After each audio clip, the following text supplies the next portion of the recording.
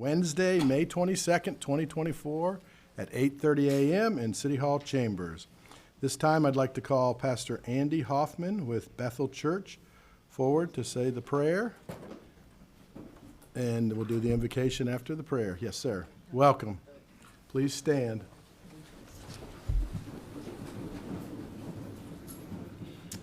Will you pray with me?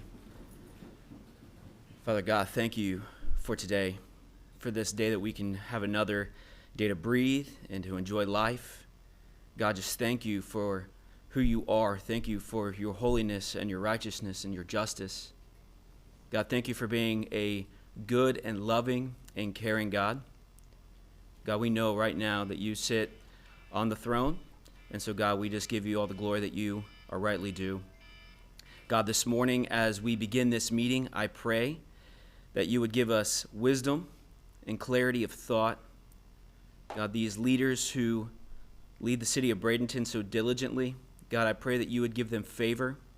I pray that you would have your hand of grace over them. God, I pray that as businesses discuss, God, I pray that you would just be evident in the discussions. God, give this room a spirit of calm.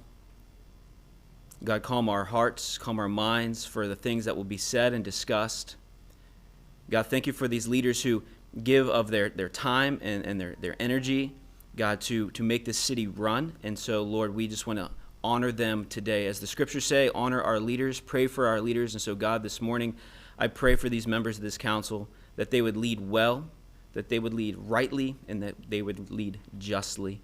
So, God, we give this meeting over to you, Lord. We love you so much. It's in Jesus' holy and precious name we pray. Amen. Amen. Join all veterans in the audience for the pledge. I pledge allegiance to the flag of the United States of America and to the republic for which it stands, one nation, under God, indivisible, with liberty and justice for all. Thank you, Pastor, and we appreciate those words. This time we'll call the meeting to order. Madam Clerk. Good morning. Good morning. Our first item on the agenda is a proclamation, which I'll read on behalf of the mayor. Code Enforcement Officers Appreciation Week. Whereas code enforcement officers provide for the safety, health, and welfare of the citizens in this community through the enforcement of building, zoning, housing, animal control, fire safety, environmental, and other codes and ordinances. Code enforcement officers are often not credited for the jobs that they do in saving lives and improving neighborhoods. Every day, assisted by support and program staff, they attempt to provide quality customer service to the public for the betterment of the community. And whereas too many times their efforts go unnoticed, even after code compliance has been accomplished due to their efforts and expertise. Whereas code enforcement officers are dedicated, well-trained, and highly responsible individuals who take their job seriously and are proud of their department and the local government within which they serve. Now therefore be it resolved that I, Jean Brown, as mayor of the city of Bradenton, Florida, do hereby proclaim the week of June 3rd through the 7th, 2024 as Code Enforcement Officers Appreciation Week, and urge all citizens to express appreciation for the dedication and outstanding service provided by the code enforcement officers. Signed, Jean Brown, Mayor. Thank you. And who do we have coming forward? All of our code enforcement officers Yes, please. and their fearless leader.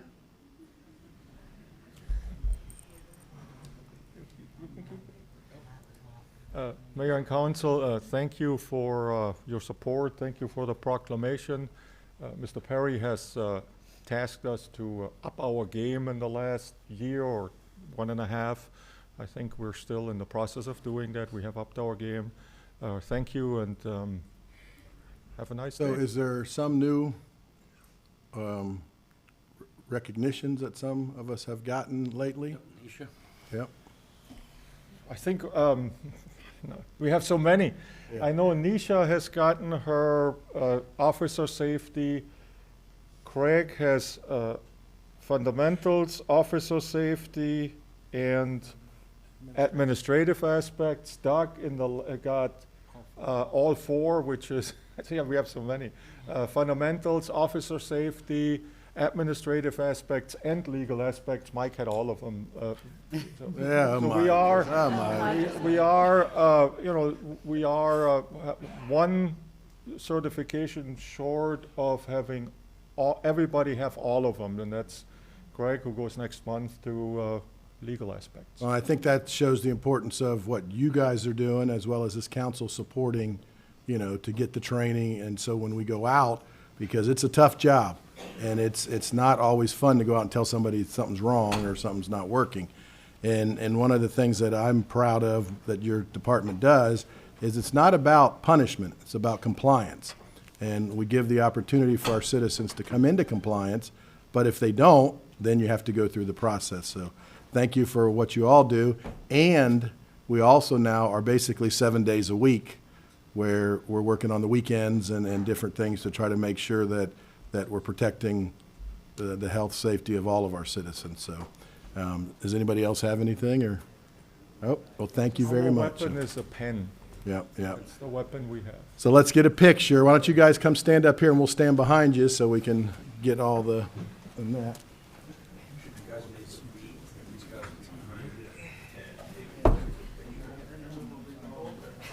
Sorry. Oops, sorry. This is amazing. See the camera, I can't see you.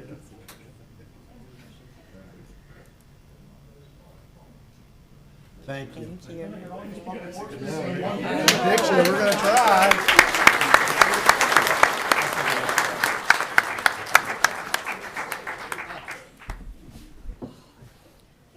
Thank you, now go back to work. Madam Clerk. Our next proclamation is Public Works Week, May 19th through the 25th, 2024. Whereas public works professionals focus on infrastructure systems, facilities, and services that are of vital importance to sustainable and resilient communities and to the public health, high quality of life, and well-being of the residents, businesses, and visitors of the city of Bradenton. And whereas these infrastructure systems, facilities, and services could not be provided without the dedicated efforts of public works professionals who are engineers, managers, and employees who are responsible for operating, rebuilding, improving, and protecting our city's transportation, drinking water, wastewater, and solid waste systems, public buildings, and other structures and facilities essential for the daily lives of our citizens.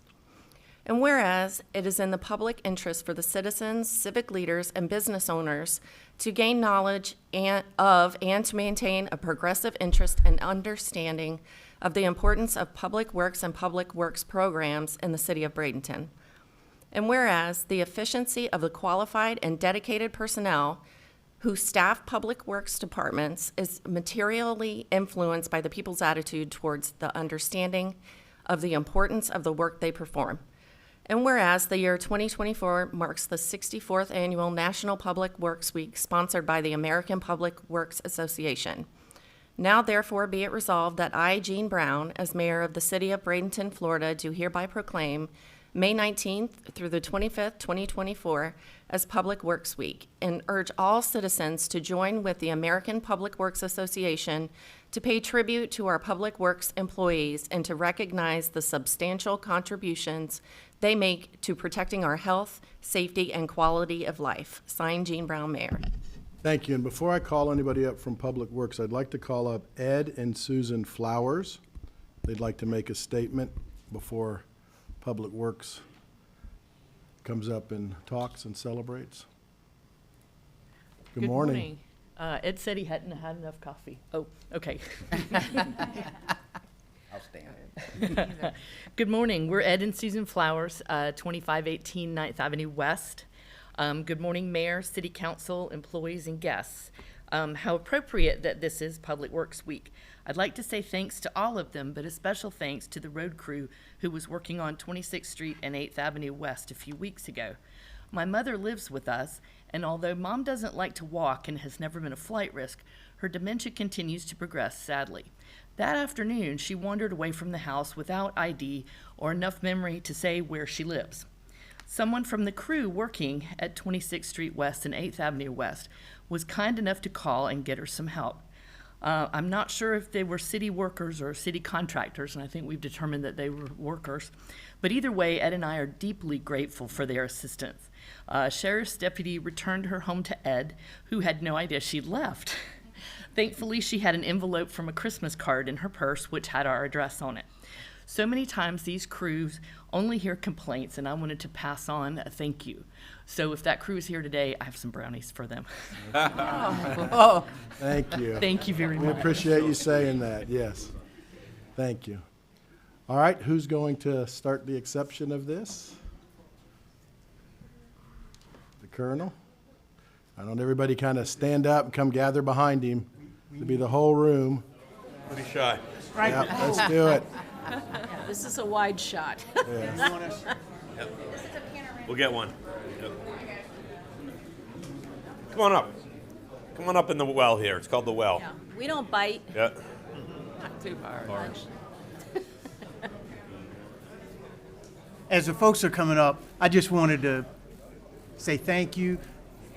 We appreciate, and of course, How you doing? the words that were just spoken are indicative of the kind of unassuming characteristics that you find in all of these folks who are coming up here right now. Come on up, guys. Wow. It's awesome. Keep directing them, Brian. It's a party. Keep directing them. Hello. How are you? Good seeing you. All right, we'll let the Colonel, Now, Brian, you know they're if not. we could have a little bit of quiet for a moment, we'll let the Colonel kind of say a few words. And I know everybody's interested in getting to know the Colonel and the direction that we're going in our city here in Public Works. So, Colonel, you're up. Yes, indeed. Thank you, Mayor. This proclamation is accepted with grateful hearts.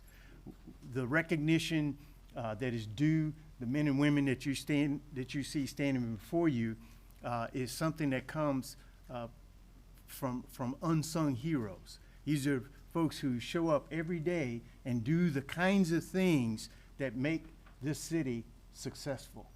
We provide the foundation of all of the activities that from sunup to sunrise, all the activities that go with making a healthy, resilient, and vibrant community.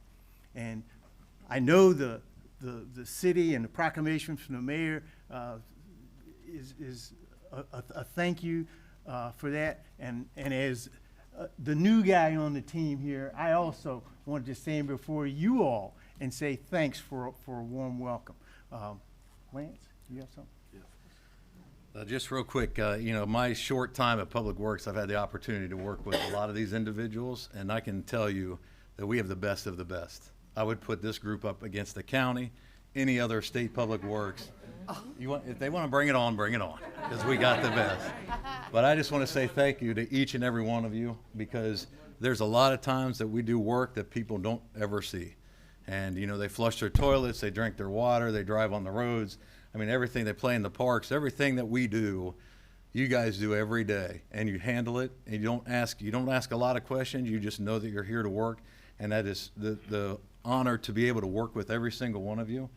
It truly is at the highest level. So the other thing is I want to say, and I know the police chief is a little competitive, but I believe this is the largest turnout we've had for a proclamation. So congratulations. But at the end, I just want to say thank you from the bottom of my heart. I know from Mr. Perry's heart as well. We brought on some great leaders, and we'll just expect to continue to rise above what we've been doing. So thank you, and I can't say enough. Thank you, Mr. Williams. Any council members want to say a quick word? Ms. Coachman? Yeah, I know we all. And this is kind of collective too, and also in terms of we just recognize code enforcement, and we have several departments, and we have hundreds of employees. And not to take favorites or anything, I'm not saying that, but this is our largest, and you are the true ambassadors of this city. And not that we all don't put something in it, but you guys really are the ones that run the city. And we just appreciate you. I personally appreciate you, and I'm sure everyone else up here and everyone in this entire city. They may not say it, but you are very much appreciated, and thank you for every day that you put in towards this friendly city. You make this friendly city. Mrs. Moore? I want to just echo Mr. Williams' comments. The work that you do literally touches every aspect of people's lives in such a tangible way. I don't think it could be expressed enough how crucial your part in the management of the city is, really. And I just would echo the flower sentiment. I also have several from heartwarming to, oh, thank God you are helping me right now, moments with Public Works throughout the years. And I mean, we appreciate it as just a citizen, from sweet moments with my youngest daughter when the crew was out working in front of my house to my dog having an accident at the farmer's market. Those little things are just, it really makes or breaks your day. So thank you guys so much. Thank you, Mr. Kramer. Thank you. Yeah, last meeting I mentioned some constituents reached out thanking me for stuff getting done in their driveway, and I said, don't thank me, thank these folks, because you are the ones out there doing the work, and we really appreciate it. You don't hear it every day. Trust me, you hear probably a lot more negative than you do positive, but we are behind you all, and we support you. Thank you very much. Ms. Coker? Yeah, I just wanted to reiterate the appreciation because I know you're dealing with people out sometimes some pretty stressful situations, and they may not always be at their best. And you seem to do a great job diffusing it and making a bad situation good for them. And we really appreciate it because we hear a lot of it, but you guys are doing the work, so thank you. Vice Mayor Barnaby? Thank you. Yeah, okay. All right. Seeing as I'm sports car abled, I'll stand up so I can see people. I've often said that our citizens may never need to call the police department. They may never need the fire department. They may not need to get a building permit. But every one of them sees every one of you. You are the face of the city to the vast majority of our citizens, and you do us proud. Thank you. All right, and Mr. Perry, did you want to say something? Now, just to echo what has already been said, there's 266 employees in 19 different divisions, basically. And, you know, when you see Chris out on a excavator digging out a sewer line that broke on 14th Street on a Friday afternoon at 4 o'clock, and his crew, you know, the rest of the crew in there shoveling out sewerage to get that street back restored and in order. The things these folks do in each of these divisions, and if you ever go to the water plant or solid waste, as many of you have at different times, you see how important the pride, the hard work, the effort, the determination they put in. And you're right, they are the face of the city, and they're almost a thankless, to a certain extent, face. So I think us expressing our appreciation to them, the new leadership team is great, what we're trying to do with infrastructure rebuilding, and we have a great team of folks that work, that manage, that handle administration across the board. It's a really complicated function. Ask Lance. He went down there and put on the boots and, you know, got on the ground and learned a lot about it. And it's just, it touches everybody at such a close personal level in so many ways. And, you know, you can wear a tie and be upstairs and stuff. That's nothing compared to what these guys do. And they do it day after day in difficult conditions. So my heart and appreciation and thanks go out to them on behalf of you and all of us upstairs. Yeah, thank you. And I just want to say a couple things that I know I see a lot of you out, and a lot of times it's not 8 to 5. This is not an 8 to 5 job. It's a 24/7 job when something breaks and you're there. And some of you I've known personally for a long time before I was even in the mayor's seat or the council seat.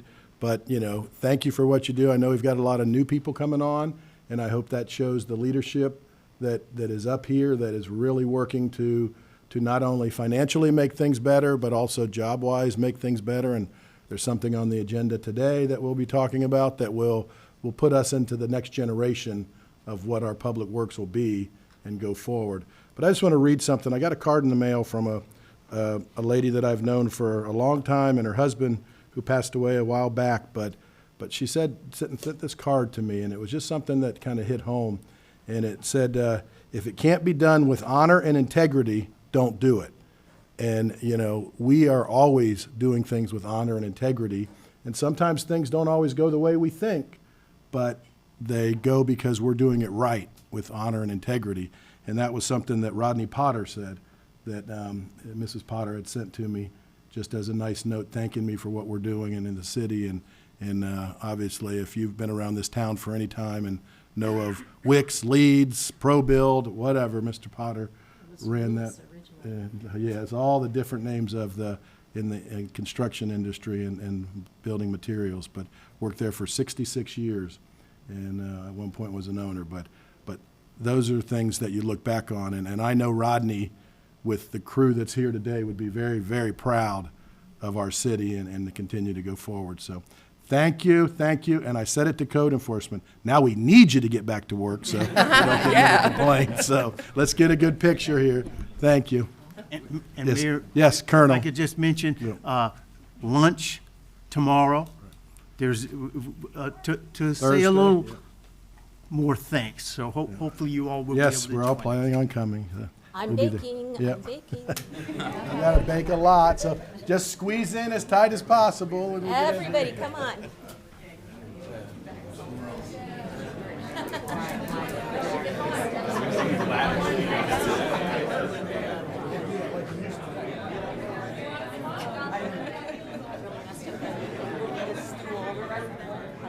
I know.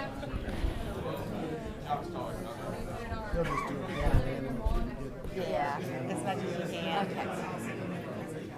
Okay, hold the pose. He's got to do the panoramic thing, I think. Okay. Yep. Yep. So everybody look forward, don't talk, don't move.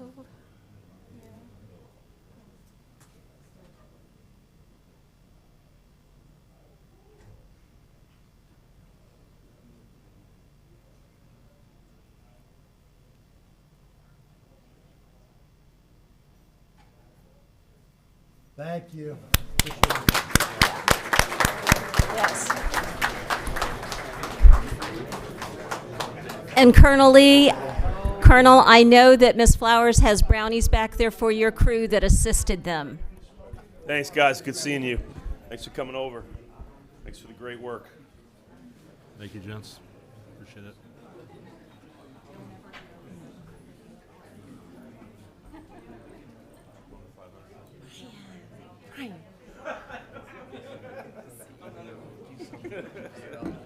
Hey, man, how you doing? Good. Yeah, good. Thanks, you guys. Appreciate it. Yep. Thank you. I'll take care of it. Fill that Right out. now. Just the address inside. Your address that you want. Your address inside. No. Oh, you don't have to say. Wow. And that's not even all of the departments. Randy. Yes. There's good momentum.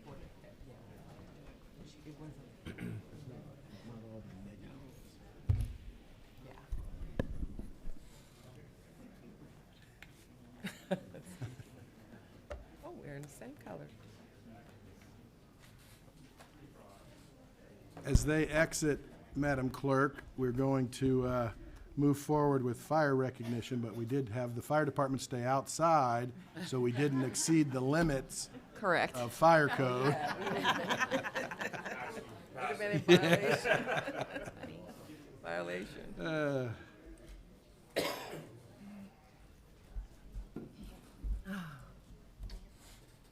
Day did not have my makeup on.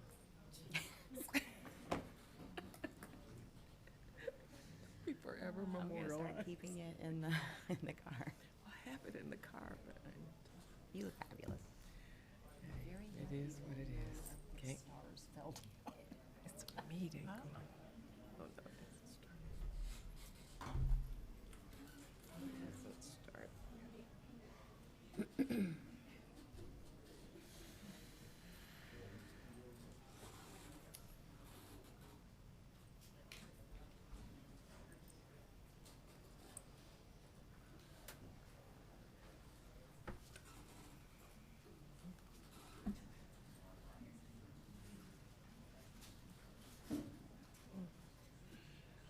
I got the count. It's pretty good now. So we're under the limit. So. I stopped at 100. Yeah. All right. Yeah. Madam Clerk? Item 4A on the agenda is Fire Department employee recognition. They're all still filing. Come on, file in, guys. We can get in. Maybe get some to come around the back in the middle, Yeah, y'all come on in. if they're not all in All yet. in here. They want to stay away from you? I guess. Come on up. Yeah. We're not gonna bite. Come on up. We don't want any of that. We don't want any of To that. burning buildings, this is too calm. Yes, this is There's- It's not picture time yet, but y'all just crowd around this way, facing the council. That'd be great. Welcome, All right. Chief Gear. Thank you, Tim Gear, Fire Chief. We're here today we brought everybody with us, as many would come today, and we do have backup in the city right now, so we'll make this brief, so before the tones go off. So today we're here today to recognize David Foxall and his 30-year career with the city of Bradenton. Bradenton Fire Department is coming to a close. Whether we like it or not, or he likes it or not, it's time that we have to kick him out of here. So we have an award from the Manatee County Fire Chiefs Association that we're going to read and present to him, and then he'd like to say a few words, and then I would like to follow up with that.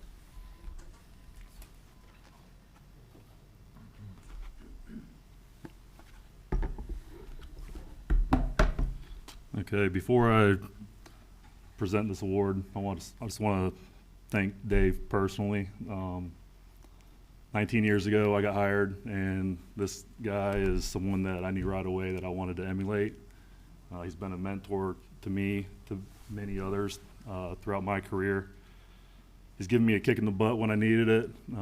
He's been a shoulder for me to cry on when I needed it, and he's been supportive of me. And he's a true friend, and I love him with all my heart. So. Thank you so much. We are honored to present Battalion Chief Dave Foxall with the Manatee County Fire Chiefs Association Career Service Award.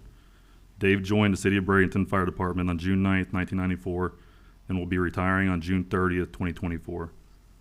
Over his remarkable 30-year career, he has excelled as a firefighter, driver engineer, lieutenant, captain, and for the past 12 years, battalion chief. As battalion chief, Dave has commanded some of the most significant incidents in the city's history. As an incident commander, he demonstrates exemplary leadership with an ability to manage emergency operations while maintaining a steadfast commitment to the safety of his team. Beyond his primary duties as battalion chief, Dave has served as the program administrator for the Bradenton Firefighters Retirement System, the department's inventory manager, and a member of the Firefighter Assistant Support Team. He has also contributed significantly as a member of the department's Executive Committee, ISO Review Committee, and Accreditation Team. Dave consistently strives for excellence, seeking opportunities for personal and professional growth and fostering improvements within his crew and the organization. Throughout his career, Dave has prioritized the well-being of his fellow firefighters, embodying a style of servant leadership that has profoundly influenced the next generation of officers and firefighters. As he approaches retirement, the impact of his contributions will resonate for years to come. We are extremely grateful for Dave's unwavering commitment, dedication, and invaluable contributions to our organization, the community, and the Bradenton firefighters. Congratulations, Dave. Thank you.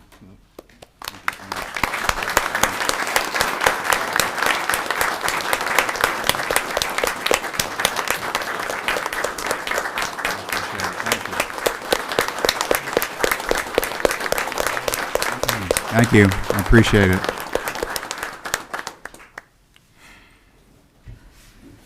So I want to thank the city for taking a chance on me 30 years ago. I did everything I could to make good on it. But no matter how hard I try, I'll never be able to repay what I was given. I don't want to spend too much time talking about me. You know, like the chief said, my time has come. I'm grateful to God for this experience. I didn't know what I was getting into, and I you know, sometimes you get a blessing in life that you don't do anything to necessarily earn, and that's what happened to me here. You know, I'd never really even been to Bradenton when I got hired, and now I've grown to love this community. What I really want to talk about just for 1 minute is these guys and how much I love them.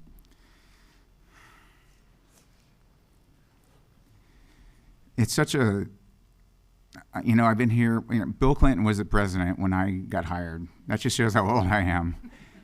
And, you know, so it's been a while, I've seen a lot. And I've been around 6 fire chiefs and countless administrations. It has never been better than it is now.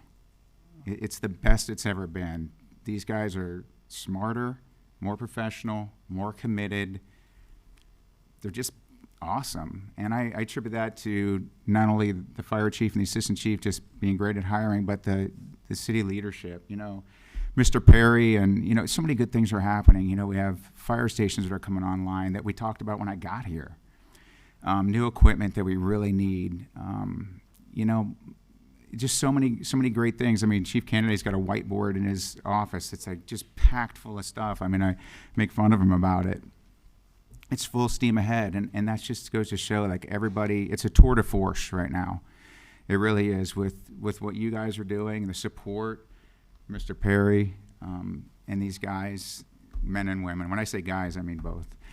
And I'm just, my only regret is that I won't get to be a part of it, because had I known, I probably would have maybe I would have made a different choice. But the good news is there's guys smarter than me and probably better than me that are coming up, and they'll do great. So thank you so much. God bless. I appreciate this opportunity. Thank you. Anyone want to say something?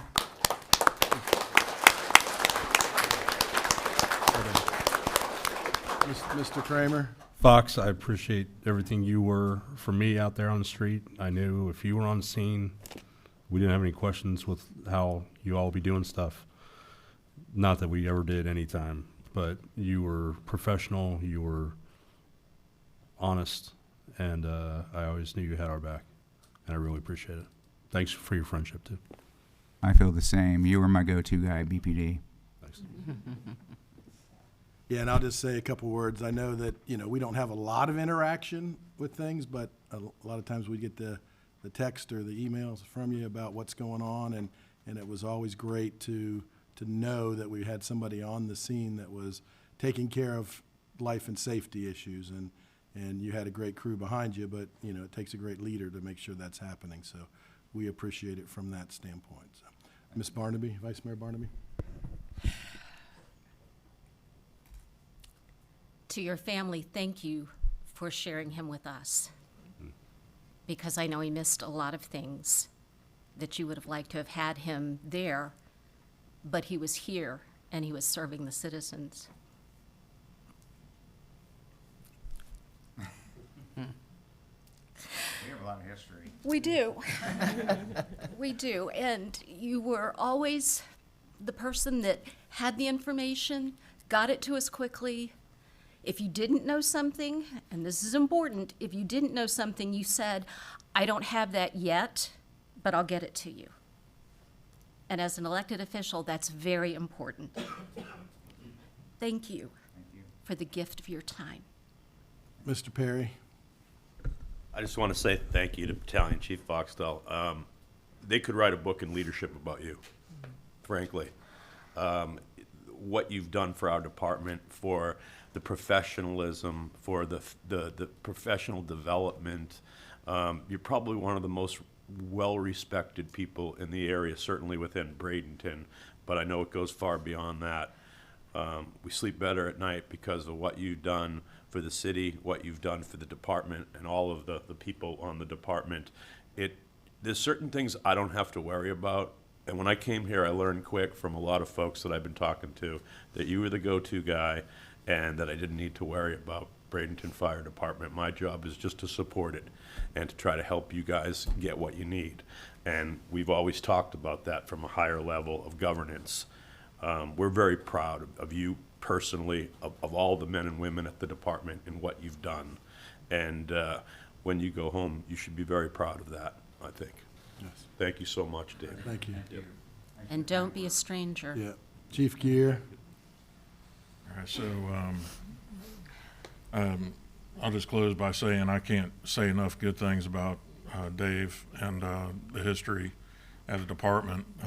I came on in '96, shortly after you, and what everybody's comment sums up Dave, and just a mentor, a leader, and somebody that I could bounce ideas off of, or if I ever had a problem, I could call him in a pinch and get some good advice, and that's why he's a member of our executive team, and why he is a battalion chief and come so far. I think Dave was capable of doing whatever he wanted to do, including being fire chief if he had so deemed at the time. But I appreciate his decisions, the history, what he's done for all of us, and what he'll continue to do. He's not going to go away, and we need his help on certain things that he'll stay involved in, and just because that's his nature. It is funny to look at the department overall and realize that probably a third of our folks now weren't even born yet when you started. So if you want to start aging folks, it's scary when you start looking. Some of us have been around a while. And it really is unheard of for anyone to stay 30 years anymore. And most are wanting to get out around 20 to 25. They've had enough, and Dave did the full pull. So we'll miss you, man.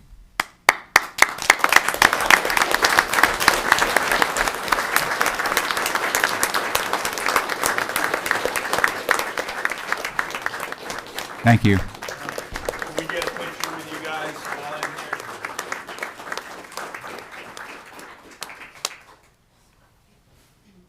All right.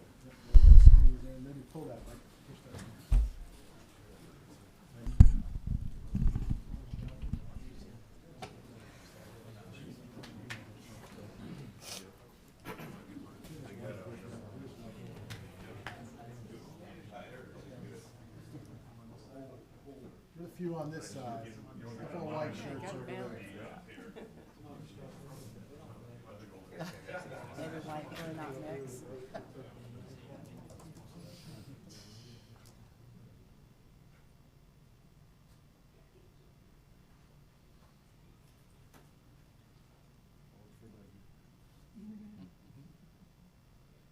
One more, Doug?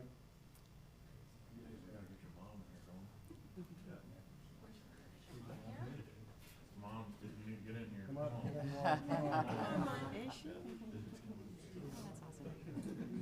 Wait, Doug, wait, Doug, wait. That's why we got along. You have a redheaded mom.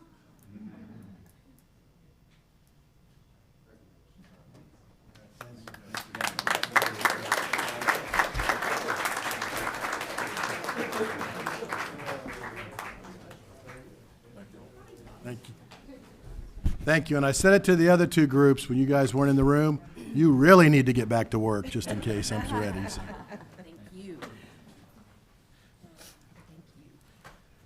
For raising such a fun.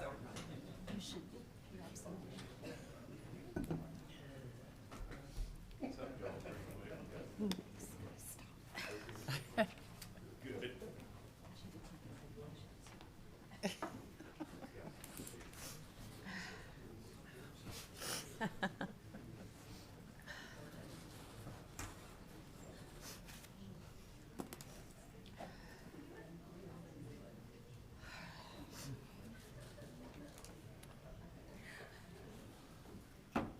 Madam Clerk?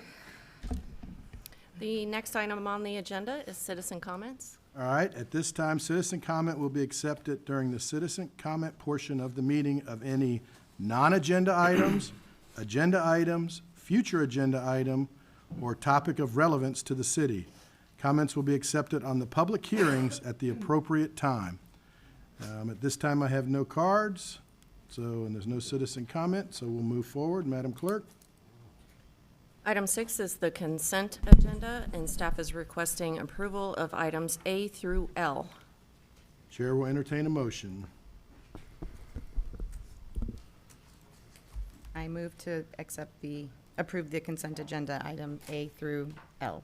All right, is there a second? Second. Ms. Coachman, all right. We've had a motion by Ms. Moore and a second by Ms. Coachman for A through L. Is there any other comment? Hearing none, we'll start the vote in Ward 5. Yes. 1, Yes. 2, Yes. 3, Yes. 4. Yes. Carries 5-0. Madam Clerk? At this time, I'll administer the oath, so anyone wishing to speak to City Council during the following public hearings will please stand and raise your right hand. Do you swear or affirm that the factual statements and representations which you are about to present to this board will be truthful and accurate? Thank you. Item 7A is Resolution 2420. This is the continuation of the public hearing. Morning. Morning.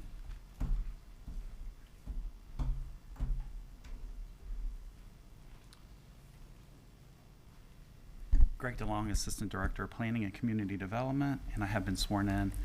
This case has been tabled or continued from March 13th, April 10th, and April 24th. This is for the requested indoor amusement center to be located at 412 12th Street West. At the last meeting, there was some questions about agent authorization forms and whether they were complete or not. Those have been completed since the last meeting and have been resubmitted to staff. They were part of your packet for this meeting. In addition, staff did have a discussion with the applicant about the conditions that were proposed. We did request a stipulation number 10 be added. We did have a little bit of discussion at the last meeting about this stipulation being referred to or referenced to maybe some weather issues or another health pandemic or anything else. But in conversations with the city attorney, we kind of cleaned up that language to propose that if the business does shutter for more than 20 days, that they would need to come back before city council for reapproval. So we did run these by the applicant. The applicant is here today. The applicant has agreed to those. There was a letter in your packet that stated that. So if you have any additional questions for me, I'm happy to answer them. Otherwise, can turn it over to the applicant. Any questions to Mr. DeLong right out of the box? All right. All right. Thank you. The applicant want to come up and...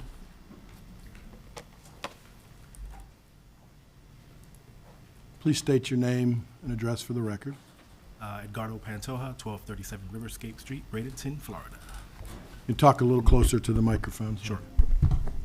All right, did you have any further comment you wanted to say before? No. All right, is there any questions from any council members? Ms. Vice Mayor Barnaby? Yes, I have to say that I am really not comfortable with stipulation number 9, which gives you operating hours from 6 a.m. until 2 a.m. I'm really not comfortable with that. I would be much more comfortable if it was 8 a.m. until 10 p.m. And if I make a motion to approve it, that's going to be the stipulation that I make with that. I feel like we would lose quite a bit of business if we did that, so I can't agree to that. I'm sorry. Then I can't vote for it. Any other questions of the applicant? I'll just. Ms. Moore?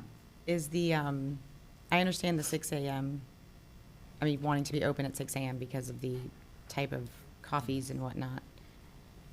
But do you feel like you need the 2 a.m.? Well, for one, I wouldn't want my hands tied. Two, the 2 a.m., as we know, downtown Bradenton, people are out there at bars drinking, and I feel like they want food. I know they want food. They're all asking for food at, 12, 1 in the morning. If anything, I think it helps people get out of the bars and eat and then go home versus continue drinking to 2 in the morning and causing the fights that you guys are worried about. Mr. Perry, pull your microphone.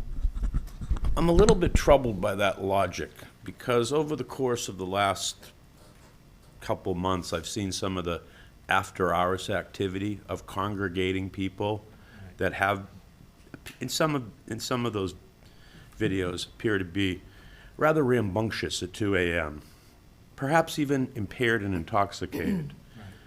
It's a public safety and community safety issue for the city. I'm not saying that the idea of giving someone that's been drinking for an extended period of time food is a bad idea. I'm saying that giving them a place to hang out till 3 or 4 a.m.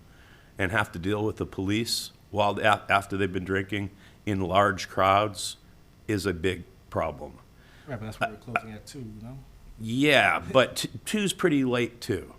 You know, whether it's 2 or 3 or whatever it might be. I don't know how familiar you are with this problem that we're trying to address, but I think that this permit going to 2 a.m.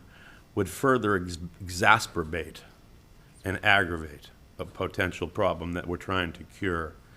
I understand why it would be a good market to sell your product to and increase your sales and revenue during that time, and I think it probably would be. But the trade-off and balance is, do we want public and community safety? I think generally speaking, what I've, as an administrator, been told is that we don't want a downtown that is a late night alcohol-induced potential, problematic area. And that's what we're struggling with. We appreciate your business acumen in coming in and making an investment in the community. But I think you have to appreciate what it is we're trying to guard against. Well, I think also one of the things that you've seen on the news every night for the last several days is events that are happening in Hillsborough County, happening in Pinellas, happening in Sarasota, and it's related to the after hours, the later hours incidences, and some are a little bit later than 2, obviously, but people getting shot and killed, fights at, places where there's not as much alcohol, maybe as much as just a big crowd, and I think that's something we're addressing, through some other ordinances and things. So I know this is something that, has been kicked the can down the road several times, but, when you have to have 10 plus stipulations on something, when does it come to the point when maybe it just doesn't fit? And I hate to say that, but I just think that, I think we could probably add another 10 stipulations if we really looked hard at something, and then that hand ties you too. So I guess I'm trying to, my struggle is to understand is if we're all closing at 2, if everybody in the block is closing at 2, then how am I making it any worse? Well, there's ordinances that are coming up that's going to change that too. So, so there's some things out there now that we're working on that will come up in soon meetings, that are going to come to this council to try to address some of those issues, because, we've had, you can look on Facebook and see what's been happening, and we're, I, for one, am not going to continue to sit here, and I don't want to be that mayor that's sitting up here when something bad happens, Right. No, I because understand. we didn't address it. So, Ms. Barnaby? Well, I go back to the very first time we started talking about this. And it was supposed to be a family-friendly place, and you were going to sell some pinball machines as well. And now we've got a stipulation that, if you're 21 and older, okay, you can come, you can be there after 8. If you're under 21, you can't be there after 8. It just seems like every time we turn around, we're getting differing information. It makes me very uncomfortable. Well, I'm trying to make you comfortable. That's why these stipulations. It ain't happening. We know that we have issues that we're looking at addressing. Again, I go back to, this came in as a family-friendly, family thing. And I don't know many families that stay out until 2 a.m. unless they've stayed at Disney until, you know, the fireworks, and then they're stuck in the traffic and they can't get back. I am not comfortable with this. I'm sorry, but I've tried to get there. It ain't happening. Ms. Coachman? Thank you. You're proposing that being open till 2, you know, people are going to want food. I'm not certain of the capacity you have to serve a large number of people like what we've been having on the weekends. I agree. Therefore, I don't think I'm causing any more of an issue, more of a crowd. Well, you may not be causing, but are you helping as well? That's also the question. I mean, it'll be more grab in, grab your bite, and leave, because we don't have the seating capacity for that many people. That doesn't seem to be working right now. So it's just something that we're looking at. Thank you. Mr. Kramer? To echo what Councilwoman Coachman said, you said, well, if everything is open till 2, how am I making it any worse? It is a question of how you're making it better, because that's why you're coming forth with a special use. I don't want to tell you how to run a business. That's not my job. I disagree with Councilwoman Barnaby regarding the hours. I think midnight isn't unreasonable. I don't think that's going to ruin a business model for you. I think if it is more the family-friendly atmosphere you're looking for, it alleviates a couple things for us. One, it's not going to have the after-hours crowd hanging out, trying to get food, leaving the bar at 1:30 and then coming to you to get food, but still hanging around and still technically getting drunk for another hour and a half. The last sip they have of alcohol, they're still getting drunk for an hour and a half. People don't realize that. So I think I'm comfortable with all the stipulations. I would say my compromise would be 10 o'clock. I'm sorry, midnight closure. Yes, ma'am, Ms. Moore. I am also, I like the way Councilman Kramer put the making it better. I also want to support businesses opening in downtown. I'm happy that we are moving forward with some changes in the future. The thing that I'm not totally comfortable with is denying this before we make those changes. So that is my struggle. I think the points are valid and the concern is 100% valid, but I don't know that I feel we have the authority at this point to deny it. But my other suggestion would be maybe if legal or Mr. DeLong could speak to how number 7 could have some teeth to it. Is there some measure of effort or result in the way of SEPTED and working with the police department to minimize potential problems? Yeah, I kind of agree with you to certain points, but when you say denying it or what, this is a special use. So it's different than what our rules are now, because that's why they have a special use and have to go through it. So yes, in a special use, you have the stipulations, you go through it. If they accept it, fine. If they don't, then, you know, if we approve those. But I think that even with the other changes that we're looking at, that will come back to this council to approve or deny, you know, the special use is there for that specific reason, because, you know, we want to make sure that other things aren't going to happen. And we've seen that happening outside of those rules. Right. So. I don't know if there's was that any questions to Mr. Rudisell or? Oh, just, yeah, No. to how do we gauge whether or not we violated number 7? Yeah, I think number 7 is really more aspirational. They're gonna get the SEPTED review, but I mean, there's nothing being required of them in terms of implementing any SEPTED improvements or anything like that. Right. There's like a door and a window. I mean, that's, don't put stuff in the window. That's your SEPTED, bam. Sorry. So that wouldn't be, okay. All right, if there's no other questions, we'll go to the public hearing? Yes. Okay, thank you. All right, at this time, we'll open the public hearing. Anyone wishing to speak? Anyone wishing to speak? Anyone wishing to speak? Hearing none, we'll close the public hearing. The chair will entertain a motion.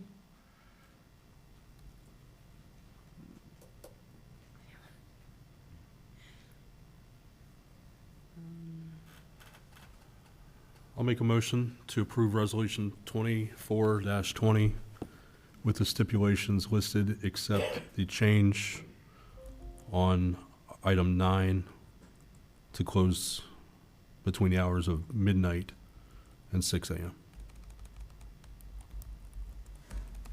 Kramer, motion. Do we, Mr. Mayor, we, in order to consider that motion, we will need the applicant to come up and advise if they're in agreement with that stipulation. Otherwise, the council will have to take action on the recommended stipulations that they have agreed to. okay, do you want to come forward, the applicant? So the only change right now is it would be closed from, or be open from 6 a.m. to midnight.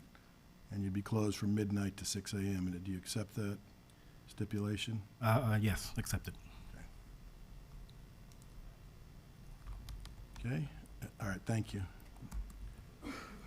So it would be, the motion is to approve with the 10 stipulations, but changing number 9 to be open from 6 a.m. to 12 midnight. Second. If I need a second, if there's a second, then we can have discussion. Second.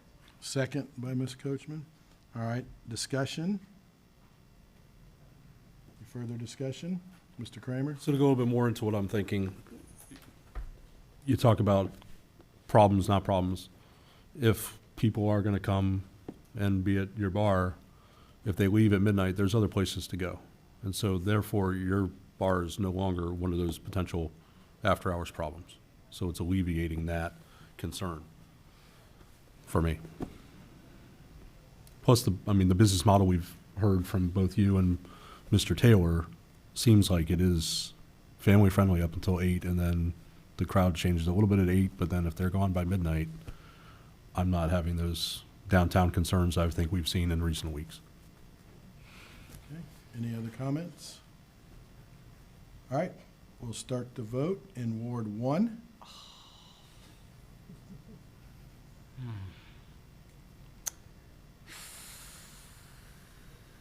Yes. 2, No.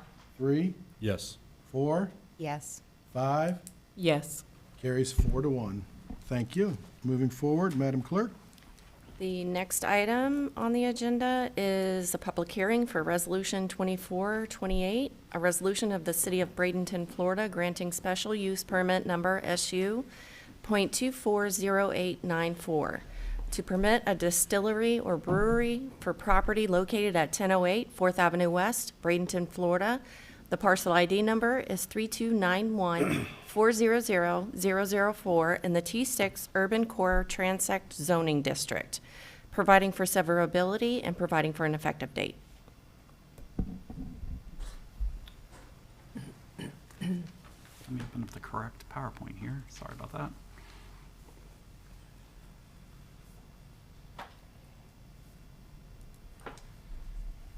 Good morning. Greg DeLong, Assistant Director of Planning and Community Development, and again, I have been sworn.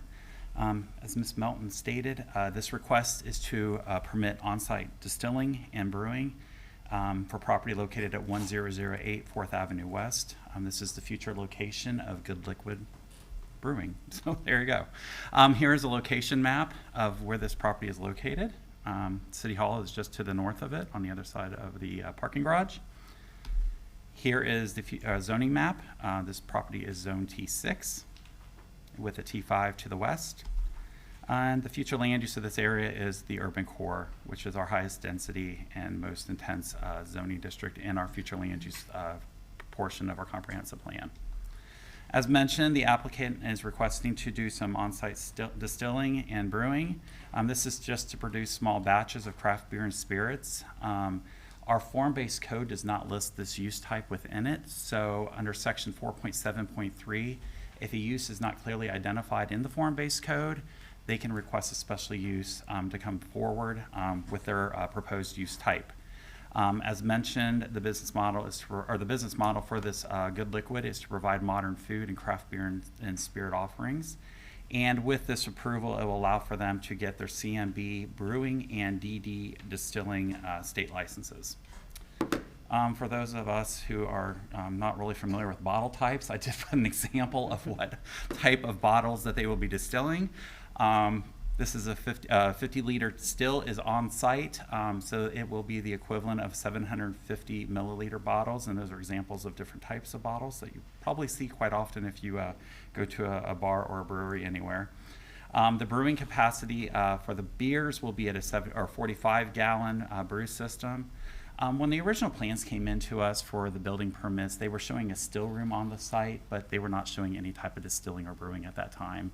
They did come back to us later on, and we were like, we need to catch this really quick before you try to open and start doing those types of uses on site. So that's why they came through with the special use request. We did run this through our building department and fire departments just to make sure that the type of use that they're doing here with the small batch brewing and distilling would be safe within that building. As you know, that building is being constructed underneath the parking garage.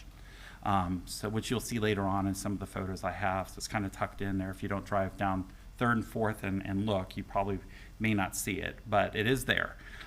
So they did recommend approval with some stipulations, which are listed in the staff report and in this presentation, and the applicant did agree to those stipulations.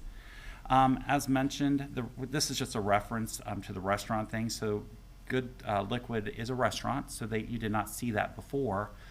It's just because of the capacity that the food sales exceeds the alcohol sales for the use that is expected. But I did mention how the brewing and distilling components were not listed in our form-based code. Therefore, that section 4.7.3 is required to come through for a special use per the Planning and Community Development Director.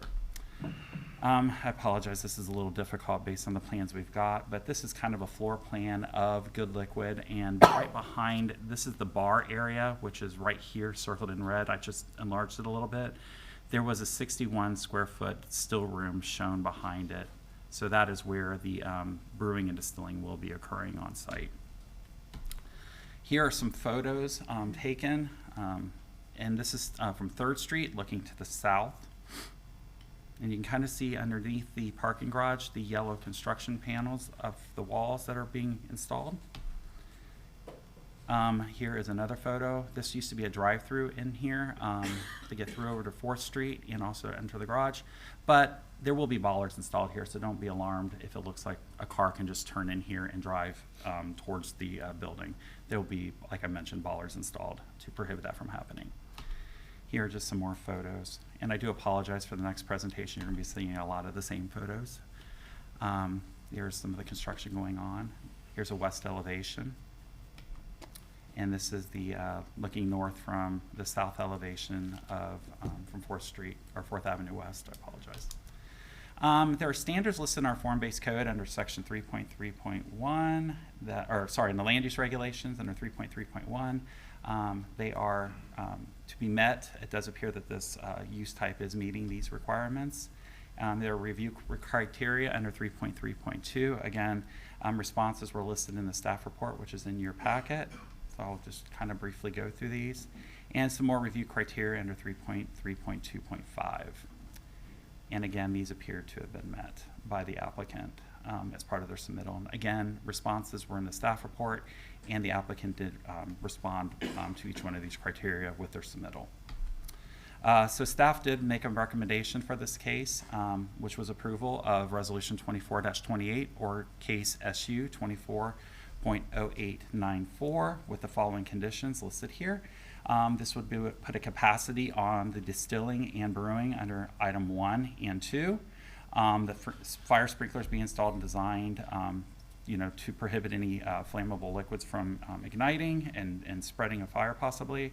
That the still room be upgraded to meet fire ratings, that proper ventilation be installed, and that we added this stipulation or condition on here that any expansion or increase in production would have to come back again for a review again for you guys. Plus, it would allow staff and fire and building to take another look at the building plans to make sure that they're not exceeding anything that's unnecessary for the property. Planning Commission did meet back on April 17th and did recommend approval with those same stipulations, and their vote was 5-0.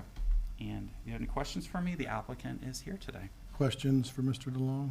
Mrs. Coker? Yeah, I don't know if this needs to be talked about with the next item or with this, but the parking. So the parking's going to be in their garage there at that building, and is that going to be open to the public? That'll be a question for them. I mean, we do have the public parking garage across the street for our, on the back of our property here. Parking is met. The T6 stipulations for parking is pretty minimal because of the urban core. It is encouraged that people utilize the on-street parking and also our existing public parking facilities. Okay. So there's really no stipulation on the number of parking required for those types of uses. Okay. Because it can be met through the public parking that is available in the downtown area. Mr. Kramer, did you have something? Or? No, not on this one. Okay. Ms. Moore? So this is not, the special use, both of the resolutions, this one and the next one, and I know I can't really talk about the next one yet, but it looks to me like we're creating something. It's not like the lounge designation that already kind of exists that we're. Correct. This is a use that's not listed in our form-based code. So that section 4.7.3 of our form-based code says if there's a use that is not listed, per the PCD director, they may request a special use instead of putting that decision on the PCD director. So it goes to a public hearing process, and that's what they decided to go through to allow for this distilling and brewing. Any other questions, Mr. Perry? Pull your microphone. I guess conspicuous by its absence is any restrictions on hours of operation for alcohol sales in light of the prior application. Correct. This case started a while back, so we did not put any stipulations on it at that time. The state liquor license, we were just depending on that to take care of their hours of operation. But if that is a stipulation that wants to be added, that can definitely be added at the approval or the agreement of the applicant. Okay. And as it relates to the parking issue, this building has a parking garage. Right above it. Right. So why wouldn't the planning department probably require that the patrons of the capacity of this facility utilize that parking garage opposed to the city's free parking garage? I guess that could now and in the future. Yeah, I mean, I don't know the best way of answering this. With the public parking garage, I don't know where patrons are going. I mean, they could park there, spend the day downtown visiting things, and end up at Good Liquid. So I don't know that we could actually control where they're initially going to say that they have to park in this specific parking garage when they could be spending their entire day downtown, possibly at the farmer's market, and then end their day at a meal at Good Liquid with Well, I know in a lot of other urban areas I go into, that when you go to a certain restaurant or business, they punch your ticket and you get out of the parking garage with that. I see parking as an issue in the future, not presently now, not during these hours, and it's just, I'm kind of troubled why you guys didn't look at that. Oh, Mr. Perry, I'm going to disagree with you on that part, because when you go down Main Street, every restaurant and bar on Main Street doesn't have a parking lot. And so when you really think about it, they're utilizing the public parking around that. And if you go to any of them, they may have a parallel to in front of their place, but, we have a parking garage at City Hall parking garage, we have a county parking garage, and we have a judicial parking garage. And obviously something we're working on very aggressively right now with the county is they have to rebuild their parking garage and adding several hundred spaces to utilize when we're not using it, and so I think that's something that, how would you penalize one when nobody else has parking either on Main Street?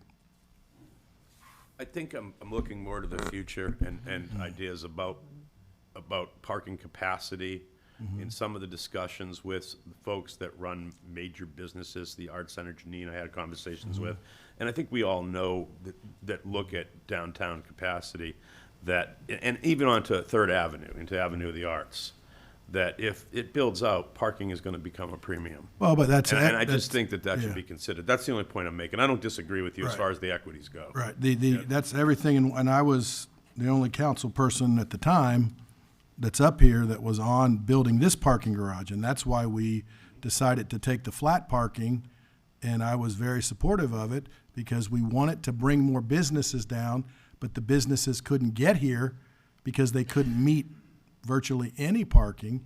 And I don't know if you go to any city that any business has parking other than the parking garages.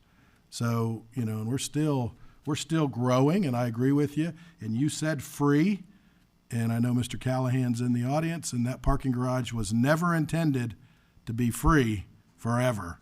And it's been, COVID hit right when we opened it, and it's free now, and I think it still should be for a while, but, you know, we've talked about it, that how are we going to maintain those parking garages? At some point, there's gonna have to be some discussion about, do they stay free for certain times? And I've always been about a couple hours free, because you want people to come downtown, but if people are parking in them for 8 hours a day, there may have to be some stipulations. Ms. Moore? I appreciate the concern about parking, but, and I just wanted to throw out there that it occurs to me that I think in going forward, as parking perhaps becomes at a premium, that we consider thinking a little bit outside the box. And I know one of the things that we've just kind of, you know, chatted, bantered informally about is this notion of, I called it pocket parking, but I think you said park and ride.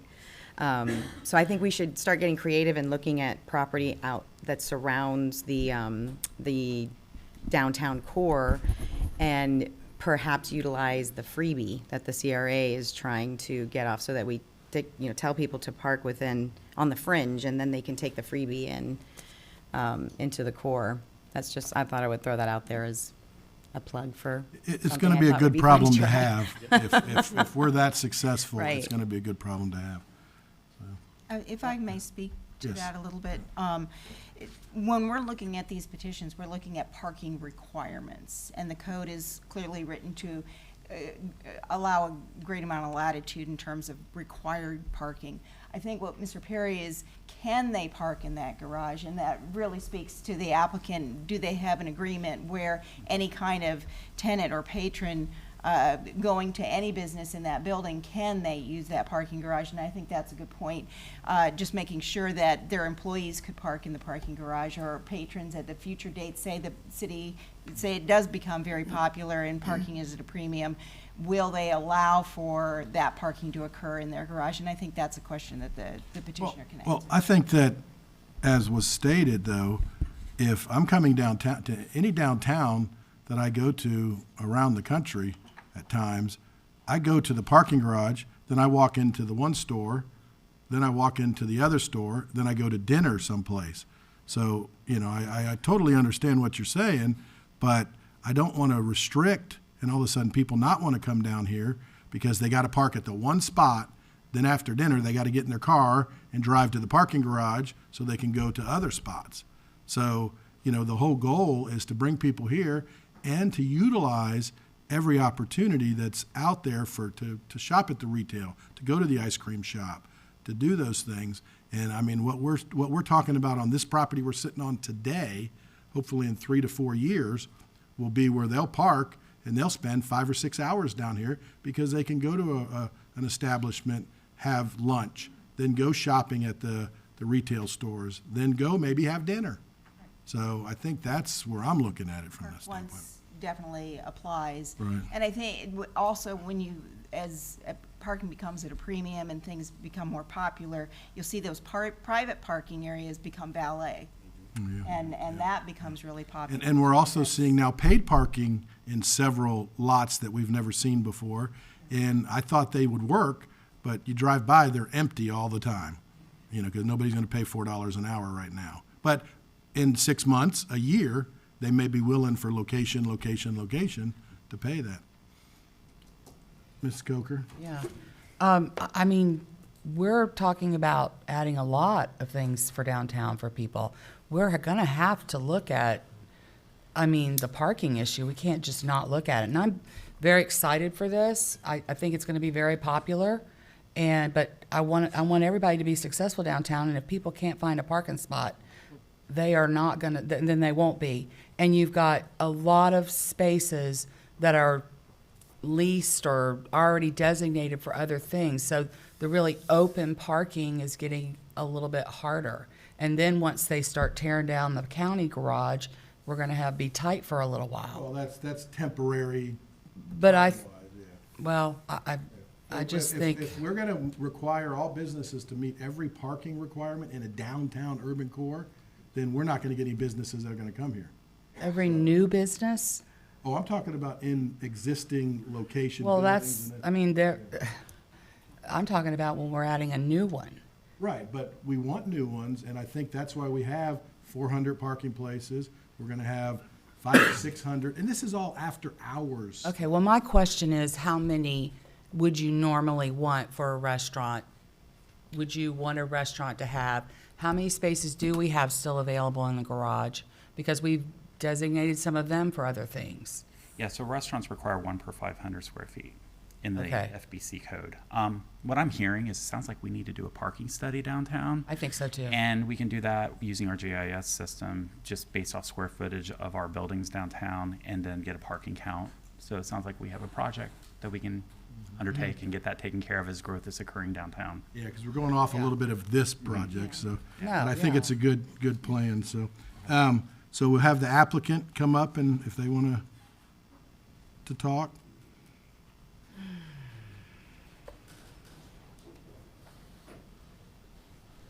Good morning, Margaret Tusing with CNS Engineering, 1023 Manatee Avenue West, and I have been sworn.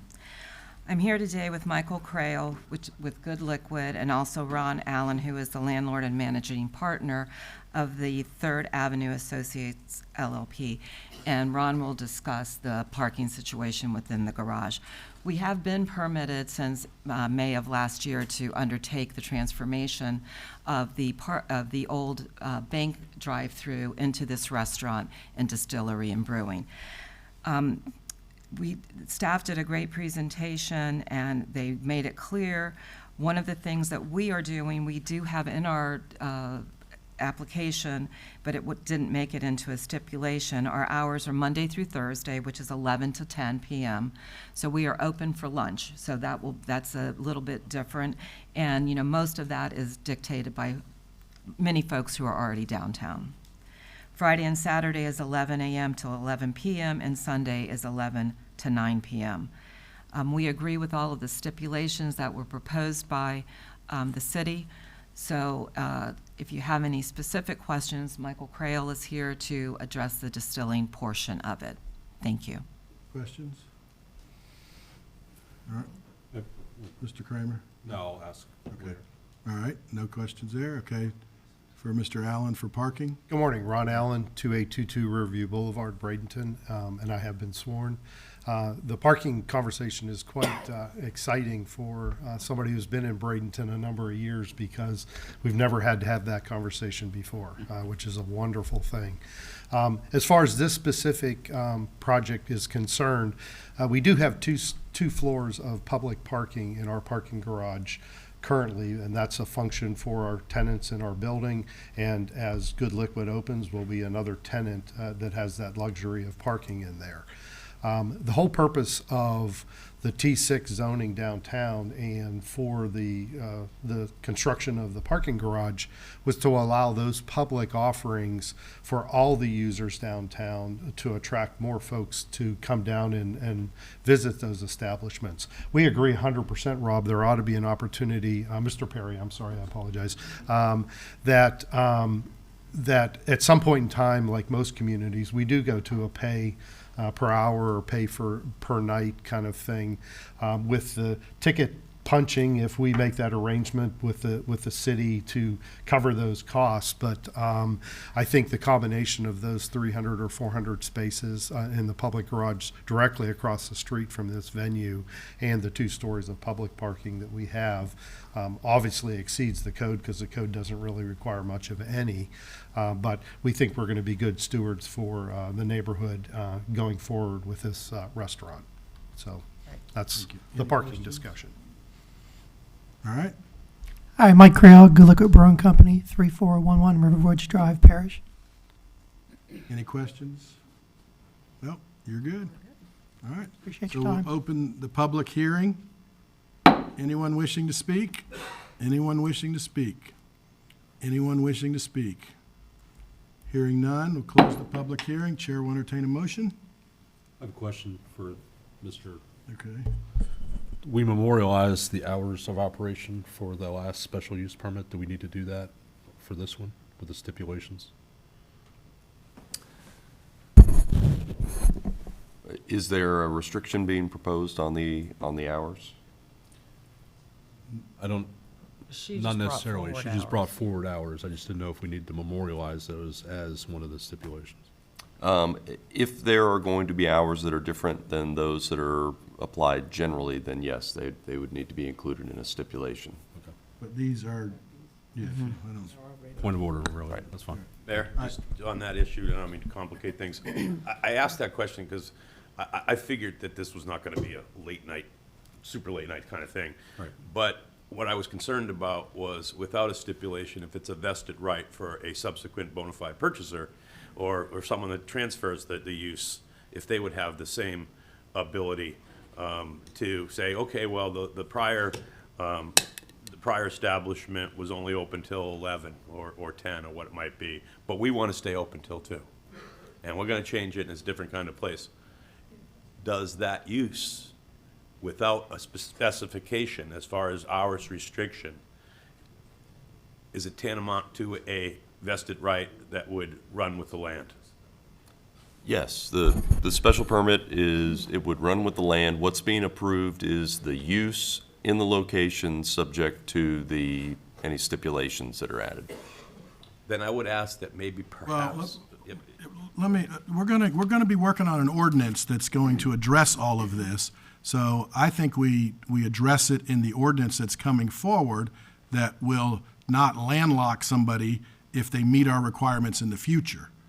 So if we put a special use on this one, then we have to do a special use on anything we approve for different timings in the future, in my opinion.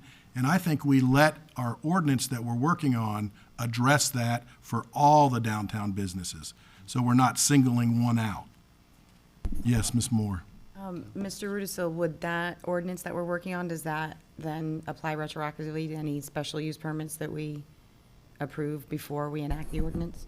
Well, they're not being granted a specific hour provision in this special use, so they're going to be subject to whatever the hours provisions are generally in the city, yes. So that's what I mean. We're going to have an opportunity to cure some of the things. Why put a special use on somebody? If somebody comes in and wants to then say, I want to stay open until midnight, because that's what the ordinance says, let them. You know, again, I don't like to restrict business, and I don't think this board does either, to a point if it's meeting the letter of our ordinance and law. And Mr. Mayor, Vice Mayor Barnaby. this appears to me more to be a restaurant that has a brewing facility as opposed to an out-and-out bar or lounge. Am I understanding it correctly? Yes, ma'am. Margaret Chusing again. Yes, it is a restaurant and they serve only good liquid product. All right, Chair will entertain a motion.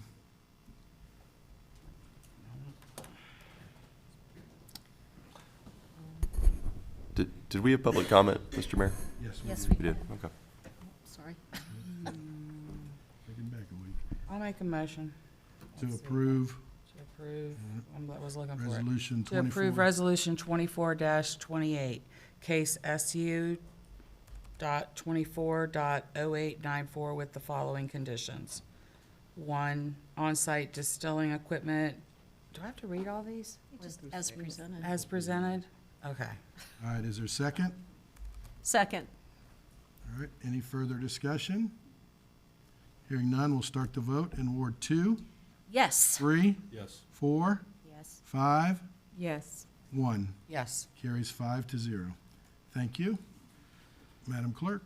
Item 7C is a public hearing for Resolution 2429, a resolution of the City Council of the City of Bradenton, Florida, granting special use permit number SU.24.0895 to permit a sidewalk cafe with alcoholic beverage sales for property located at 1008 4th Avenue West, Bradenton, Florida. The parcel ID number is 3291-400-004 in the T6 Urban Core Transect Zoning District, providing for severability and providing for an effective date. Hey, Mr. DeLong, thank you. Good morning again. This will be the last time you see me. Are you going somewhere we don't know about? I am starting vacation tomorrow, so there you go. I already got that email. This is, thank you, Ms. Milton, for the introduction on this case. But this is a request for a special use to allow for a sidewalk cafe with alcoholic beverage sales at the Good Liquid, which you just recently approved. I'm going to kind of go quick through these maps because a lot of these photos are the same. Here's the location map. Zoning map, again, T6 zoning, future land use, urban core. As stated, the applicant is requesting to install a sidewalk cafe with alcoholic sales. This will be on the 4th Avenue side of the property, so it'd be on the south side. They are proposing some tables. At the original request was 3 tables with 4 seats. They did ask for more, which was approved by Planning Commission. They will require or maintain the minimum 5 feet of traversable space, which meets the ADA requirements. Within our form-based code, as you can see, sidewalk cafes with less than 20 seats is a permitted use, but because of the alcoholic sales, it does kick it over to a special use for our land use regulations. Here's the definition in our form-based code of what a sidewalk cafe it is defined as, and it basically is a cafe on a sidewalk adjacent to a use such as a cafe or restaurant that is serving the food and beverage from inside of the adjacent use. Here's a proposed site plan showing the sidewalk cafe. 4th Avenue West is down here on the dark end of this. Again, apologize for the graphics; they're a little small when we got them, so I know. We do our best to enlarge them, but sometimes they get a little distorted. Here are some notes. Again, they get a little distorted, I apologize. But with this request, the applicant is also proposing to extend curbing and sidewalk along 4th Avenue West. This will close off that curb cut that exists there now. They are stating in their application materials that the sidewalk and curb will match the existing in color and pattern. Here are some photos, again, that you saw previously, and I want to thank ZNS Engineering for helping me out with this. Here is a proposed and after kind of photo. The photo here on the right shows the curbing, and this is kind of what it will look like when it's all said and done.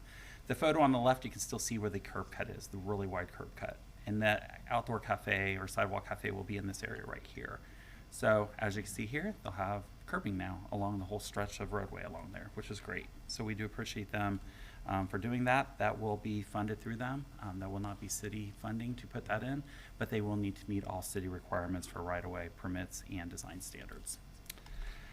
Here again are some photos. I'll go through these quickly because you saw many of these already before. This is the north side from 3rd Avenue West. Just a couple photos.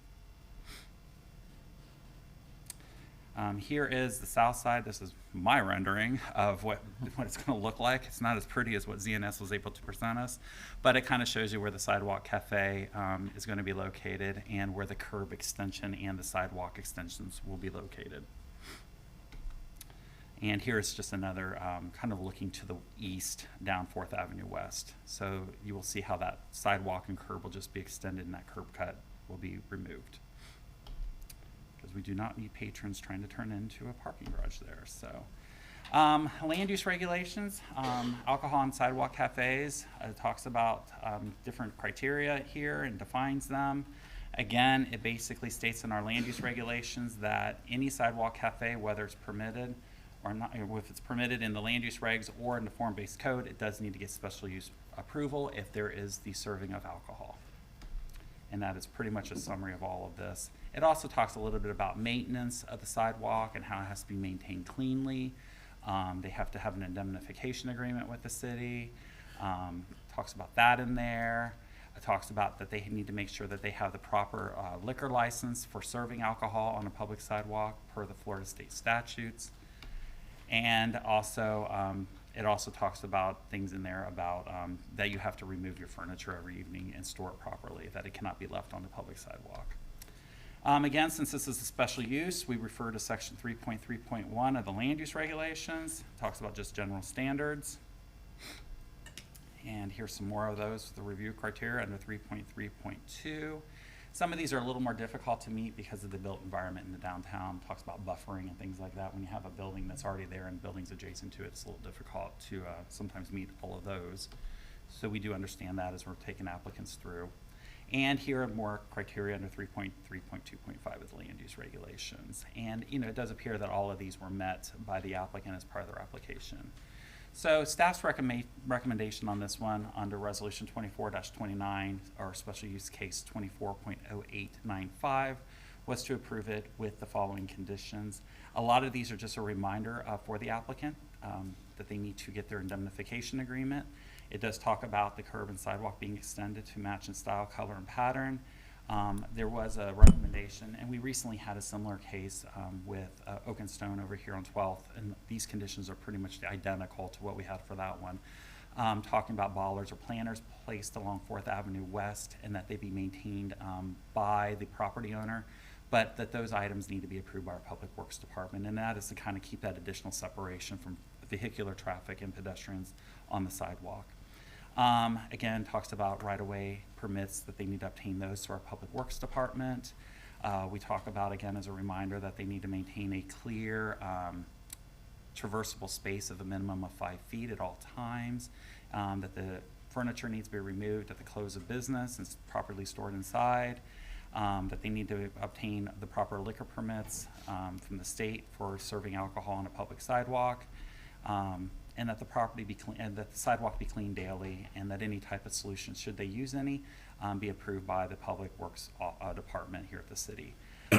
The applicant at the Planning Commission meeting did propose that they would like to add 2 tables, so their tables would go from 3 to 5, and that would also increase their seating to 20. So that was a stipulation they requested at the Planning Commission. Planning Commission agreed to it.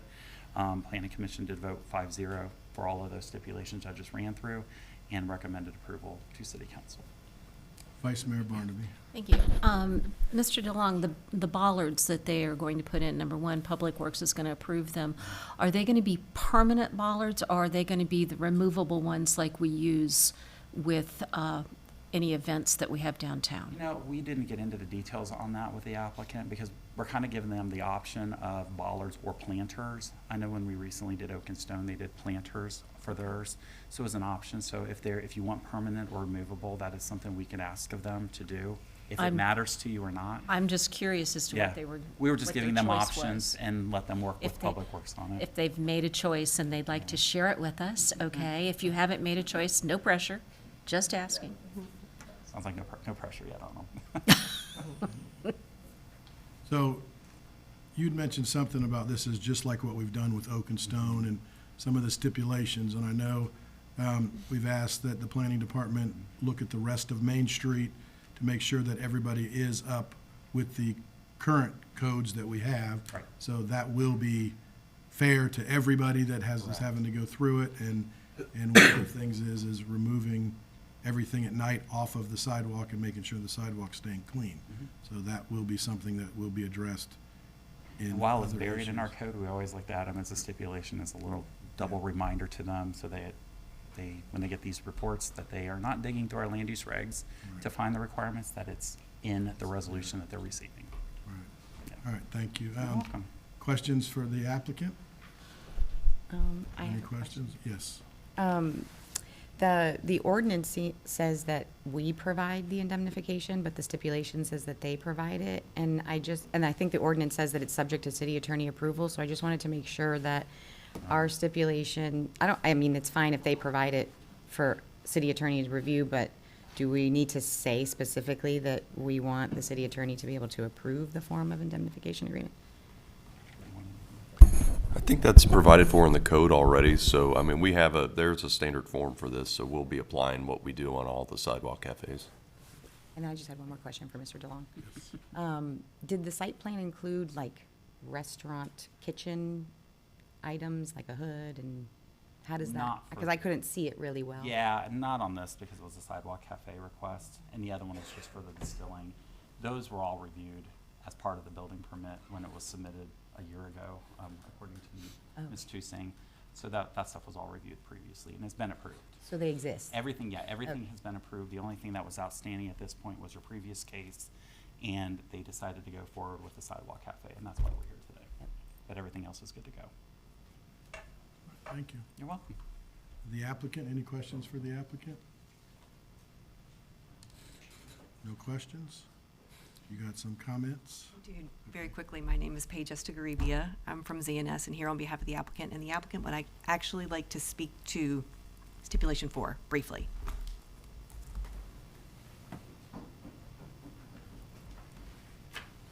Ron Allen, 2822 Riverview Boulevard West. I have been sworn. The one stipulation, and Mr. DeLong did a great job of going through all the stipulations and the approvals, but I want to make note that under the sidewalk improvements that are necessary, they're required by the stipulation to be on us. But I wanted the council to be aware, we have been talking to the CRA about some assistance dollars to accomplish that feat, and I just didn't want to leave this meeting without you understanding that we are having those conversations, and if we come back to the CRA from some funding, I don't want you to think that that was something that we came up with after the fact. We've been having those discussions with Mr. Burton and his staff already, so thank you. Thank you. Any questions? All right, so at this time, we'll open the public hearing. Anyone wishing to speak? Anyone wishing to speak? Anyone wishing to speak? Close the public hearing. Chair will entertain a motion.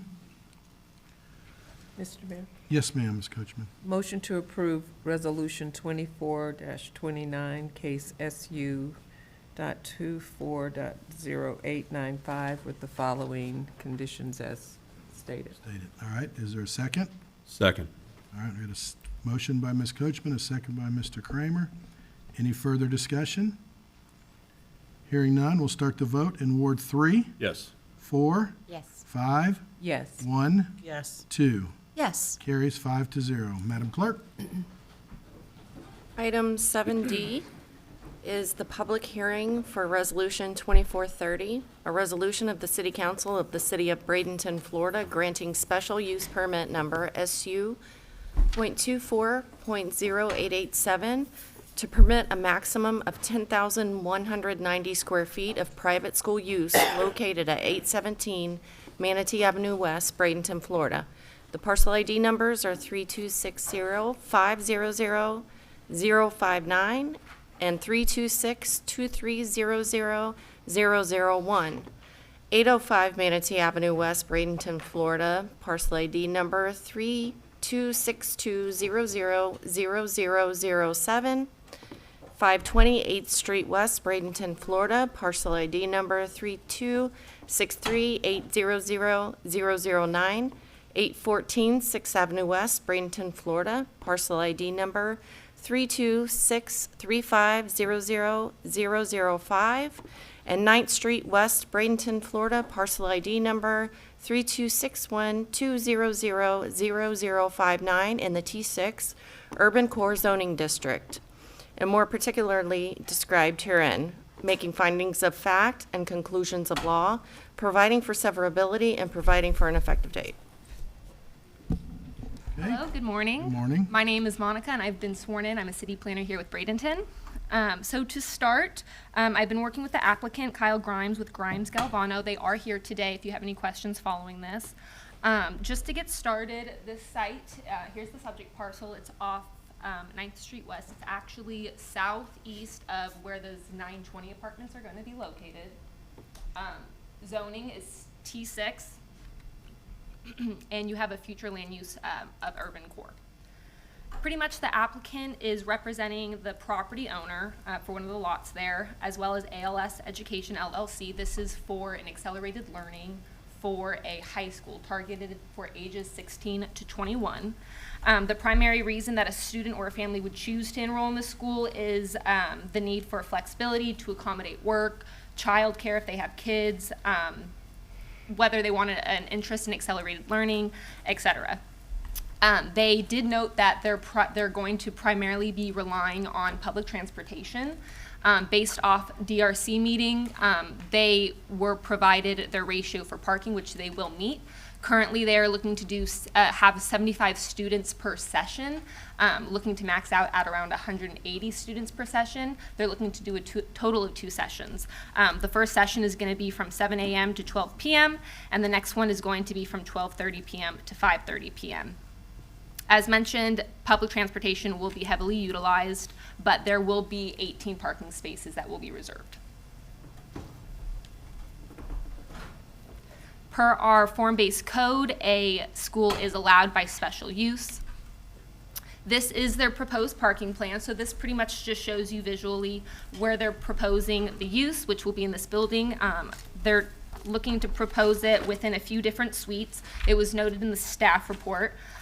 In addition, they will meet all their parking requirements. There is a future proposal for a parking structure down here, as you can see.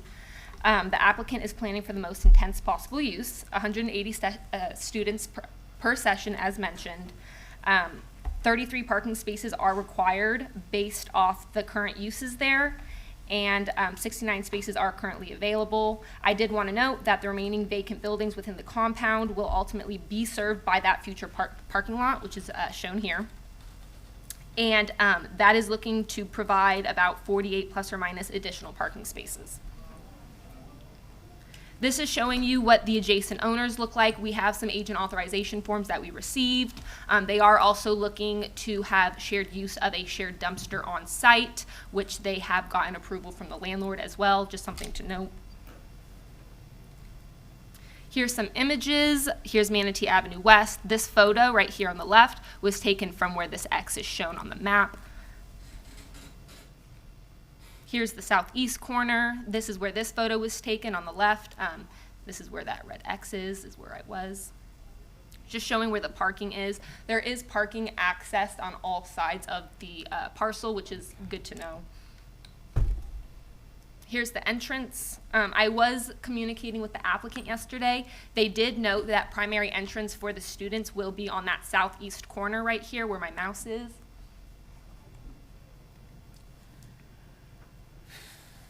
Additional access points just showing you. These are the general standards that appear to be met.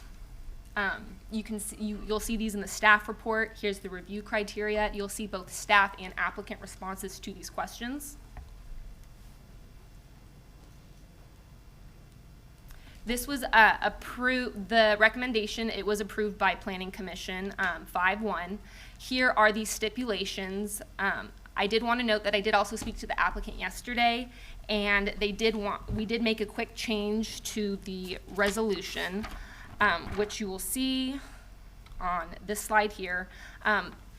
They're targeting high school age students between 16 and 21, but they do want to also include middle-aged school children, just because some want to. Middle school. Yeah, because some want to do accelerated learning, but for any questions, I'll have the applicant come up and answer those. Other she looked at me when she said that. That's why. We all did. But other than that, as mentioned, I know the location is important just because we do have uses that are going to be coming up. So that southeast corner, as mentioned, is going to be where that primary entrance is, and there are sidewalks that serve along the lot, providing for safety. Do you have any questions? Questions? Ms. Coker? Yeah, are the students allowed to drive to school? They are able, however, the applicant did mention that the most relied on transportation will be public transportation. So yes. I have a question. Yes, ma'am. Well, on that note, he's heavily relying on, but chances are these high schoolers, if they have access to a vehicle, they're going to want to drive their vehicle, whether he's relying on. I'm just saying. That is a great point to make that. If you're talking about 180 students per session, it's going. Anyway, my question was, I heard you mention that you are considering middle school aged students as well. Mm-hmm. So does that mean you're going to go younger than the 16 to 21? So I'll let them speak on it, but I'll read you guys the email just for public record. Our client has one request, which we can make on the floor tomorrow if necessary, to change stipulation B to read, quote, the private school shall be limited to enrollment of students middle school age or older, unquote. While the school is predominantly high school age students, they do occasionally get students in need of the program enrolled early, so it would be it would be used to cover those situations. And that age, what are they considering middle school age? That could be 12. I'll have the applicant respond to that. Okay, thank you. Sorry, I'll wait. Ms. Moore and then Vice Mayor Barnaby. I know that this was a last-minute change, but middle-aged school, I agree with Councilwoman Coachman, is going to be kids as young as 12, and then I think that raises the issues of potentially being dropped off there. Yeah. So how are we configuring like a drop-off line and that kind of thing? That area is so heavily trafficked.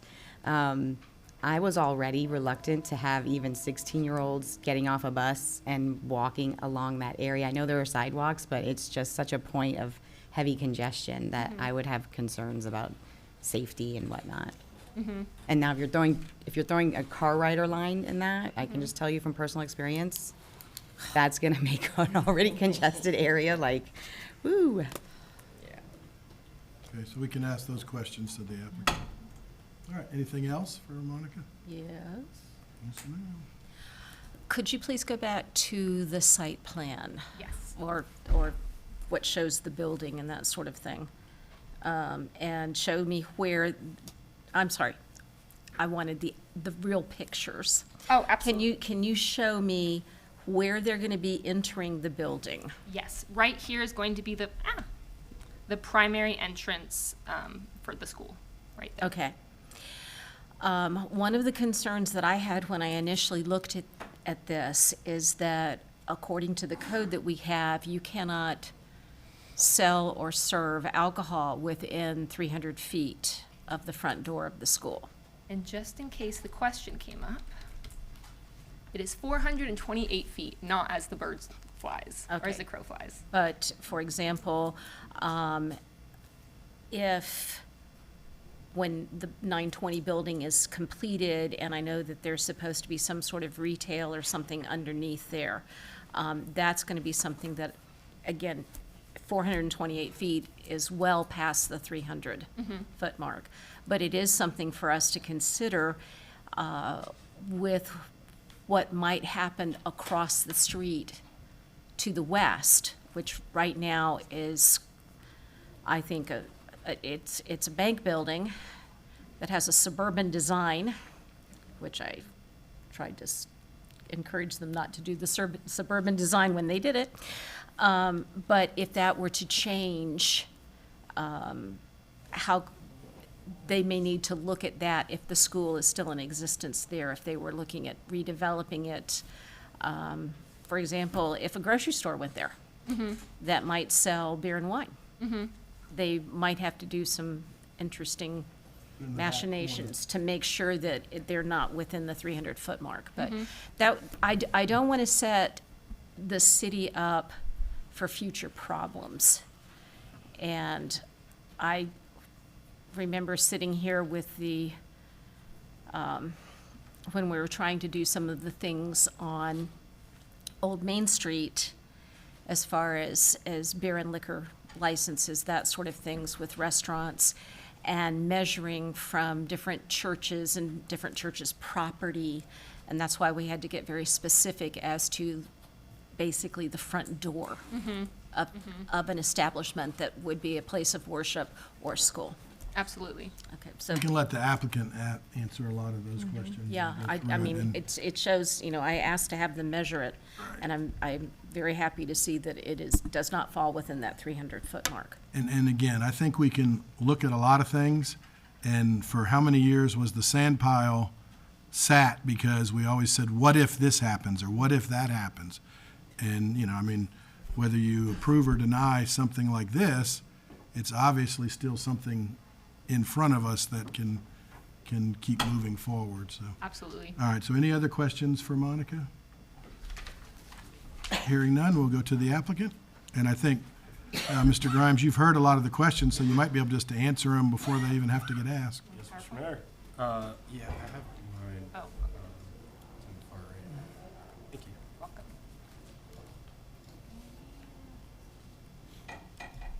you. No, that's not.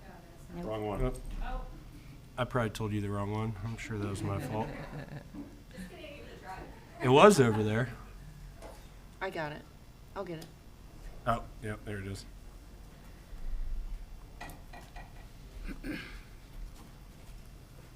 Thank you.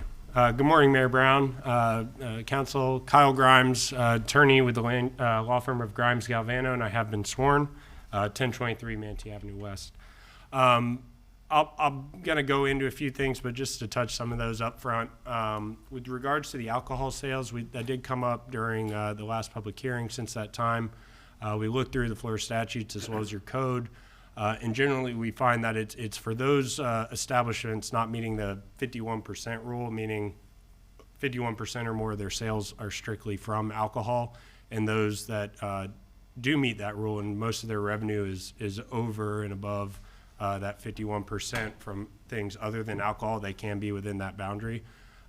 We did talk to Mr. Allen about potential future establishments going under that multifamily building, and they're looking at doing restaurants, so we did make sure to speak with him on that. I had not heard anything. I just didn't want to set either party up for difficulties. Absolutely, and there is another provision in the statute that local municipalities can make a exception to it for health, safety, general welfare, those things. But and I'm certainly happy to hear from your city attorney if he has anything else to say on it. The parking, I'll get to just a second as I get to that slide in my presentation here. With me today, so I'm here on behalf of ALS Education LLC. With me today, I have Cody Smith, the Director of Facilities and Development, Bill LeClaire, the Regional Director for ALS. So he works more with the principals of the schools and helping with that day-to-day operations. My law partner, Bill Galvano, who's been working with ALS over the past year to acquire the needed approvals from the Manatee County School Board, which were obtained back in February of this year. ALS has been in operation for over 30 years and currently manages 23 schools across Florida, Georgia, and North Carolina. And again, I know it's been stressed today by Monica, and great presentation, Monica. It's been nice working with her throughout this. It's not your standard school. These are charter schools that work with the school district, with local public schools, so they're not by any means in direct competition. They're looking to identify those students who have fallen behind. There's various reasons, and I'm going to have Mr. LeClaire come up here in a minute and give you a little background on those. But maybe it's students that have to work to support their families, so they can't go to that typical all-day school, or they do have a child to take care of or younger siblings. And so it offers a little flexibility for those types of students, and for those that have fallen behind, it's a smaller environment. It's more specialized learning to get them back on track. And their numbers are very impressive for what they've been able to obtain with these students. And Bill will speak to that more in a moment. So again, the site is there at the southeast corner of 9th Street, Manatee Avenue. You may recognize it as the old Keaton's building. So it'll utilize the front area of that. There are some existing offices in the back that will remain. Our client will be the tenant. The landowner owns that parcel, the one to the east, the one to the southeast, basically other than the one owned by my law partner back here. So we were able to work with him on getting cross access for parking. and cross-access to get into the site. As far as a few of the land use things, I know Monica hit on it. We are in the urban core future land use category, which has a very broad range of uses, residential, non-residential, and educational. The current zoning, which is T6 urban core, it is the highest density that you have in the area, with a broad range of uses. Education or public and private schools do require a special use program. There are some other uses like advanced courses that could be there by right, but we're having to come in for this special use permit. When Bill brought this client into us and he said he was helping him with the school board and wanted to come with me and talk a little bit about the land use side of things, one of my first questions was, okay, why this site? What's important about this site? And it wasn't just that it had a building that kind of met their specifications, which of course was great, but it really was the geographical location itself. Because the way this school works is that it draws students from all over the county. So having that central location is very important, and having those nice thoroughfare roadways to get them there is great. And as Monica mentioned, they do rely heavily on public transportation, and they've been seeing this model over their 23 schools across Florida, Georgia, and North Carolina, that most of their students do utilize that public transportation. In similar sized schools across Florida, their student drivers are from 10 to 20 per session, and that's been pretty standard across all their schools, and it's what they expect. So this area, which has a great number of public transportation stops, bus stops, with pedestrian walkways and crosswalks, is fantastic and really good for their school's business model. That being said, we do have several spaces available in this site. I know parking's been something of a discussion today. Right now there are 69 spaces that exist currently. 33 would be required with this school and the existing uses. We are getting cross-access easements across the parcel lines because it's all under essentially one landlord. And we've talked with that landlord that for that vacant building kind of on the northeast side, for any future use he may want to put in there, he is working on doing a parking lot on the south side to add additional parking as well. So that will need to be met at that time. So with that, most of the work here on this site will be internal remodeling. They may do a little cleanup around the outside, but it is primarily internal remodeling to get the classrooms and some office space. Again, this is not a typical public school. They don't have a lunchroom facility or cooks or anything like that. Any food that's brought in is brown paper bag type lunches. But again, because it's half day, most of them are coming in, they're getting their schoolwork done, and then they're leaving. They'll go to lunch or go to work or whatever they need to have. So with that, I'd like to bring up Mr. LeClaire just to give you a little bit more about ALS.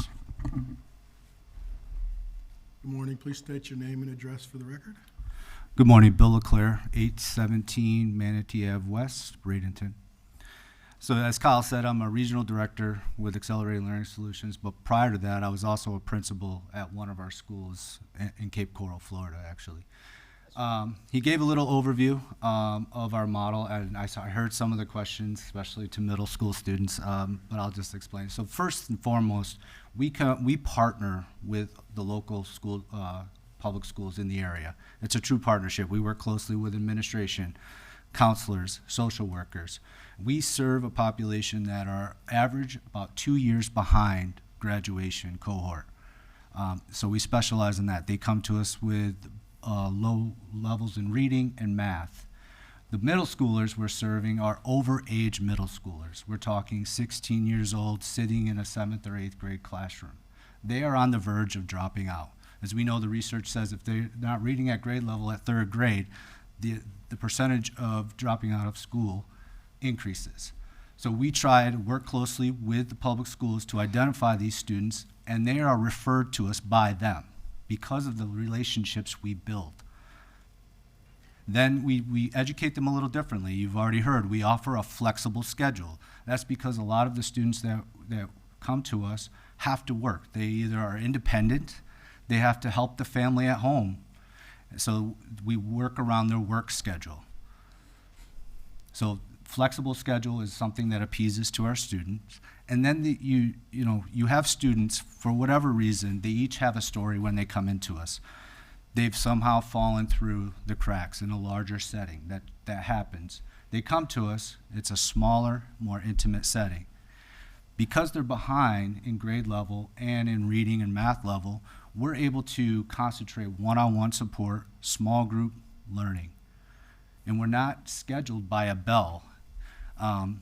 There's a student that comes to my mind that I just want to share with you. She came to us, she graduated last year, okay? But she came to us, she was 2 years behind cohort. This is a school in Fort Myers, okay?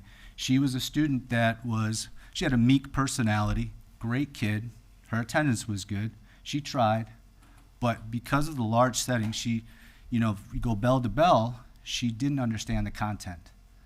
And she was afraid to ask questions because she was afraid that her peers would think that she wasn't on par. So therefore, she wasn't earning credits, and she dug herself that hole. She came to us, and because of the smaller setting and the more one-on-one attention, she blossomed. Okay, while she didn't graduate on time, she didn't give up. We didn't give up on her, and she graduated. And I always tell the schools that we work with, our success is your success. It's just we work hand in hand. And I'm really excited about this opportunity to not only assist the public schools, but to serve the students of Manatee County. And I thank you for having me today. Appreciate it. Questions, Ms. Coachman? Yes, I have questions. I have a question. Ratio of staff to students, 25 to 1. certification They're all certified. for We have the 4 general core, education's exceptional science, ed. math. And we have an ESE certification on staff as well. How many? Because To start- the majority of these students are going to be exceptional ed. Right, so as the enrollment builds, and if there's, obviously we've got to follow the statute, and then we would add staff to that, yes. And you're for-profit, so some of the district services wouldn't be available to you, right? We do contract services. You contract? Yep. And this is, from the picture, it looks like it's a computer-based. Yes, so we offer the hybrid setting. So all their classes is on an educational platform called Edmentum. And then we do offer that small group interventions with teacher support. Okay. Think it's something we can come back to you. Yeah, come back. This will definitely help with the district's dropout ratio. Bill Galvano, same address as Kyle Grimes. It's actually, yeah, I have been sworn. Actually, a not-for-profit. The company is not for-profit. It's not a- And I just want to make 2 points. This is a partnership with the school district, and the student base is voluntary. Nobody's sending them there. Right. And then the other thing I'd like to underscore is these are good kids. This isn't like a side facility where you're going to have troublemakers. It's These not are where your behavior kids. These are kids who are trying to make it, and they're told by the school district, here's an option, and they take that option. Okay. Ms. Coker?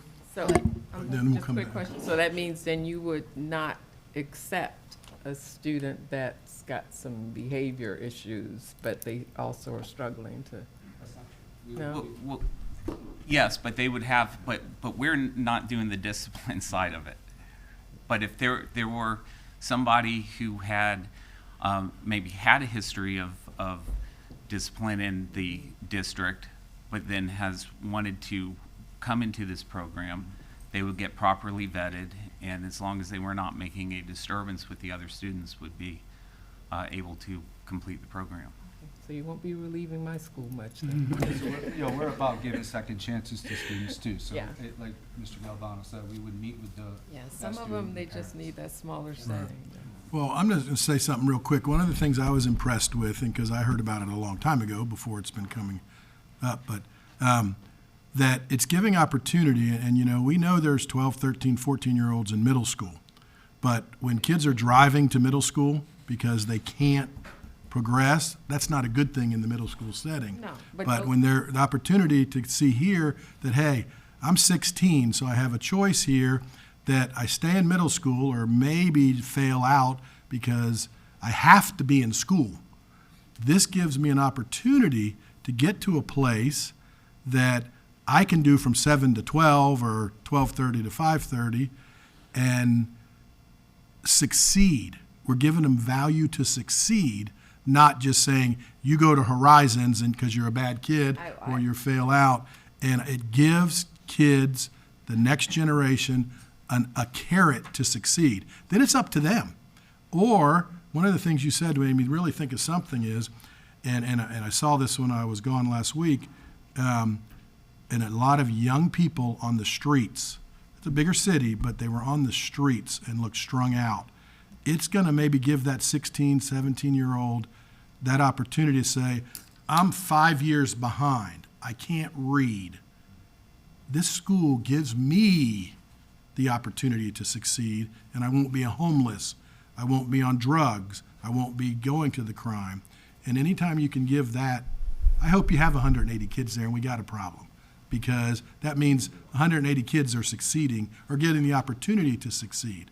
So, you know, even hearing more stuff today is why I think the opportunity, you know, and life location determines a lot of things. But the opportunity for our kids and to get a chance to succeed instead of dropping out and never being anything. And I think we're doing that with another project we're working on over at City Park, but we're starting a little younger. So I think, you know, there's opportunity. I'm going to go to Ms. Coker and then back to Ms. Coachman. Okay. It was said that I think you've spent a year doing an approval process through the school board, I'm assuming? Yes, that's correct. And Yeah. I worked with the school board and received approval to operate within the county. I have, this is outside of my wheelhouse. So when they looked at that, did they look at the site and the facility and this is appropriate for learning and what you need for schools and all that? Absolutely. Okay. It was a series of meetings with staff, with the school board members. One of the things that was very important, and I would encourage it, you don't have to by any means, but they visited other facilities. They went to Orlando, they went to Hillsborough County. And so ultimately it had to go based on a staff recommendation much like this before the school board, and they unanimously approved it. Oh, great. Well, sounds awesome. Ms. Coachman, then Ms. Moore. I know you meet all the the certifications and accreditations. I know that. I'm just concerned because there is a need, and I was really excited when I saw this because we do have a Horizons, and there are a lot of students that are sent to Horizons that aren't necessarily appropriate. So a school such as this would be perfect for them. It's just I'm concerned because they may not even look like they're great candidates at first. You know, that's my concern. There are going to still be some students. But I applaud you for bringing this because we definitely need it. We need something in between what we call a SABLE, which is more dealing with the emotional and psychological serious concerns, and then we have the Horizons that is more of the behavioral, and so this is kind of in between. So this is definitely a great opportunity for the district. Wish you well. The relationship's good, and that's why we meet with the administration counselors and identify the right student. I have a couple of them I wish I could send Ms. you. Moore. I don't doubt at all the importance of the work. So I want to make that absolutely clear that I think that I believe Councilwoman Coachman when she sees firsthand that the need is there. And I think to your point, that is why we're so excited about City Park. My only concern is this location. So I guess I would wonder if there were alternatives that the school board was entertaining, because my analysis is that it's so heavily trafficked. There's no way you're going to avoid kids being dropped off to some extent. I know we want to encourage multimodal transportation, but I don't think we're there yet. So I think we have issues with number one in the land use regulations. And then I also, on the coattails of Vice Mayor, I also think we have issues with number 7 because the whole area of downtown is trying to be redeveloped. I mean, that's one of our, stated uniform goals. I think we all agree that we're trying to revitalize and bring things to downtown. I think we're hamstringing ourselves a little bit by permitting a school to be there. It makes more sense to me to put a school like this somewhere in the vicinity of City Park, where we're going to be already catering to that, and also is a little less just not smack in the middle of downtown. So those are my concerns. I think the work sounds fabulous, but I would just like to hear if there were alternative sites discussed, and in my opinion, downtown's not the place. Mr. Mayor, yeah, we've looked at lots of sites, and the board for this school is made up of local citizens, local residents, I should say. And I can tell you, I've seen the model. I've been to several. I'm an adjacent property owner. Take my lawyer hat off. I want this to be next door to my property. I'm excited about it. So I can understand those are reasonable questions, but when you really see the model, if you go through, you're like, wow, this is almost like a small library. And then with regard to the alcohol, that came up, and your attorney spoke about it a little bit at the Planning Commission. We went in and took a hard look at it. Bottom line is this: if you're planning another bar, not restaurant, not Publix, but a bar within 300 feet of this, then you're going to have to work it out. Otherwise, we're fine. So, I mean, it's sort of ironic. Last 3 applicants asked to serve alcohol. We're asking to serve kids. Yeah, thank you, Mr. Galvano. Ms. Moore, I agree with you on, and that's why I said location at some points, but, there isn't a location down by City Park yet. Maybe in the future, if we do come up with that location and it would serve a way better, I don't think the schools ever would be against improving your quality of service in the future, and I mean, that's something that you look at. And we can look at what ifs, we do something, we never do it. And I bring up the sand pile. We've been talking about the sand pile a lot in some of our administrative meetings about things and about how long something took to get done. And I think little bites of the apple are getting there. If there was a better location right now, I would say it. But every day a kid's falling behind, and that's something that you've heard from me from day one up on this administration, is how are we going to help the children? And not the children that are excelling, like most of our children we know, but the ones that aren't, because that's more our future than anything. Ms. Coachman? Yes. Location, okay, if we're looking at this location, is there a possibility maybe of a kind of a collaboration between the district and your site, with the school board building being just a little smidgen down the road, if there could be somewhat of a, maybe parents drop their kids off there and there's a little smaller shuttle type setup for the children to be, delivered to you, as opposed to, because it would kind of eliminate some of that drop off because of those middle school students, and If they live in the CRA, they can take a freebie. Yeah, the timing. Yeah, They gotta I be there. We by did a talk to certain time. CRA about that and wanted to continue those discussions. He told me, hey, maybe we'll get him a Tesla ride to school. Well, I think another thing we got to look at is the hours. Our traffic doesn't start till after 7 o'clock. They're going to be dropped off before 7. They're going to be gone during the middle of the day, which the traffic isn't as bad. And then the 5:30 will be a little bit of an issue, but the other 2 times, it's when it's less. Thank you, Mr. Mayor. And to that point, it's very few students that get dropped off by parents. It's predominantly public transportation. Then you're looking at that 10 to 20 student drivers per session. We've looked at this area about other uses that be permitted by right that we feel be a lot more traffic intensive. We think this will have minimal effect in the area, but certainly, always open to look at options. And I also think that it just made me think of this right now, and I know we looked at the map where the public transportation is right now. I think there's opportunity if something is going to improve our public transportation, our micromobility, and all of the other things. I believe the county would work with us to put a bus stop right there, if it's because we're gonna, when we do City Park, they've already agreed to put 3 stops in the morning there and 3 stops at the community center at night.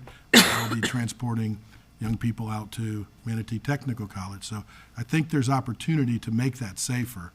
And I know I would vow to work with the county MCAT to do that. Absolutely. If this thing is that successful, then we want to make it that successful. Yeah. Yes, ma'am. Vice Mayor Barnaby.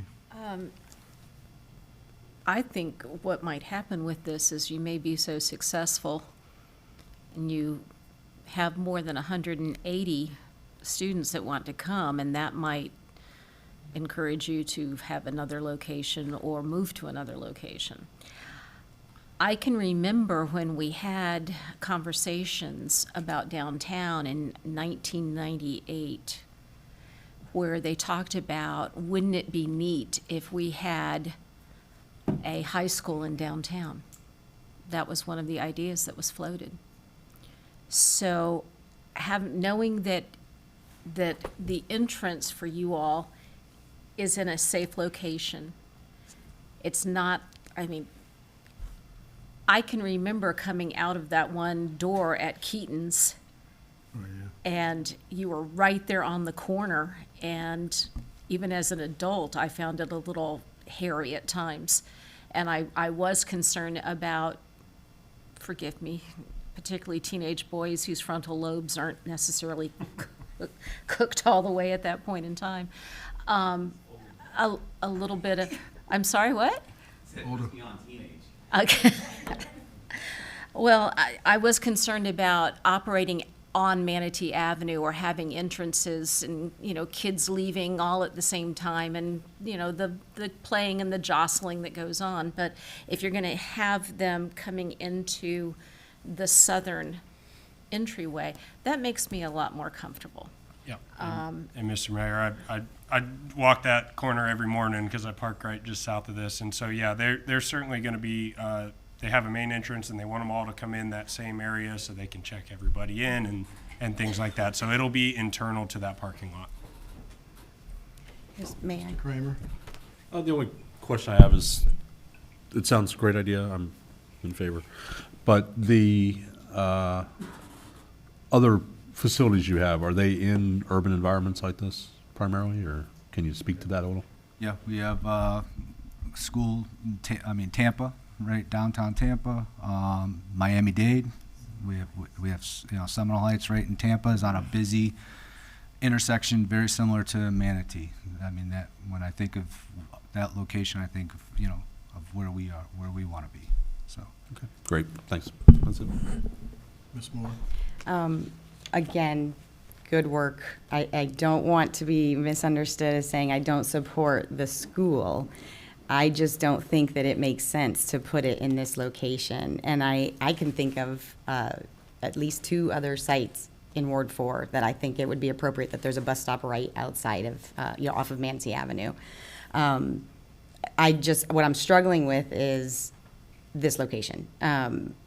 Another location that had access to bus stops that was not in the middle of downtown that we are targeting as, to revitalize. We're trying to, and I'm not saying that it has to be alcohol driven.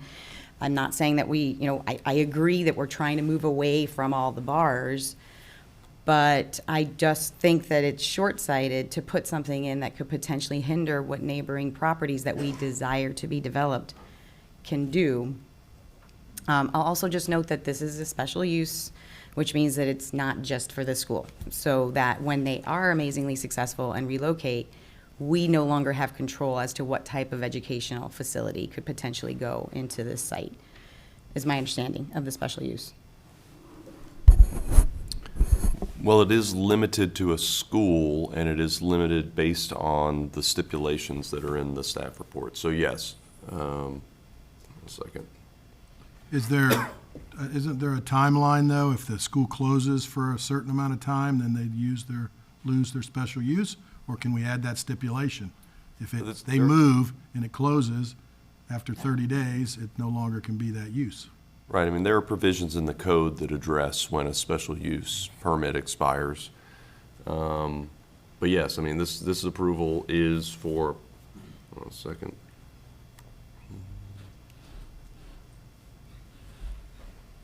So it's for a private school in this location. The stipulation right now is limited to high school, and that is based on, you know, the traffic circulation concerns. And so those would be the limitations if another private school wanted to go in there. Can we say that if they close or move, that it goes with them? It ends with? No, we can't make decisions based on who the owner are. It has to be based on the use and the location and all the criteria that are in your code. So, and the owner is not one of them. May I? Yes. Also, to the point that I meant to mention this, because of our, the thing I'm struggling with is we have these goals for downtown, and I appreciate the sentiment that something's better than nothing, but I don't always agree with that sentiment, because I think that we should be more thoughtful in how we are going to develop this area. And that's actually the crux of the problem, is that Miami-Dade and Tampa don't have the same concerns that we're facing, which is revitalizing, activating these spaces. And so I think our considerations are a little bit different than those of those bigger municipalities that are already pretty established in their downtowns. So the area where Seminole Heights is exactly doing that same thing right now. And, oh, it's in Seminole Heights. Oh, okay, I'm sorry, I thought you said downtown Tampa. Oh, okay. All right, we've got to go to the public hearing at some point, so any other questions? Nope. All right, hearing none, we'll open the public hearing. Anyone wishing to speak? Anyone wishing to speak? Anyone wishing to speak? Hearing none, we'll close the public hearing. The chair will entertain a motion. I'll make a motion to approve Resolution 24-30 with the stated conditions. Okay, is there a second? Second. Okay, seconded by Ms. Coachman. We have a motion by Ms. Coker, seconded by Ms. Coachman. Any further discussion? Hearing none, we'll start the vote in Ward 4, No. Ward 5, Yes. Ward 1, Yes. Ward 2, Yes. Ward 3. Yes. Carries 4-1. Thank you. Madam Clerk? Item 7E is the second reading and public hearing for ordinance 4039. However, the applicant requested a continuance to a date not certain, and the item was advertised Okay, so for a public hearing. we should open the public hearing. Yes, All right. just if anybody wants to speak. If anyone would like to speak on this, we'll open the public hearing. Does she need to read? You need to read it all into the record. No, because it's not a second reading. All right, so if anybody in the audience wishes to speak on this item, we'll open the public hearing. Anyone wishing to speak? Anyone wishing to speak? Anyone wishing to speak? Hearing none, we'll close the public hearing. And, We do need a motion to continue, Mr. Mayor. Would be a motion to continue the item to no date certain and be re-advertised. so they have not given us a date certain, or we need to pick one? We don't have a date yet, so that's what the motion would be, to no date certain. No date certain. Correct. I didn't hear the no part, so. So moved. All right, we have a motion by Mr. Second. Kramer and a second by Ms. Barnaby. Hearing no discussion, we'll start the vote in Ward 5. Yes. 1, Yes. 2, Yes. 3, Yes. 4. Yes. Carries 5-0.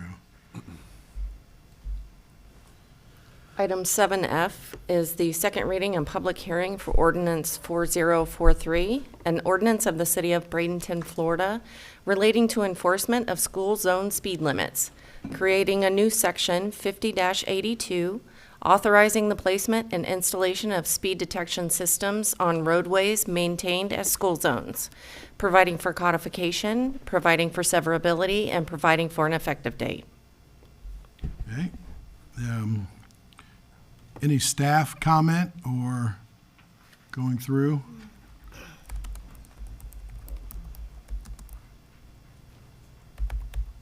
Okay, I have Attorney Driscoll and Captain Thiers. Please state your names and for the record. Morning, Council. Paul Driscoll with Police Department. Brian Thiers, PD. We're here to answer any questions. All right, this is something it kind of came up in the state legislative that they had done this. Maybe give just a... Yes, Mayor. House Bill 657 was passed in 2023 by the state legislature, which allowed for counties and municipalities to institute the speed zone enforcement. Part of that process is an ordinance has to be passed by council allowing that, and also we did the evaluation of that. There's 9 schools in the ordinance to determine that there's a safety risk there, which I think the numbers have shown that. And I think when you look at most of especially our elementary schools, they're on major thoroughfares. So any protection that we can give and getting things done is very important. So any questions? Yes, Ms. Moore? That was actually the nature of my question, because when I first heard about it, I thought immediately of Manatee Avenue, where Manatee Elementary is. But specifically, I don't think that that's actually technically a school zone. So does it have to actually be? It's a school zone. Manatee L? Right, but Manatee Avenue, I don't think it is. I think it's always 35. It's not, it doesn't ever drop because of school. So I guess I'm just a little bit wondering the effectiveness when it's going to be probably more like the residential areas in the back. And I guess my concern is that it's camera, right? It's automatic. And I know that there's going to be a reviewer, but I feel like we're losing some of that discretion that your officers have when they're pulling someone over, you know. And my concern is that they're coming off of major thoroughfares, and while I agree it's not safe, I don't know that it's intentional that people are inadvertently violating the speed limit in some of these areas. It's just a concern I have because we're losing discretion, because it's not officers being able to kind of gauge. And then just my other second question was, my understanding was that it was going to be set to 11 miles over the posted speed limit, but I didn't actually see that in the resolution. So is that like a policy that's going to happen, or do you have That's in the discretion? statute. What the ordinance does is allows us to implement the program. Then we have to follow the statute. And the statute only allows us to issue citations for anything 10 miles an hour above the posted speed limit at the time, which is significantly reduced when the children are going to school and leaving school versus during school. But the 10 mile an hour still applies even during the school session. And to put it in perspective, an officer can issue a citation anything 5 miles an hour, above 5 miles an hour for speeding, whereas this raises it to 10. And the other part of it is the citation, the violation is only $100 versus it's pretty significant. Captain Thiers can probably say what the dollar amount is, but it's pretty significant for a regular speeding ticket. So, And also, there is, on Manatee Avenue, there's blinking lights. Yes. And it is a school zone. They may not go down as much in speed, Okay. but it does, you are restricted by, Reduce the speed, however, it does alert during the school zone. It is a school zone, okay. I thought it was not designated. They're allowed to have lowered speeds. right. Right. But it's a lower speed to begin with there, It is 24/7. That's going way back to probably 2004, 5, 6, somewhere in that range. We were able to convince the state legislature or Department of Transportation to lower that speed because of Manatee Elementary School. Mr. Kramer? That's not the case out at Jesse P. Miller on Manatee. It's 40 miles an hour there. It becomes 45 just west of that. But then it's 40 miles an hour and it turns to 40 eastbound at about 44th Street, somewhere mid-block there. But that's another area that's We did dangerous. We did apply with FDOT for that school as well, and the proximity of Manatee Elementary being almost directly on Manatee Avenue Right. versus Jesse P being offset further back was the reason they decided Right. not to change that. We have two crossing guards on Manatee Avenue, and my daughter saw one get hit from somebody going very fast, and thank God our crossing guard was only a broken leg. So And to continue, not to put the cart before the horse, because eventually this is just the ordinance. Mm-hmm. It's not talking about the process necessarily. That's correct. But that said, the process based on the previous red light cameras we had does allow an officer or several officers, I used to be one, Captain Thiers was one. Yeah, a lot of fun. It's not just a snapshot of, hey, there's a car and the computer system's telling us it sped. It is actually video of it. So you get to see actions before and after. So if someone is zipping through or accelerating, you can actually sort of tell that. Plus, the fact that it's a buffer of 5 miles an hour over what an officer would be stopping someone for out there, I think is really beneficial. All right, I have Ms. Coker and Captain Thiers, when you speak, if you can speak a little louder into the microphone. Yes, sir. That wasn't much better. Yeah, I normally am not in favor of a red light camera, but when it comes to children, I think we can't be too careful. And I think it's going to make people, even if they don't lower the speed in those school zones, they're still going to be more cognizant, worried, oh, am I going to get an automatic ticket? So I just think it'll help with awareness. I'm assuming they have to have a sign that'll say photo enforced?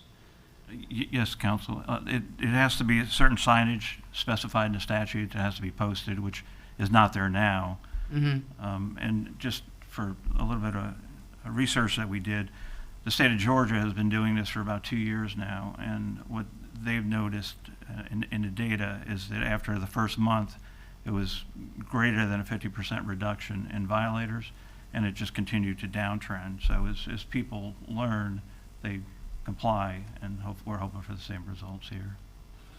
That's probably one of the most calls I get in areas of people speeding, you know, and then when you do put the camera out there, or you have an officer go out there, 90% of the people are the people that live on the street. So it's the people that are speeding are the ones that live around there. I just don't feel like there's too much that we can do to increase awareness around the schools and to protect our kids. And the only people that are going to be complaining are going to be the ones that really need it. Ms. Barnaby, Vice Mayor Barnaby. Thank you, Mr. Mayor. One of the things I found interesting was that several years ago there were complaints about people speeding around Manatee High School. And so we did run radar, and the first person that was going 25 miles over the speed limit was a teacher trying to get there on time. So what the mayor says does have some validity. I know, if I'm remembering correctly, Captain Thiers, that it's a speed camera, and it doesn't register unless you are going how much over the speed limit? The citation begins at 11 over. So at 11 miles per hour, it will actually generate a citation. And I also remember I saw a graphic one time, and I actually made copies of it and passed it out at Riverview and 26th Street, of where if a pedestrian was walking and was hit by a car going 25 miles an hour, they had a far greater chance of surviving than if it was hit by a car going 36 to 40 miles an hour. Absolutely. Absolutely. Yeah. Absolutely. Absolutely. Sorry. If I may, to go back to Councilwoman Moore's question regarding discretion, we would love to put a police officer in every school zone before and after school every single day. We don't have the personnel or the time to do that. And then the first car they stop takes that officer out, and the 50 that go after continue on. This is a force multiplier for us. And again, I go back to you said it best, all of you agree, the safety of children is paramount. That is the most important priority in our community. So we see it as a force multiplier that takes the police officer out of the equation and puts them back on the streets, preventing and enforcing crime. So that's, yes, ma'am. Councilwoman Coachman? I kind of just wanted to add to the idea of taking away officer discretion. A person may feel like they have a good reason for speeding, but when they hit the child, it's not going to matter. Right. So, I mean, I understand what you're saying, but at the same time, if you're speeding, you're speeding, and the danger is still there, regardless. And this doesn't remove, the ticket's not the final. There is an appeals process the person can elect to do. It doesn't end with the citation being mailed.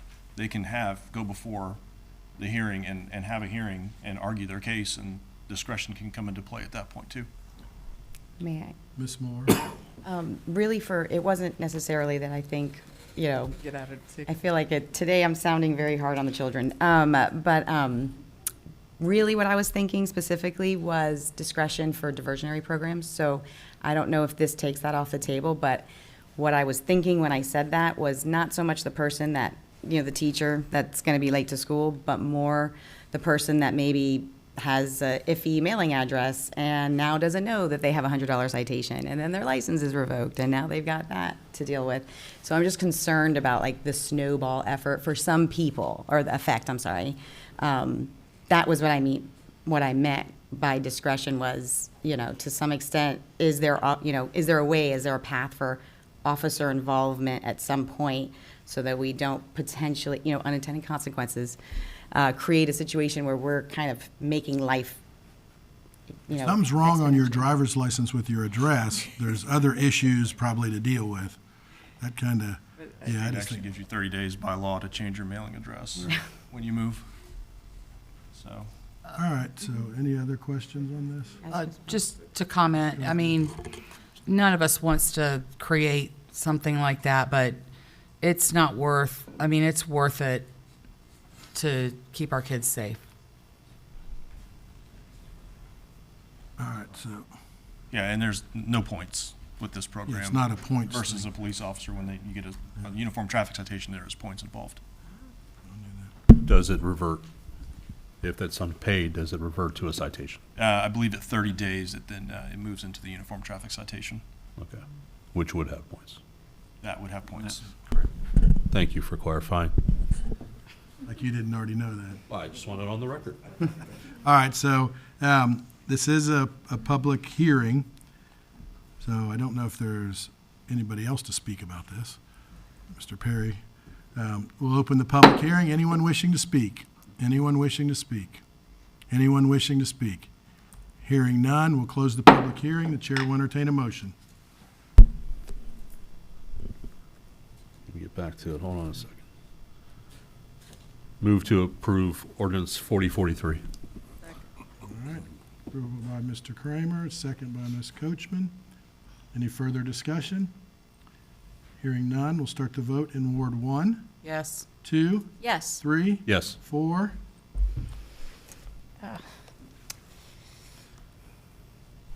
I'm going to say no. All right, 5. Yes. Carries 4-1. Thank you. All right, Madam Clerk. Item G is the second reading and public hearing for ordinance 4045, an ordinance of the City of Bradenton establishing a local provider participation fund, authorizing imposition of annual non-ad valorem special assessments to be levied, collected, and enforced against real property owned or leased by private for-profit and not-for-profit hospitals to fund the non-federal share of Medicaid and Medicaid managed care payments benefiting hospitals providing health care services to Medicaid, indigent, and uninsured members of the City of Bradenton community, specifying the procedure for adapting the adopting the annual non-ad valorem special assessments to be deposited into the local provider participation fund, specifying authorized uses for the fund proceeds and providing an effective date. Mr. Perry.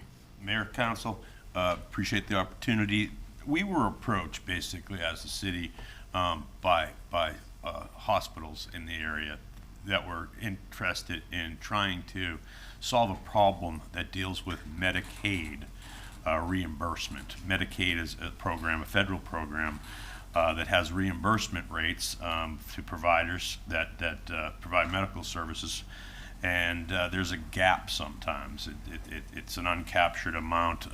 It's kind of a complicated type of situation. I'm going to let some other folks explain it. But when we were approached about it, we considered different types of solutions that are used in different jurisdictions in different states to close this gap so that we can have a robust healthcare system that effectively administers healthcare within that population that is Medicaid eligible. And so what we had to do was look at how the program would work, and that is a system called a local provider. It's a local provider agreement, basically, that is it becomes a special assessment that's a non-ad valorem assessment. And so what we had to do after I got with Mr. Rudisell was really take a deep legal dive on it. So Mr. Rowe is here, Christopher Rowe, who specializes in types of local government special assessments. And we really needed to do a deep dive and take a really close look at this as a program. And so I have some folks here that can explain the program itself, the reasons why, how it operates, what it does, and Mr. Rowe can address the legalese of that with you. He made himself available, and several counselors actually met individually with Attorney Rowe, and he's familiar with how these local provider agreements are done, both here in the state of Florida as well as nationwide in some cases and the like. And Mr. Tom McDougall from Manatee Memorial is here to talk a little bit about how it impacts the healthcare providers. And Colleen is a consultant that works and has previously worked in medical assistance division, I think for the state of Florida, in different types of capacities for these types of types of programs and other programs that deal with reimbursement payment for healthcare services. So with that, I think I might start with Colleen to start with. Absolutely. Hello, everyone. Thank you for your time today. Just in a nutshell. State your name and address. Yes, for the record. thank you. Colleen Ernst, 2001 East 2nd Avenue, Unit 2 in Tampa, Florida, 33605. So not too far away. In Florida, as in many states across the nation, hospitals are tasked with serving a population that includes many individuals who are economically disadvantaged. These individuals may be citizens who qualify for Medicaid, they may be indigent and uninsured.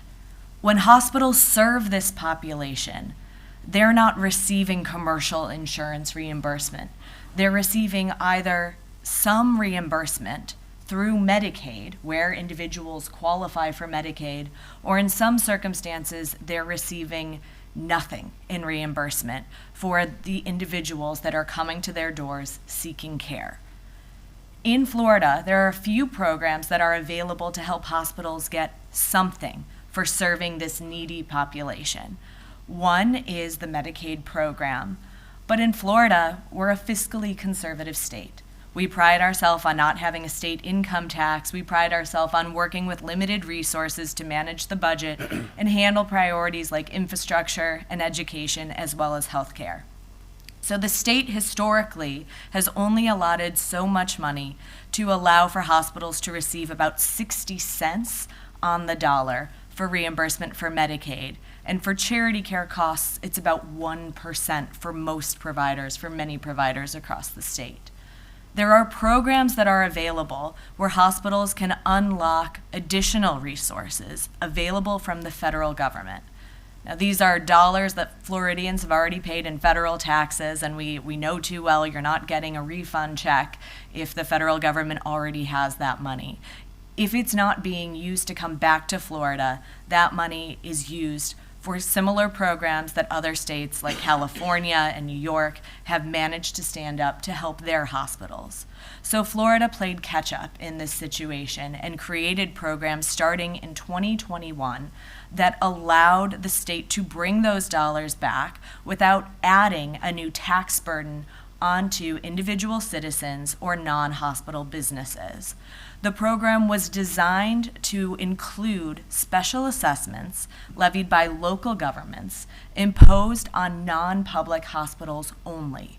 Now, special assessments are a great tool because they're designed to send a bill only to those who will receive some type of benefit from that service done by the local government.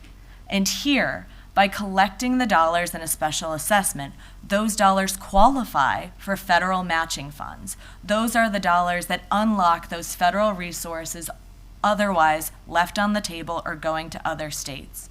Those assessment dollars bring those federal dollars in and help serve two specific purposes.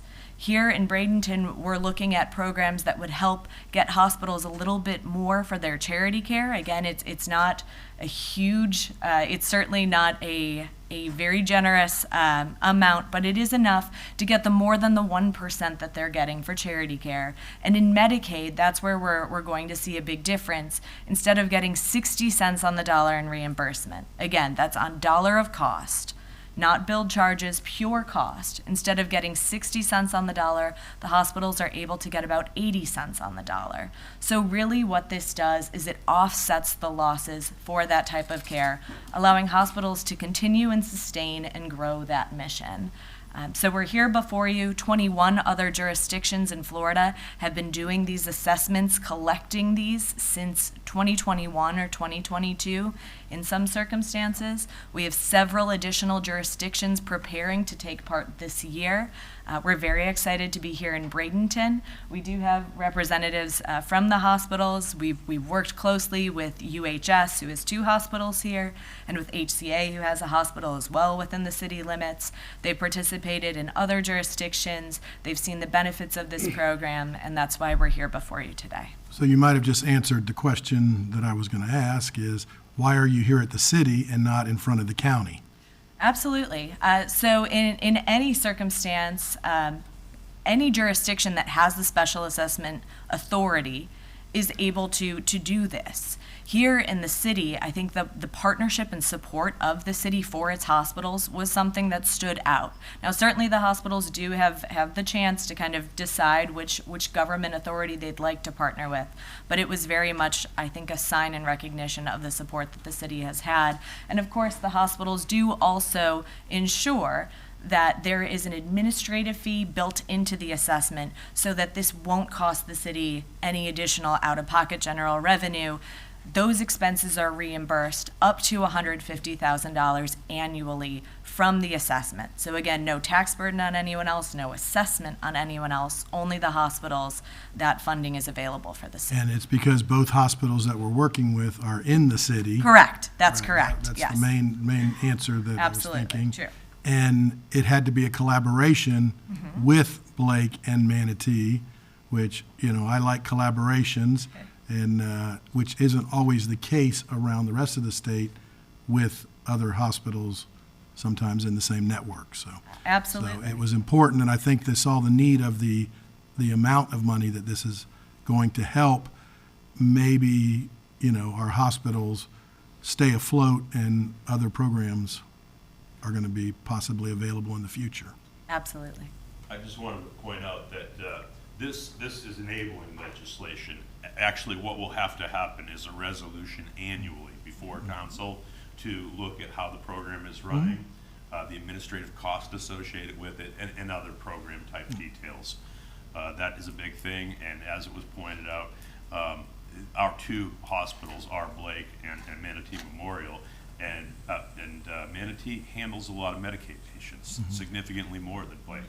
And we've seen different types of services affected by some of the kind of overburdened thing of certain hospitals, and we think that is existent in the area. And we've got to be mindful of that. And legislatively in the state and as well as executive branch, there is support for this as well throughout the state, so. Yes. Vice Mayor Barnaby? I just have a couple of questions, and I'm not sure who would be the appropriate person to answer them. I understand that there was a presentation recently in front of the county, and that Manatee Memorial is not going to be participating as much with the Good County program. Can you speak to that as to? Perhaps the CEO would do that question, I would think. Yeah, and I'm Tom McDougall. I'm sworn in. Do you need my address also? Okay. To answer your question, that is unrelated to this discussion. Traditionally, we've had an agreement with the county for indigent care, and we do not have an agreement this year. And that's what that discussion was about, was trying to resolve that. But this is unrelated to that. This is Medicaid related. Have you stopped doing certain services that you used to do? There's been some changes, but that's typical for all hospitals, and only for elective care, not emergency care. We continue to provide all the emergency care. And just for me personally, do we have a working maternity ward anywhere in Manatee County now? Delivering babies? Yes. Yes, ma'am. We have a maternity ward at our hospital. We deliver about 160 babies a month. What are your plans with that? No anticipated changes. Well, I'm very happy to hear that, because I'd heard that we were not going to be delivering babies in Manatee County. You know, I've heard that as well, and it's categorically false. I don't know where it's coming from. That has never come out of my mouth. Yeah, we've been delivering babies for over 70 years. Well,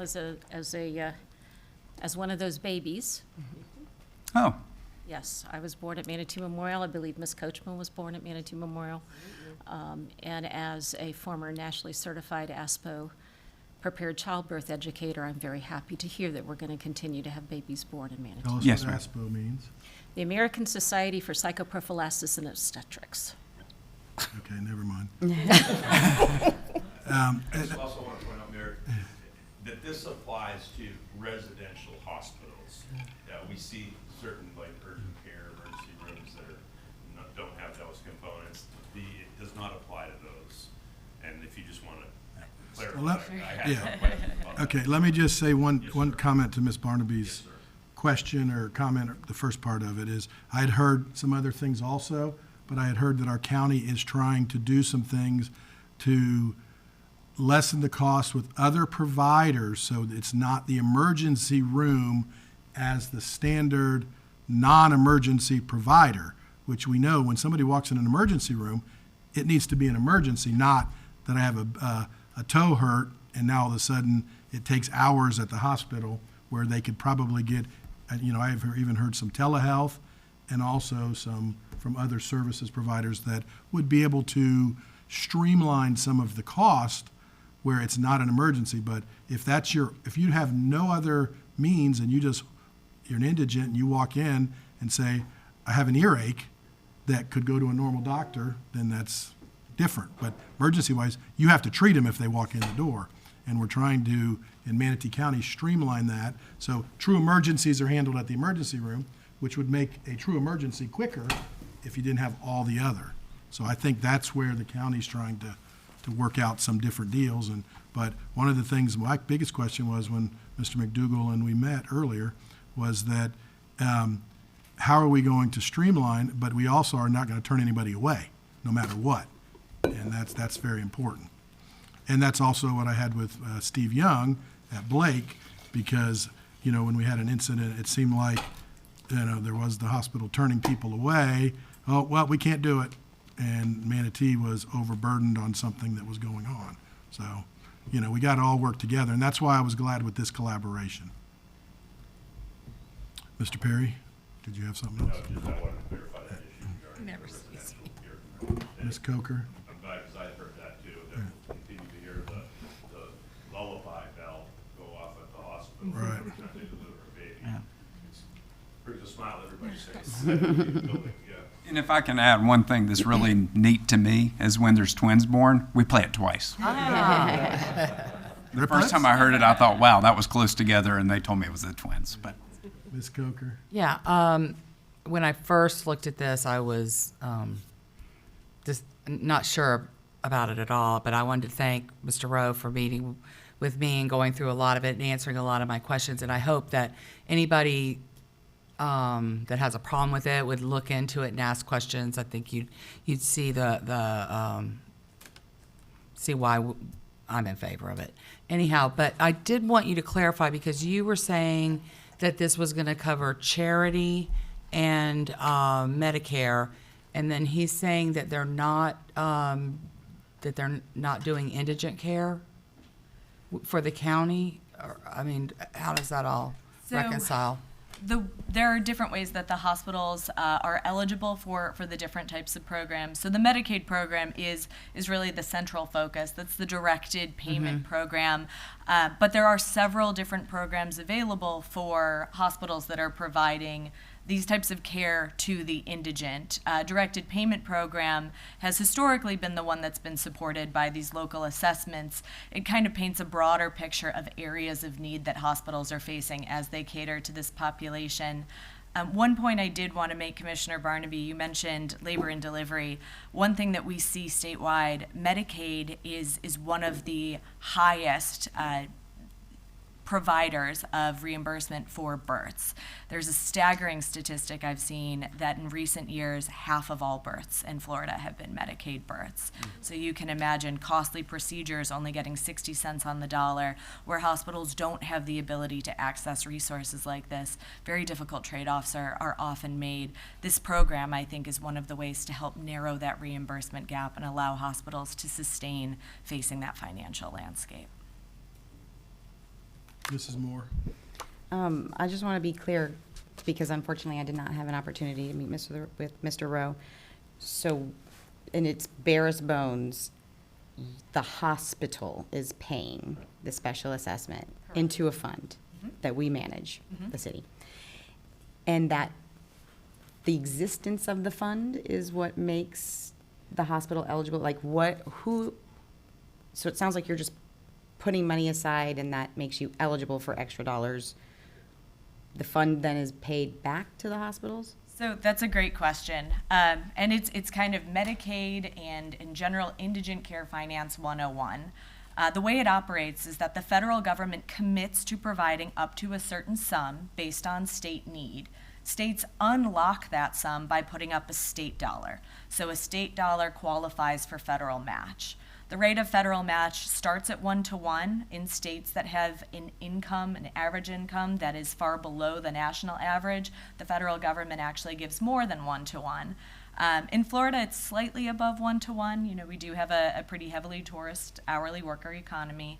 But for every dollar the state puts up, there's a dollar of match, and it's allocated for certain programs. But that's how the state unlocks that dollar. And traditionally, the non-public hospitals, their dollars are private dollars. They don't become state dollars unless there is some type of legally enforceable, mandatory tax or assessment or something that makes their dollars into state dollars.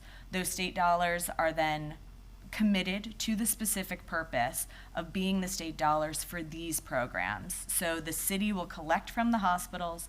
The state healthcare agency, the Medicaid agency, calls for the funds from the city. At that point, they qualify for the match, and then the funds are dispersed either directly through the agency or through the managed care organizations or health plans, which generally do all the Medicaid reimbursement in the first place. So the dollars follow the patient, it follows the volume and the need, and it helps to take that gap from the 60 cents on the dollar to the 80 cents in reimbursement for historic utilization. Okay. So we take the money that we collect, we send it to the state. Mike. Microphone. Oh, I'm sorry.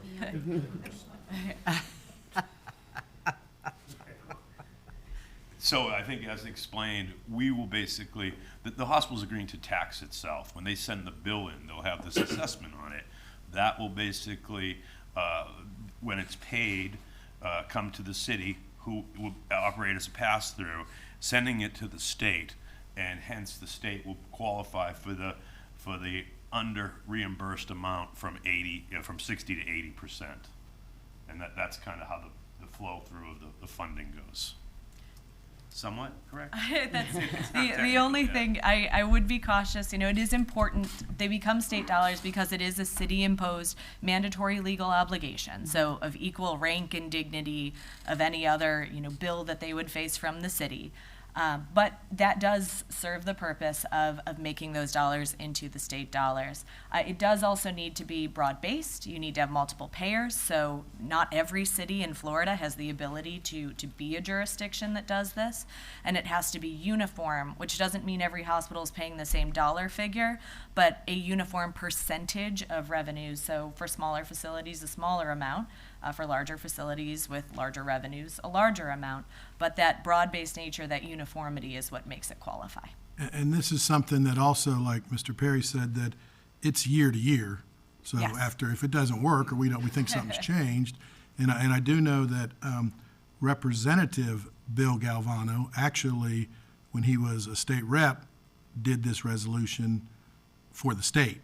So, that was, again, the research was done to find out that we're trying to do things that will benefit our citizens with better care long-term, because, we know that if somebody keeps losing, stuff's going to, there might be less dingalings for the babies. Ring-a-ling. Your mind goes to the Oh, my gutter. goodness. No. How about a lullaby? Lullaby charms. And Mr. Rowe's in the back. Mr. Rudisell, myself, and Mr. Rowe have had multiple conversations and Zoom meetings to work through the legal issues of this, to basically make sure that the legislation and the technical aspects of the language protects the city, as well as other types of liability and consideration reviews. All right, so we've got to go to the public hearing. What, may I ask just Yeah, one? one more question, yeah. Do you have is there any data that says whether or not those previous jurisdictions that you mentioned, how does it work out? Do they ultimately, I think the concern that I have is just doing something that just recoups dollars for a private enterprise versus maybe an expansion of services or the retention of services. So also great questions. So I mentioned that the jurisdictions started these assessments in 2021. Every time this has come before a public vote or has come to a meeting, it's passed. We've never had an unsuccessful vote. We've never had a situation where hospitals have fallen short on payment. So for each year that this program has happened, 15 jurisdictions in 2021, 21 jurisdictions in 22 and 23, in all circumstance, every hospital has made their payment, and they keep coming back. And I think that's a testament to the success of this program. And we do see cities, counties asking, you're receiving these funds, tell us about the services. And so we see wonderful conversations happening between members of city councils or commissioners at the county level talking to hospitals, often leading up to that annual vote that sets the rate, saying, talk to us about what this means to you, why this is important, what difference this has made for you in the last year. And those have been some of my favorite conversations to be part of. And it ultimately is our money we've already paid that we just want to get back. Right. So, all right, at this point, we'll open up the public hearing. Anyone wishing to speak? Anyone wishing to speak? Anyone wishing to speak? Hearing none, we'll close the public hearing. The chair will entertain a motion.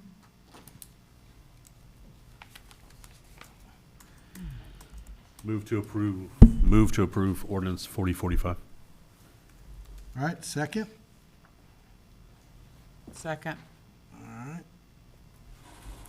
Any further discussion? Hearing none, we'll start the vote in Ward 2. Yes. 3, Yes. 4, Yes. 5, Yes. 1. Yes. Carries 5-0. Thank you. Madam Clerk? Item 7H is the second reading and public hearing for ordinance 4034, an ordinance of the City of Bradenton, Florida, amending Part 1, Charter and Related Laws, Subpart B, Related Laws, Article 4, Police Officers Retirement System of the Code of Ordinances of the City of Bradenton, Florida. Amending Section 6, benefit amount and eligibility, amending Section 8, disability, providing for severability of provisions, providing for codification, repealing all ordinances in conflict herewith, and providing an effective date. Anybody was speaking on this part, or now a letter from Attorney Christensen, the impact? There was an impact statement Yeah, attached that's what I to was the. saying. It's all in the Yes. information. Mr. Perry, you have any comments on that, just it's going through? Just briefly, what this does is it raises, and it's in the cover memo, the contribution rate to, from 2.5% to 3%, on an annualized basis for the retirement program. It has been it's actuarially studied and certified to be of virtually no significant consequences on the solvency of the pension fund itself. All right, any questions? All right, we'll open the public hearing. Anyone wishing to speak? Anyone wishing to speak? Anyone wishing to speak? All right, we'll close the public hearing. Chair will entertain a motion. Move to approve ordinance 4034. Second. All right. And seconded by Ms. Barnaby. All right, any further discussion?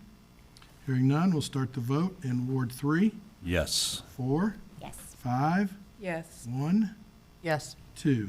Yes. Approved 5-0. All right, at this moment, let's take a 5-minute recess.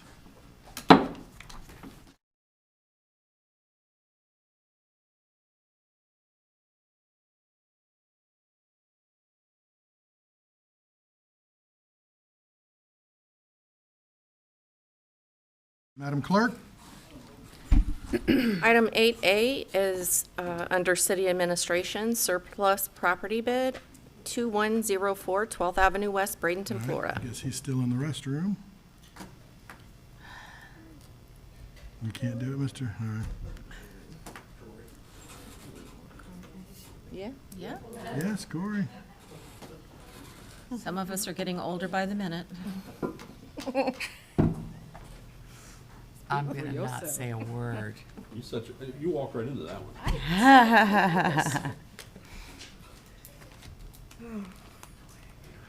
That's not fair. You know I don't like it when I'm prepared. You have to talk. Okay, so the item that we have More before, without- sorry. Please, I was going to call you up. He just Okay. beat you to it. Let me start over. Corey Fortin, Policy, Planning, Procedure, and Real Estate Administrator. So the matter that we have before you this morning is a surplus property bid that we received. We advertised a notice of property for sale and an invitation to offer proposals for purchase of real property on 10 parcels within which the city had, you threw me all off guard, which the city had declared as surplus. The notice was advertised on Demand Star, in the Bradenton Herald, and on the city's website. The deadline for submissions of bids was May 6th.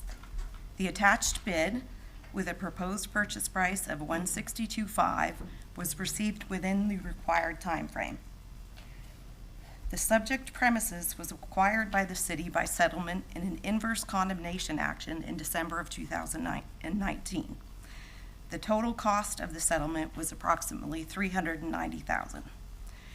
The city obtained an appraisal on the property which valued it at $280,000. So acceptance of this bid would result in a net loss to the city in excess of $227,500. Based on that, we are recommending that instead of accepting this bid, you instruct us to engage a real estate seller's broker to explore active market and sales efforts to dispose of the property at a price more consistent with the appraised value, subject to city council approval, and to reject the current offer of $162,500. Mr. Perry, you have any comments on it? I think Ms. Fortin did a great job of highlighting the situation. The appraisal came in at 280, which I thought was a little bit low.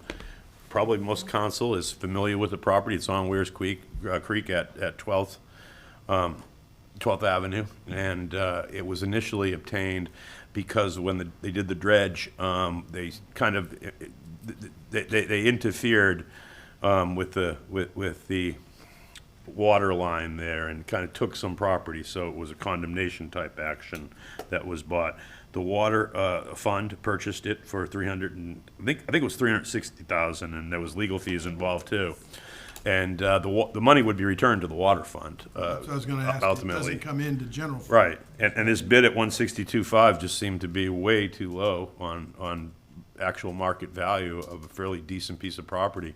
The house is boarded up right now, unoccupied, has been forever.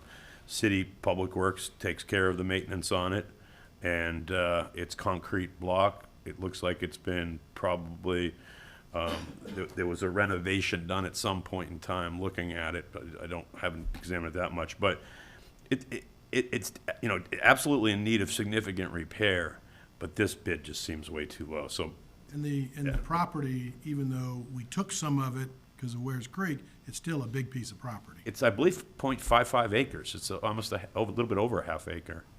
Might even be bigger. It has a great backyard that's right up against the creek. So what we're looking for today is. Is that a right, motion- Corey, on size? Yeah, I'm looking. Yeah. So we're looking for a motion to accept the recommendation to not. You're right, to reject the bid Reject the bid. and to allow us to get a Realtor to put it on the MLS See. and see what, the market has in store for the right kind of buyer for that property. So moved. Well, Okay, so moved. Is there a second for discussion? second for discussion. Well, I would like to clarify that it needs to be a residential realtor who has done a lot in that area, not just any. So I'd like to clarify that somehow. And yes, definitely get it onto the MLS. I mean, that just only helps you, Josh the free accepts market. that. I agree with your second. Thank you. And your second is there. Okay, so we have a motion and a second. Is there any other questions or discussion? Hearing none, we'll start the vote in Ward 4, Yes. 5, Yes. 1, Yes. 2, Yes. 3. Yes. Carries 5-0. And Ms. Fortin, just one moment, and Mayor, I wanted to bring one more thing to the attention that came up during the surplus. When we did the surplus notice to the public, we asked for cash offers and as well as, I think, earnest money deposits and the like. We received this hybrid type offer. I don't remember the exact address on one of the properties, and it was like, well, I'd like a 99-year lease, and we'll build an affordable housing, but no real specificity. We deemed it unresponsive. And so we sent a letter telling the individual that we deemed it unresponsive, and he said, just take it to council. And we said, we deem it unresponsive. So I'm just letting you know about that property. And There were several items in the notice that were requirements, and it was, like you said, there was no purchase price, there was no deposit, there was no financial wherewithal. It just lacked several of the things that were required under the notice. Well, obviously, we want to, if we surplus and we want to sell property, we want to get it sold, but we don't also want to give it away if there's cost involved and others. So we want to make sure we're doing the right thing, being good stewards of what we have. Sure. And we also notified the person that bid that he's welcome to come back with a responsive bid at any time. Okay, perfect. All right, moving forward, Mr. Perry. thank you, Ms. Fortin. Great job. Thank you.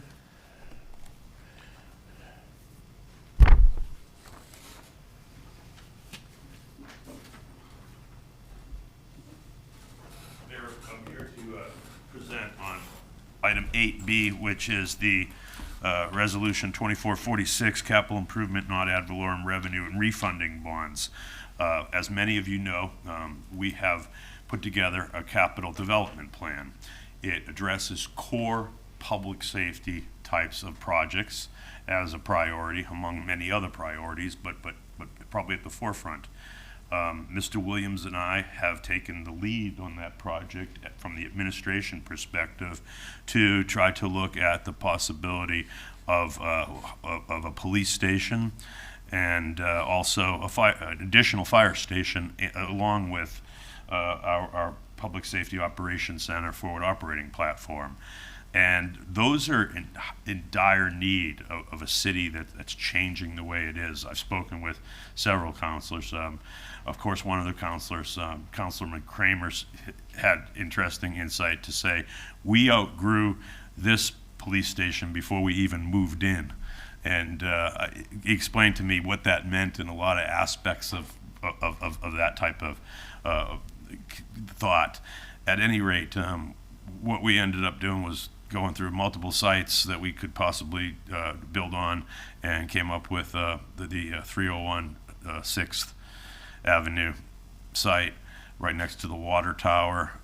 We engaged architects and engineers to look at that potential project, and ultimately we're in the process of bringing you a GMP, a gross maximum price for that project in the very near future, probably at the next June meeting. In addition to that, we've done pretty much the same with Fire Station 2 out on the east side to ensure that our rescue response and fire protection services will meet the needs of the city. There's a whole host of benefits from both these facilities, and I believe that generally speaking, the public is very supportive of public safety and police and fire, and they recognize the need for those. Of course, there has to be funding, and that's what we're going to talk about today. The city is very, very well reserved, and Julie Santa Maria has been our financial advisor for quite some time. Previously with RBC, Royal Bank of Canada, and now with PFC, is it? Yep, yeah. But she has been with the city doing the work with my predecessor, Mr. Callahan, and many of the projects that we've done in the past.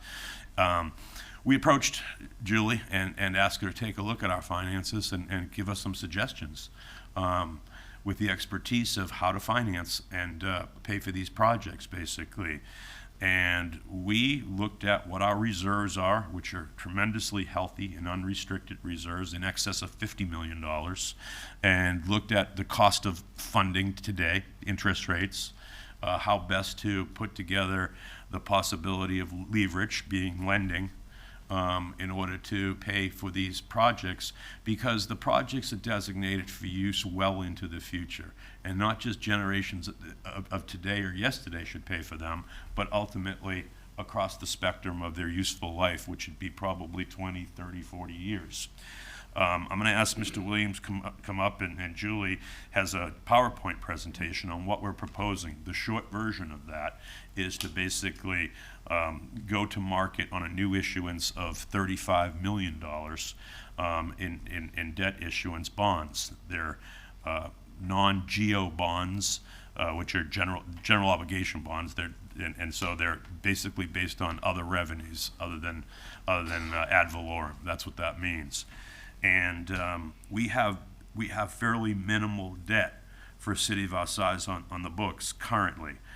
We think that the issuance in today's market, because it has a variety of different what are called coupon rates and certain maturities and the like, will generate about $39 million in source of funds for the issuance of 35. It's because some of them will pay a premium. And that's just the way the bond markets work. It's kind of technical, and Julie's probably better at explaining that to you all. With that 39, what we would do is basically repay CRA bonds that are on the books till 2034 at a higher interest rate now than what we would borrow money at. So there would be amortized savings, significant amortized savings by repaying those bonds. It would also bring about what's called level debt by wrapping it, so we have more predictability and things like that. Ultimately, we will use a major portion of that money to pay for the police station, which will be north of $30 million when we get the GMP we're expecting. One of the reasons why is when I first submitted the GDP plan to you was I said, I think we're looking at somewhere between 18 and $20 million. Well, construction inflation has gone up probably about 30% since then to start with. Secondly, program needs also have an additional need for a structured parking garage and evidence storage facility and the like. And that facility is probably somewhere on the order of about the 6-7 million of the total aggregate price of 30 million. And then we also have a factor in there regarding the cost of additional square footage. Currently, I think we're using probably about 29,000 square feet, just shy of 30,000 square feet. This facility will be built at about 53,000 square feet. And so it has both room for today and some expansion room for tomorrow, as well as the site itself have an additional possibility for some assemblage of buildings and the like.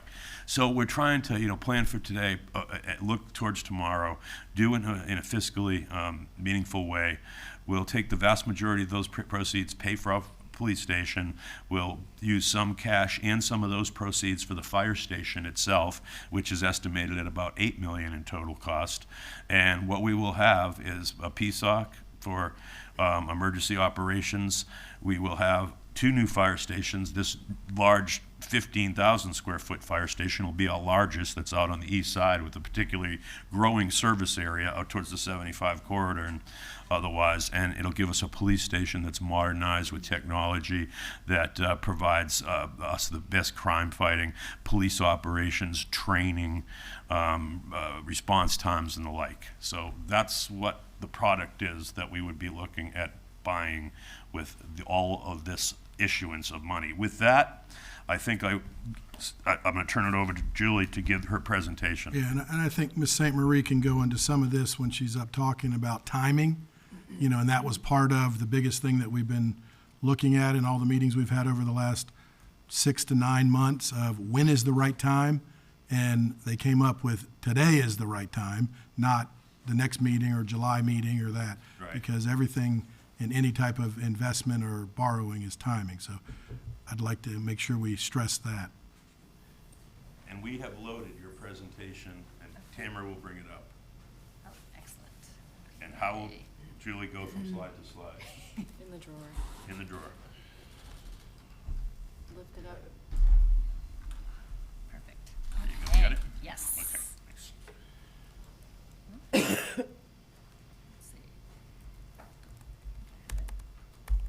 Okay, thank you.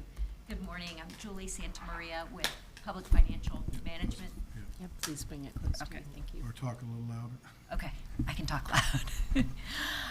Thank you, Mr. Perry. As he explained, we're looking to issue bonds to provide $35 million in new funds for projects and $4.1 million to refinance the CRA Series 2011 bonds for debt service savings. Bradenton continues to have a very strong financial position and is rated among the highest rating categories. The revenue trends are very strong, and the reserve levels are viewed very favorably by the rating agencies as well.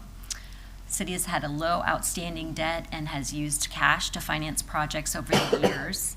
And due to the long average life of this project, it is very prudent to finance certain longer facilities over an extended period of time to share the cost over future residents.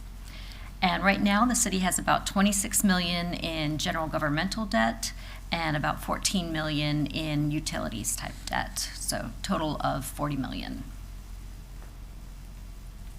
Do you want to say? Nope. Okay. Doing great. All right. This is just a summary of where the city's ratings are in terms of investment grade categories, which are ratings that are BBB and higher, which is typical for most governmental entities. As you can see, they're extremely strong, and as part of this process, that middle group of ratings, and you see the highlighted or the circled AA1, is the rating that Moody's affirmed for the city's outstanding non-ad valorem debt and assigned for the Series 2024 bonds. I just want to interject at this point that we assembled a finance team that included Mr. Williams is the lead, myself, Ms. Santa Marie as the financial advisor, and Raymond James as the underwriter. We took a very deep dive look on the city's finances, both their long-term debt, bond, obligations, debt service requirements, coverage ratios, a host of other types of things that bond rating agencies, Moody's, would be looking at. We ultimately put that into a package, had meetings with the bond rating agency, Moody's, and answered questions from them. Heidi did a great job of answering specific questions, and Linda and the like. And they were very, very complimentary of our financial position and condition, perhaps as the highest scale of any local government this side. And they made some comments about it, and I'm going to turn it back over to Julie to talk about that. Sure. Some of the strengths that they highlighted were the city's solid financial position, supported by strong budget management, and the steady source of non-ad valorem revenues. Some of the challenges that they highlighted were below average wealth and income levels, which are improving as the city's economic development continues, and somewhat elevated pension liabilities, which is quite the case for most Florida governments, cities at least. This table shows how the city's ratings have continually improved over time, and it's just an excellent trend to highlight to show that you're certainly moving in the right direction. I think we moved up to the AA1 in 2022 from a previous AA2 rating in 2019.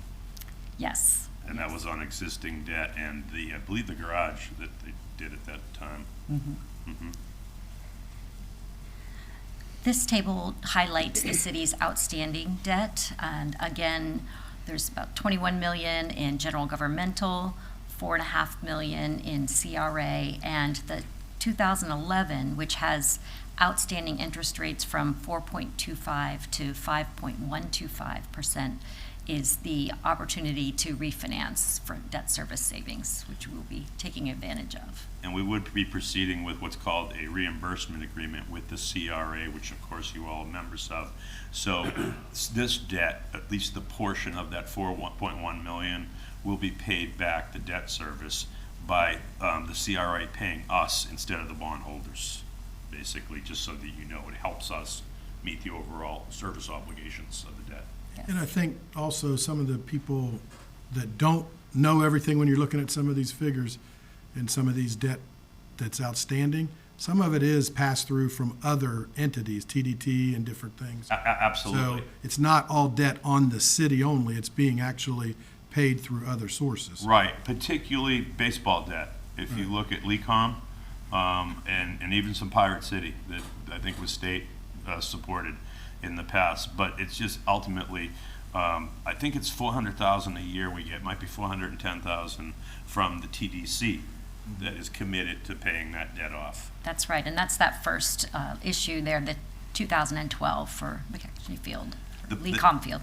The debt we're going to pay for the CRA is actually related to Riverwalk 1, I believe. Mm-hmm. Yes. Back in 2012. It was in a 2012 Yes, issuance? 2011. 2011, Yes. thank you. Mhm. Yep. So this provides the detail on the existing annual debt service, and it shows how it declines over time as your existing debt is paid down. And we're structuring the new debt to fill in some of that further outstanding maturities so that it minimizes the impact on cash flow on your existing or your future residents. And so based on current market conditions, the all-inclusive cost is approximately 4.36%, and that's subject to change until we price. The savings from refinancing the 2011 bonds are approximately $440,000, and that equates to about $40,000 a year. It's not a huge dollar amount, but as a percent of bonds refunded, it's over 10%, and the GFOA recommends a minimum of 3 to 5% to make a refunding economical or feasible. And this just shows this gold line shows the new debt We'll have interest only for the first few years until the existing debt steps down, and then out to 2038 is when that debt kind of levels off. This just provides the detail for that slide. I know it's difficult to read, but just for your backup. And to highlight current market conditions, on the left shows the tax-exempt yield curve, where the rates are right now for the debt that we'll be issuing, and the gold bars show the range over the past 10 years. Rates have been extremely low over the past 10 years and then rose recently, as we all know. And the dark blue line shows where we are right now, so it's more towards the middle of that range, not at the highest level. But again, when you look at 4.36% for 30-year debt, historically, that's very, very good. The chart on the right shows where the taxable interest rates are and highlights that the opportunity you have, and you need to maintain those strong reserves, but those can be invested at a higher rate than where you're borrowing on a tax exempt, but they're important to keep for hurricanes and other potential needs. That's one of the policy decisions that we wanted to recommend. Was we like the idea of basically keeping a very high level of reserve that will provide us a certain degree of liquidity. So if there's economic downturn or different types of forces, economic forces, we could always draw on that liquidity to weather the storm, so to speak. If there actually is a storm, a catastrophic storm, an event such as a hurricane, we still have that significant amount of money to address that. And then lastly, I think, as Ms. St. Marie pointed out, it's attractive to borrow at a rate and still maintain that liquidity and things like that, and we do earn significant interest on that. I don't want to get into anything further because there's IRS implications. There's a word I won't use, but we've looked at the legality of that. Right. Well, and one of the things I think that's important for the public to know is we're not spending for today, not worrying about the future. We're setting up to succeed for when none of the six of us are up here for that next council to be able to look back and say, wow, what they did was good, now we can do this. So it's not about just, borrowing in the moment.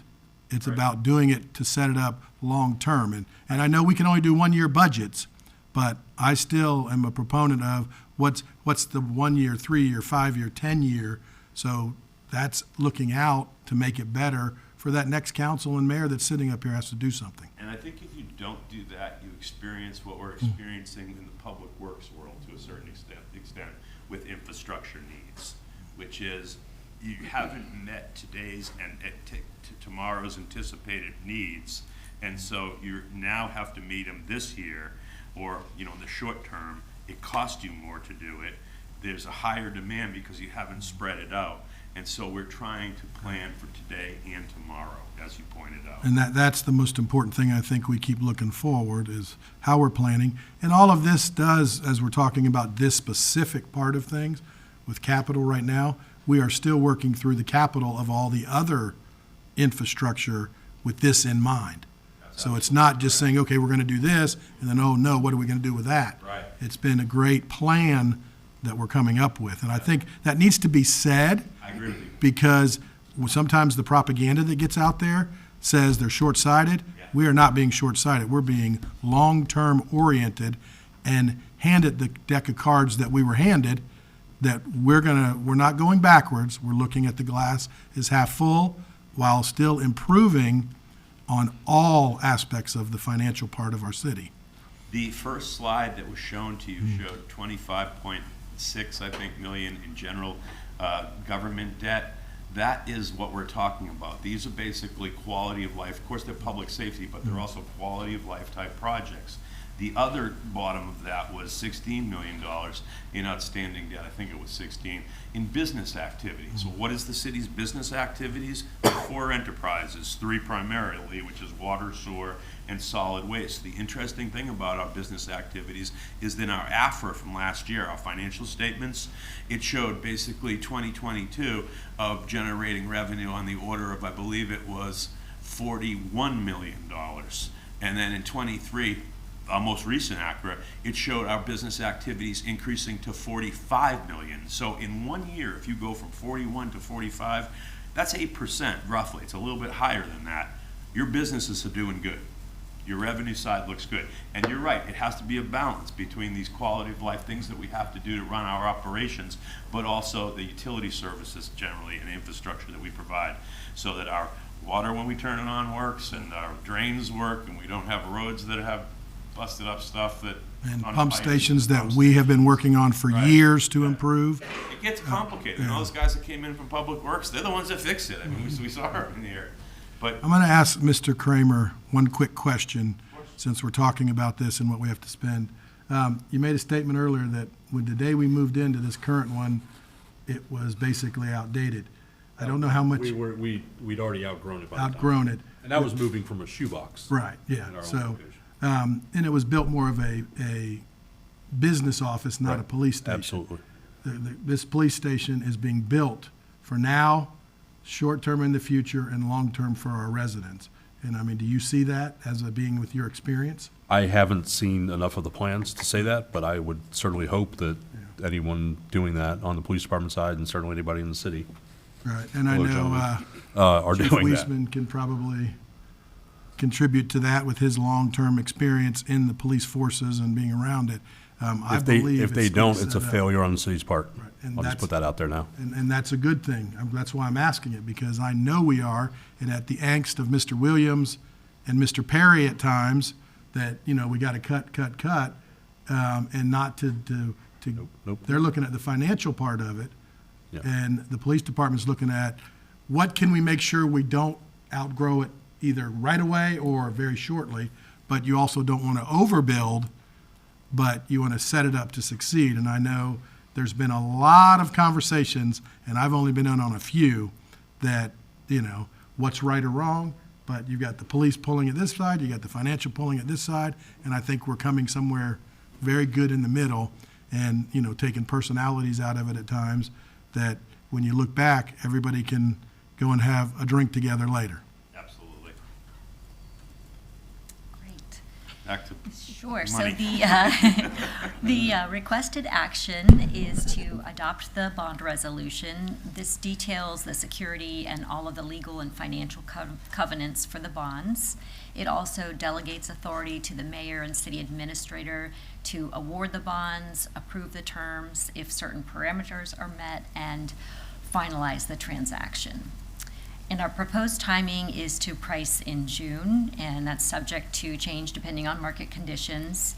And then we would finalize the bond documents after pricing and close in early July.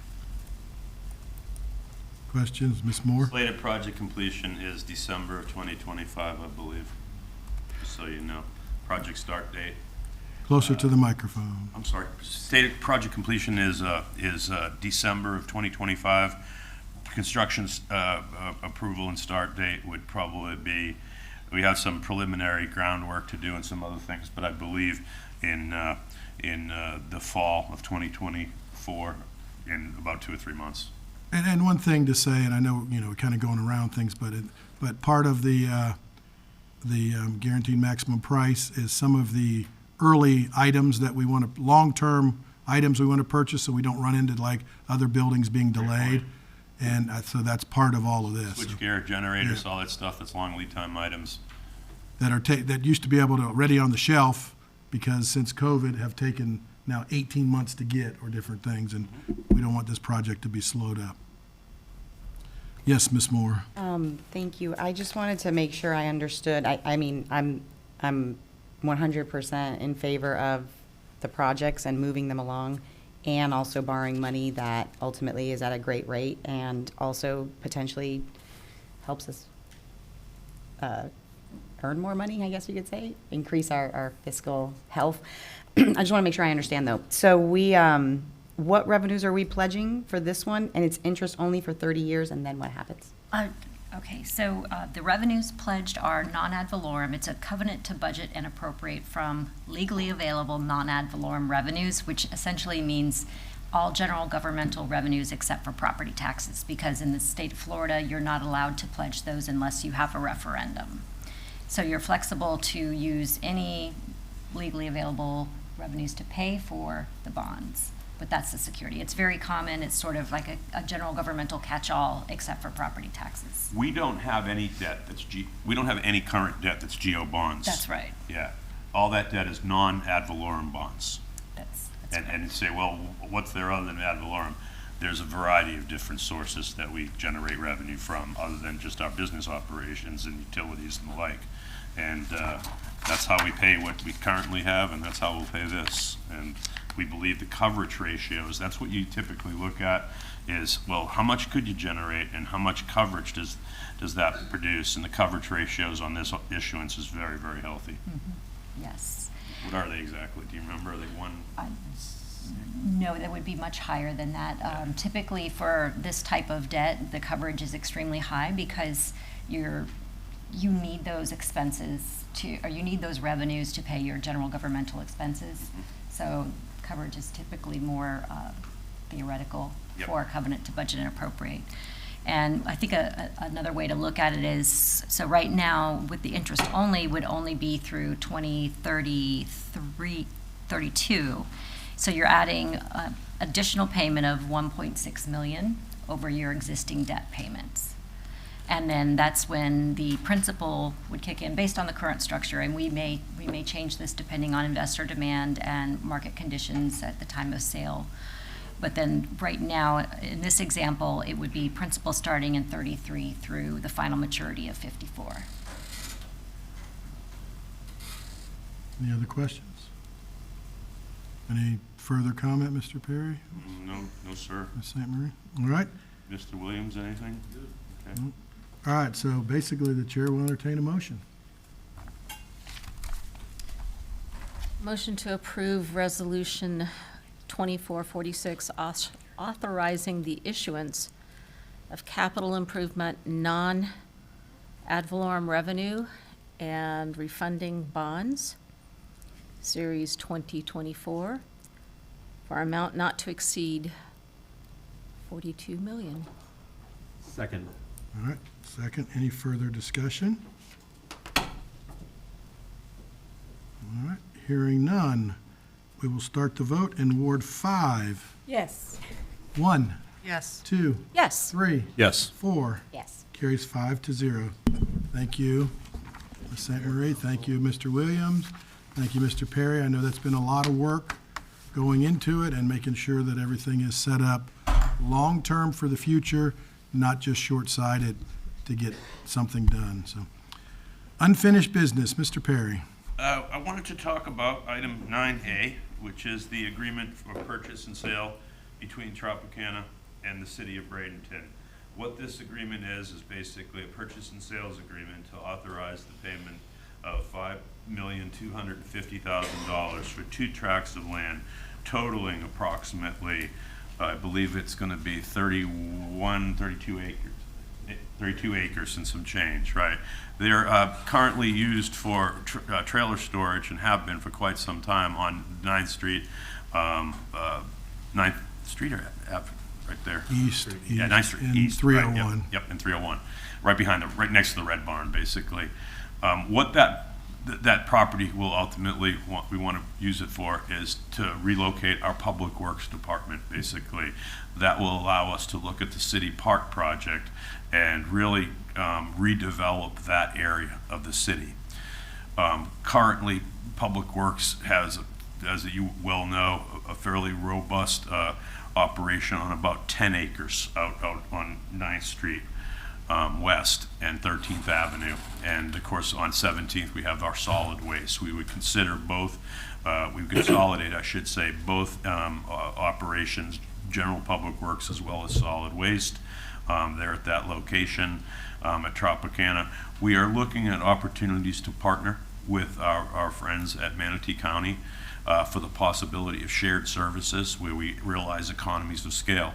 One example of that is a facility maintenance type of facility where we service, the garages, the bays, the lifts, the equipment, and that's where we service a lot of our equipment, both light and heavy duty equipment over there. And I think if we do that together, we can probably both save a little bit of money, both on the construction of some of the infrastructure, but also on the overall operations. It becomes more efficient. Well, we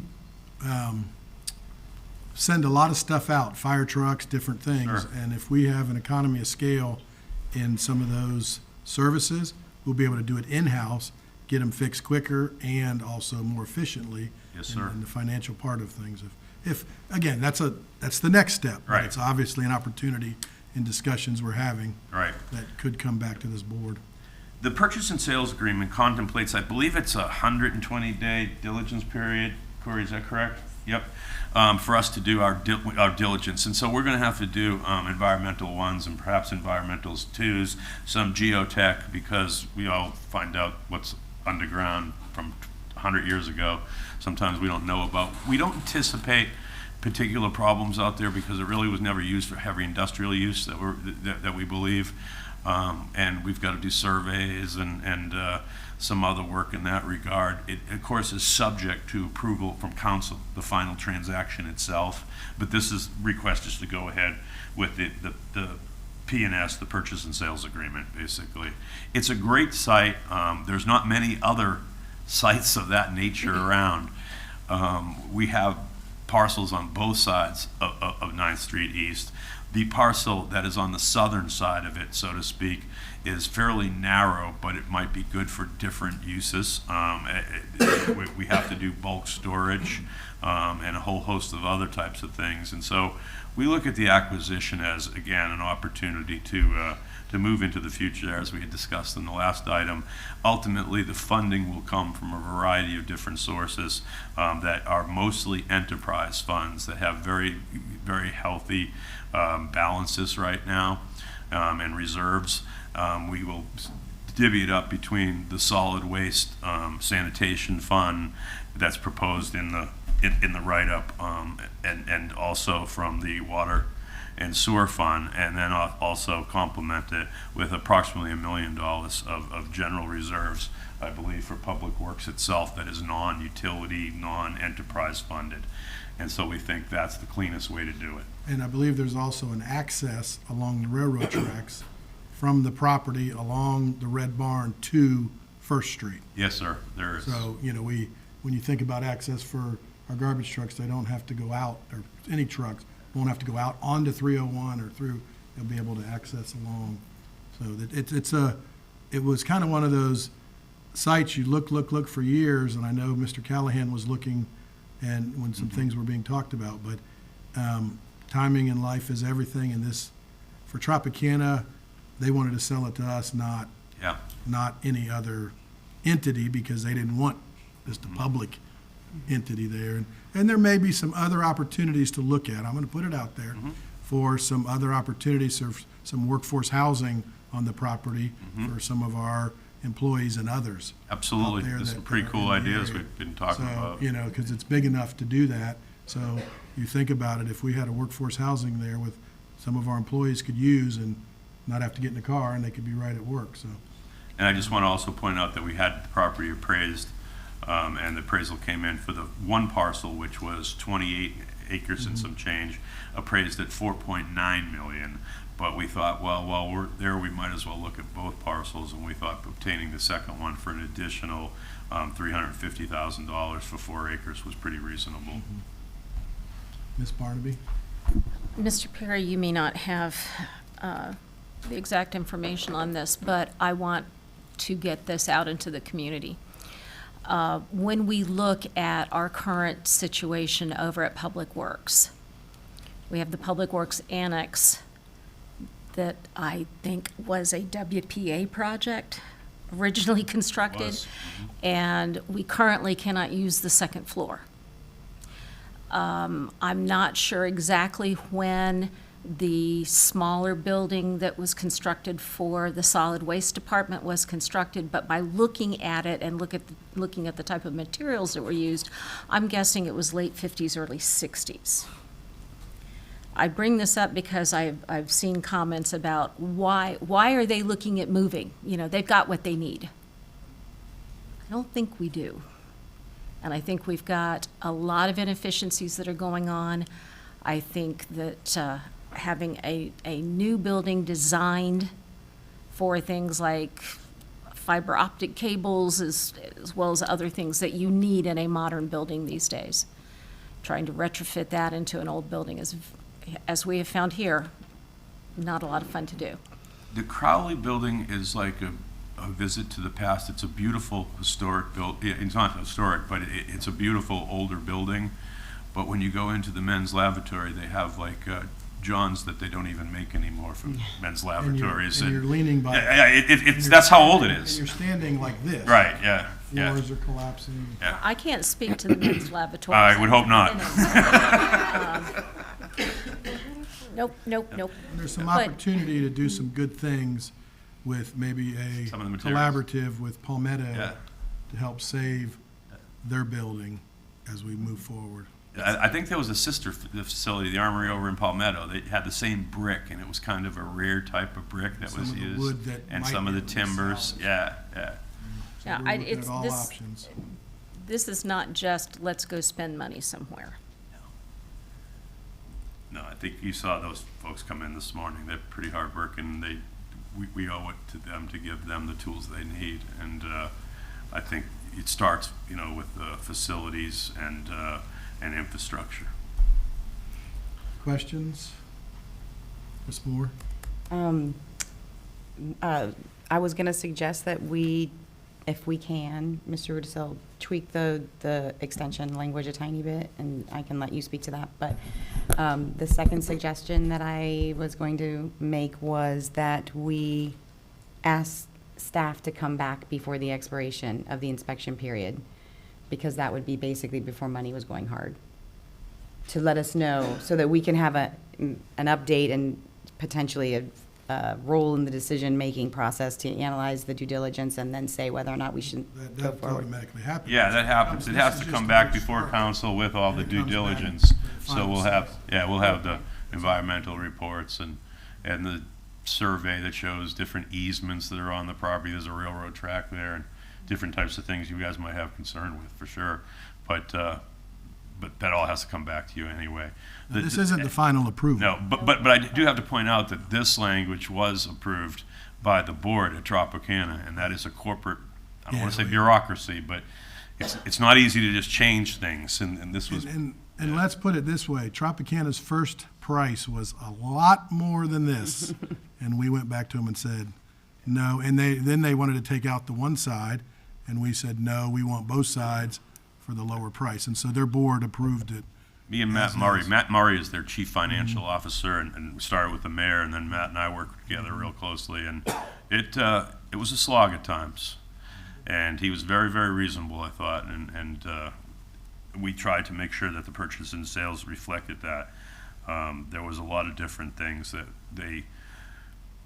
we initially proposed, and we were able to work through, let's say, whether it was cash, whether it was going to be a payment over time, whether it was the whole property or just the single parcel, the inspection period itself, things like that. And, Matt has a corporate board he has to answer to, too. When they've approved it. Mr. Rudisill?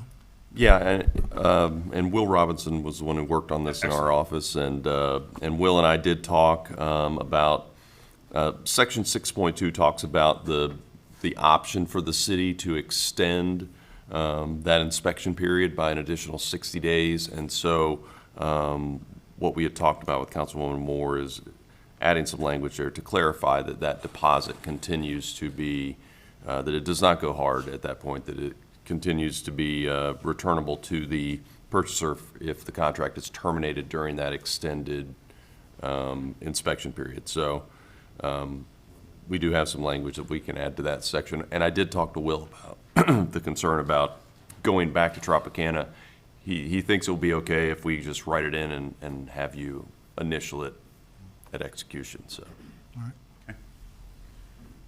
Nothing further. Any other questions? The only other question I had was, I'm assuming down here in the purchaser's costs, where it says the issuing the title commitment and policy. And I just, the title's missing out of that. B4, see the cost of obtaining and issuing the commitment and policy, that's for title, right? Yes. And we just recently went through this where we were the seller and we paid the title. Now we're the buyer and we're paying the title. I realize it gets negotiated, but Manatee County historically was the seller paying title. Now, I wasn't part of all your negotiations, but I'm just talking about that. I wasn't part of the negotiations either, so I can't speak to that, so I don't, but you're right. I mean, title is something that can be negotiated between the parties, so. I got them down pretty far. Yeah. From where they were at. And so I didn't want to get in the weeds on something like that. You very well may be right, and I think generally speaking that is the way it works, you know, and everything. But at that point, it was like, I didn't think it was advisable. We wanted both sides of the road. We wanted that extra space for storage, so I think it was important. And when you're talking about close to 7 figures coming down, sometimes you have to compromise a little bit on. Yeah, I do it all the time. I'm just.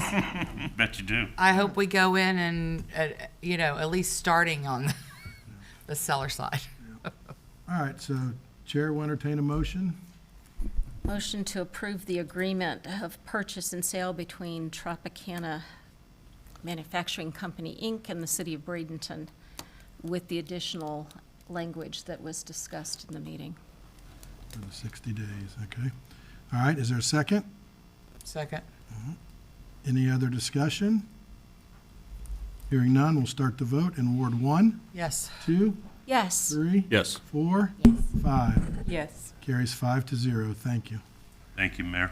All right, any other unfinished you want to go over, Mr. I Perry? believe that Mr. Williams has a matter to bring up that we have to address.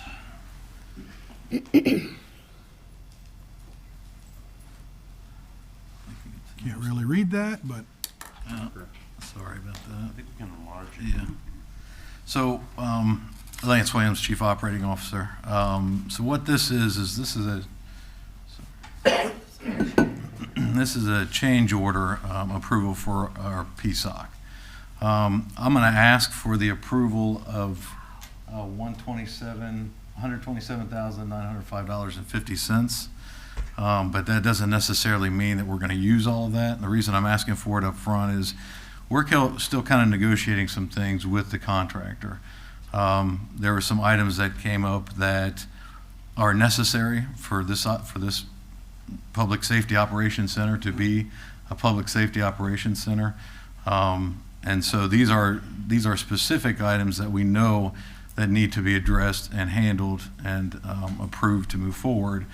But you'll see on the section B, there's some question on the contingency, whether the contingency is by the construction manager or if it's something that the city could use for the operation. So I'm just gonna go ahead and ask for the entire amount of $127,905, but we'll come back and present, kind of where we landed after we talk further with the contractor. We're doing all of this kind of this way so this project doesn't stop. Obviously, in a couple weeks, we'll be in hurricane season, and this is dedicated to a hurricane or any kind of event that the city would have to respond to. And so we wanted to make sure that the construction didn't stop. And so between the city and the contractor, we agreed that we will continue going and that we'll settle out everything kind of at the end, of which then we'll come back to council with as well.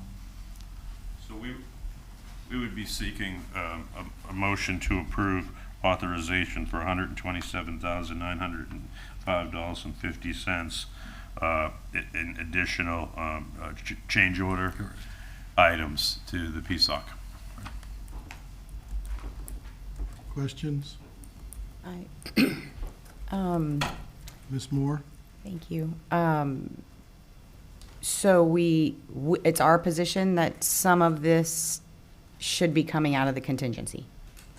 Yeah, we've been kind of speaking with the contractor, our legal folks, our procurement people, about the contingency itself. I mean, not typically contingency is for cost overruns, right? However, there's language in that contract that abrogates that to a certain extent, at least arguably, and that's what they're telling us, the contractor.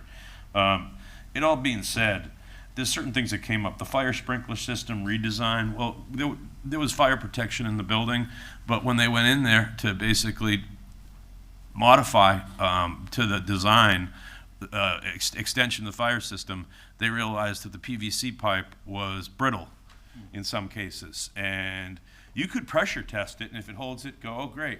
Really, the contractor, the fire protection contractor, is only responsible for what was there to what he put in. Beyond that. But we didn't want to be in that situation where we had to go in after the fact and replace it all the way back to the supply lines in the lake. And so this was an upgrade that it was required. Typically, we would hit that within contingency, but they're arguing that it's a little bit different, and so we need the flexibility to do that. We'll resolve it. Hopefully, we won't have to use it. I'd imagine we'll use some of it, and we'll close the project out. Fairly common. If you look at it as a $3.8, $3.9 million project, and you say, you know, you're getting more than what was the initial design, and it's going to cost you $127,000, your variance is fairly minimal on the overall cost of the project. It's not like the $4 million project turned into a $6 million project or anything like that. And so, you know, that we need a little flexibility. I'm going to say it, and I just, you know, we've met with the contractor, Tandem, and, you know, a lot of people criticize us for some things that we do around this town at times and pick local developers, and he's local from Sarasota. Well, there's some, and they're trying to be very politically correct in it, but I'm very disappointed in Tandem. And I'm just going to say it because of what's going on and what we're doing. And I don't know if that's politically correct or not, but we've been holding their feet to the fire. Mr. Williams is doing a great job. We do not want to spend $127,000 more dollars, but I also don't want this project going dark. So we need to keep it moving and put on Mr. Williams and Mr. Perry to make sure that it's as minimum as possible. That's a maximum price. And we're running it like a home, you know, like it was your own home, and you're saying, hey, you said this, you said that. And there were some things, and like with those pipes, that's, you get into an old home and you think it's working. Now all of a sudden, you don't want to be 6 months later, well, the pipes are leaking from there back, and then it's an issue. So that's simple, but I think, you know, you can bet that this is being looked at, and it's not like a typical government job where, well, it's a change order. It's a change order, and I'm confident on that. Ms. Coker? Yeah, are these, is this change order, are these the exact costs, or are they doubling them? Or do they have a markup for change orders? They have a little bit of a markup, just like they would, you know, any contractor will on change orders. But these are the exact costs with that markup included. So it's not, they're not going to change unless they go down. I mean, you know. And I'll give you an example of that fire protection system. We had our fire contractor go out there that does our buildings and say, is that a reasonable price? Fire marshal went out there as well. Both fire chiefs. Yeah, both. It wasn't just us talking about it, the contractor. Yeah, we had a whole group of people out there. Well, I guess my question, okay, so like, we didn't know up front that we were going to have bathroom and kitchen counters, or we needed to add hot water? Actually, the kitchen counters are interesting because it deals with the capacity of the kitchen, and we didn't know at the time regarding, I think it was refrigerator sizes, that we were going to need more counter and stuff like that. And so that, you know, was kind of a change in the field, I guess is the best way to put it. There's other things, the dog kennel storage. You know, we knew that we were going to have a police presence out there, which is fairly significant. They're going to have the traffic unit out there, and a large evidence storage, things like homicide cases that have to be stored for a long time. It provides them that type of programming capacity, and then the kennel storage for our canines. You know, there was additional information. Some of it's on us. I mean, it's common that any construction project, you're gonna find things out when you're building that you have to change or you wanna change. And that's what's a lot of this is. The issue is really more what should be within the contingency, really, and what should be a true change order. But again, as Mayor pointed out, we don't want the project going dark. And I don't think it will, don't get me wrong, but I think this basically will give us the flexibility to finish up. And it is expected to be finished in fairly short order, probably a couple months. Early August, yeah. One of the things that's very important is the structural integrity of an emergency operations center. So in order to hit wind speed and uplift, they had to get into the walls. They're concrete block walls, and the engineering guys say that you can't have more than 24 inches that in a concrete block wall that isn't reinforced with filled concrete and rebar in it that's drilled into the foundation of the facility. Well, when they initially did their penetrating radar test, they thought these channels were going to be compliant. As it turns out, it wouldn't give us the Cat 4 type capacity that we wanted there unless we did these reinforcement improvements. And so we argue with them, well, you should have known that, and back and forth.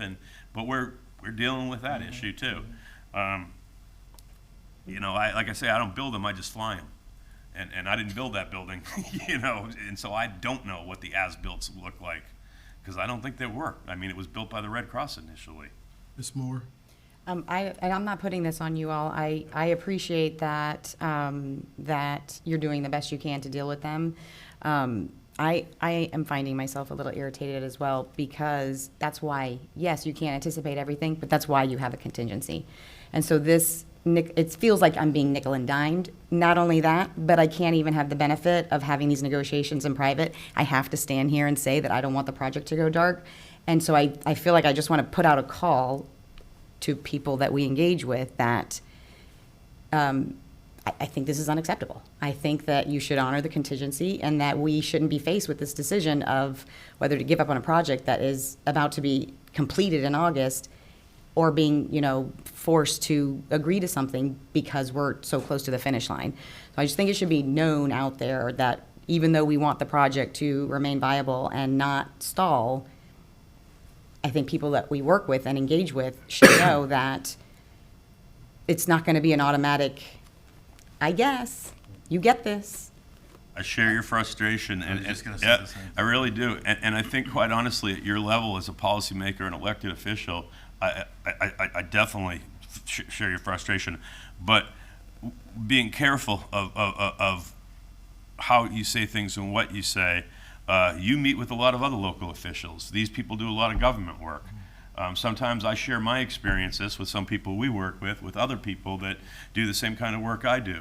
And when word gets around about that kind of thing, usually, you know, at that point, they have to make business decisions. And this is something that, up to this point, I'm not particularly comfortable with the way it was done and how these things are being addressed and who the project manager is and a host of other things.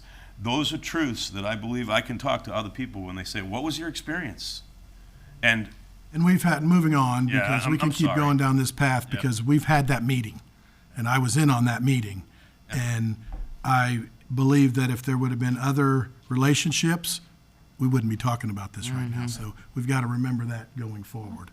You know, so unfortunately, we get criticized for a lot of things that we wouldn't be having the discussion right now if we were in a different light, so. All right, I so, will thank say you. we're I need a moving forward. motion. Did we Yep. have the motion and we're in this? No, I don't. No, we didn't get a motion on that one, it was the other one. So I need a motion to approve up to the $127,905.50. Read it.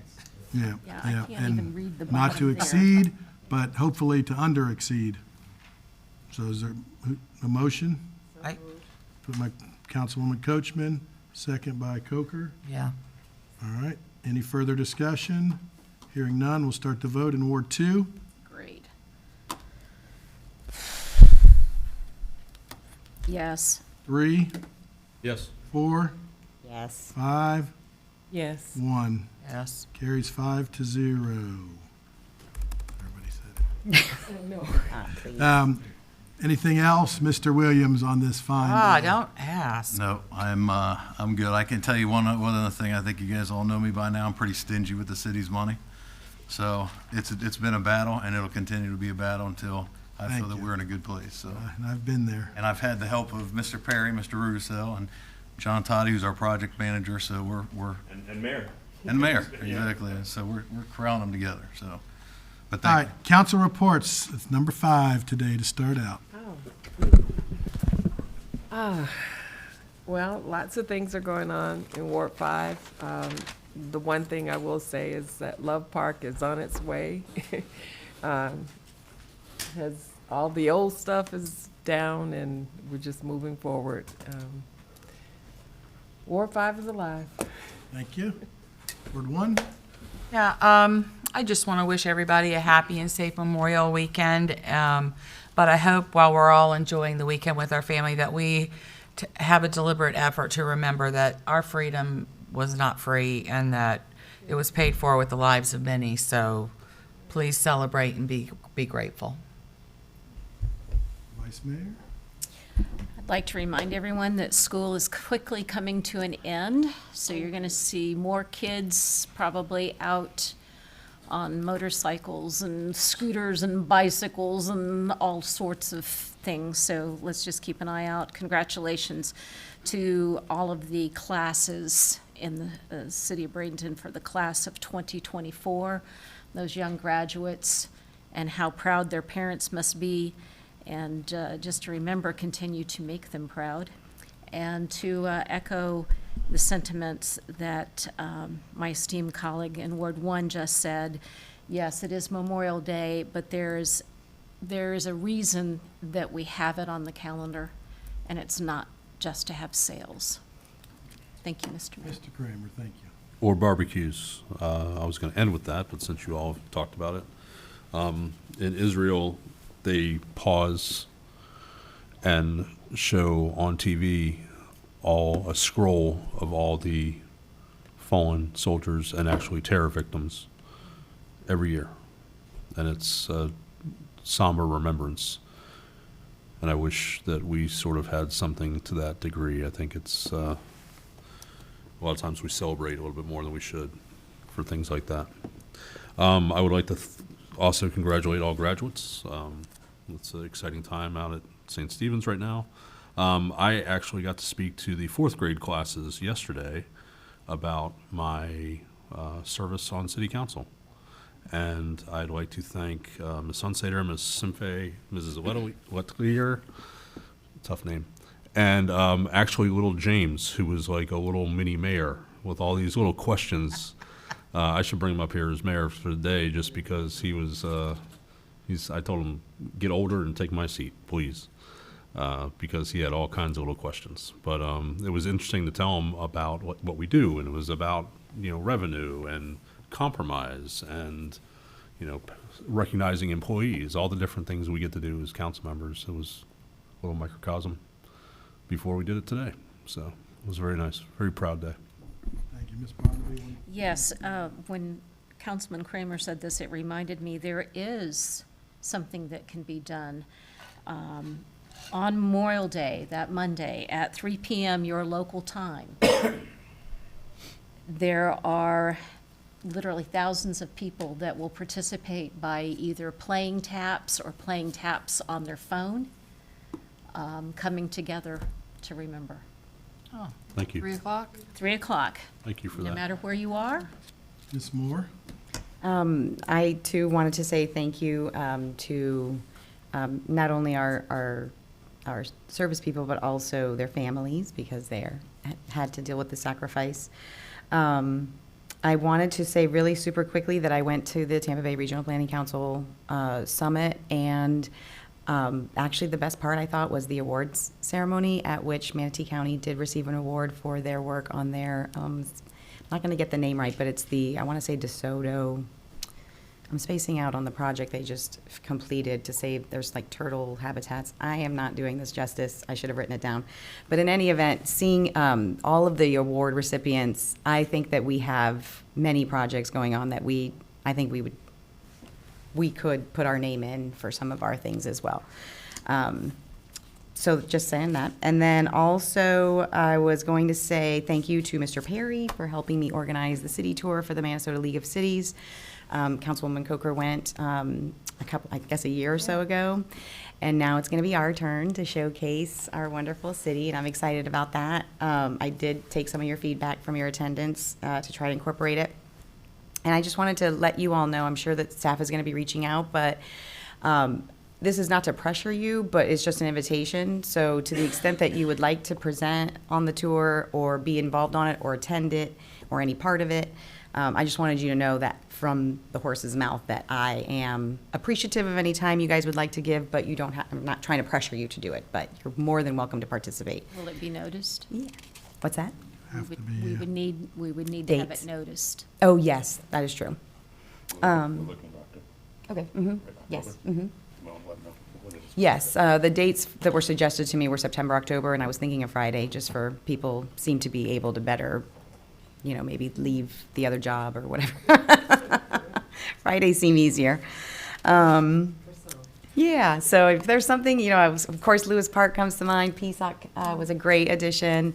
So if there's something that you want to highlight and showcase, I think that would be fantastic. So, and then the last thing I was just going to suggest while we were, every time that we have these heavy agendas that include a lot of land use, I always think about doing something more comprehensive. And so I know we have ordinances, I know that planning is working on that, but I'm wondering if we want to have a workshop or something to maybe go over the visioning and also to have that conversation of what do we want to see where, so that we don't, because I feel like we're kind of reinventing that wheel every time a specific person comes to us. And then I always start going down the hill of worrying about, to your point about time opening and that sort of thing. I'd rather that we were just a little more consistent. So I think that if we want to get in on the conversation with each other, planning, I was just going to throw out there. I know it's summer, but maybe another workshop. Yes, have been looking, Mr. Perry and I have been looking at workshop dates and also some maybe special meeting dates. But obviously, we set up our calendar to have the June 12th meeting and then July meeting where people could take a break in between.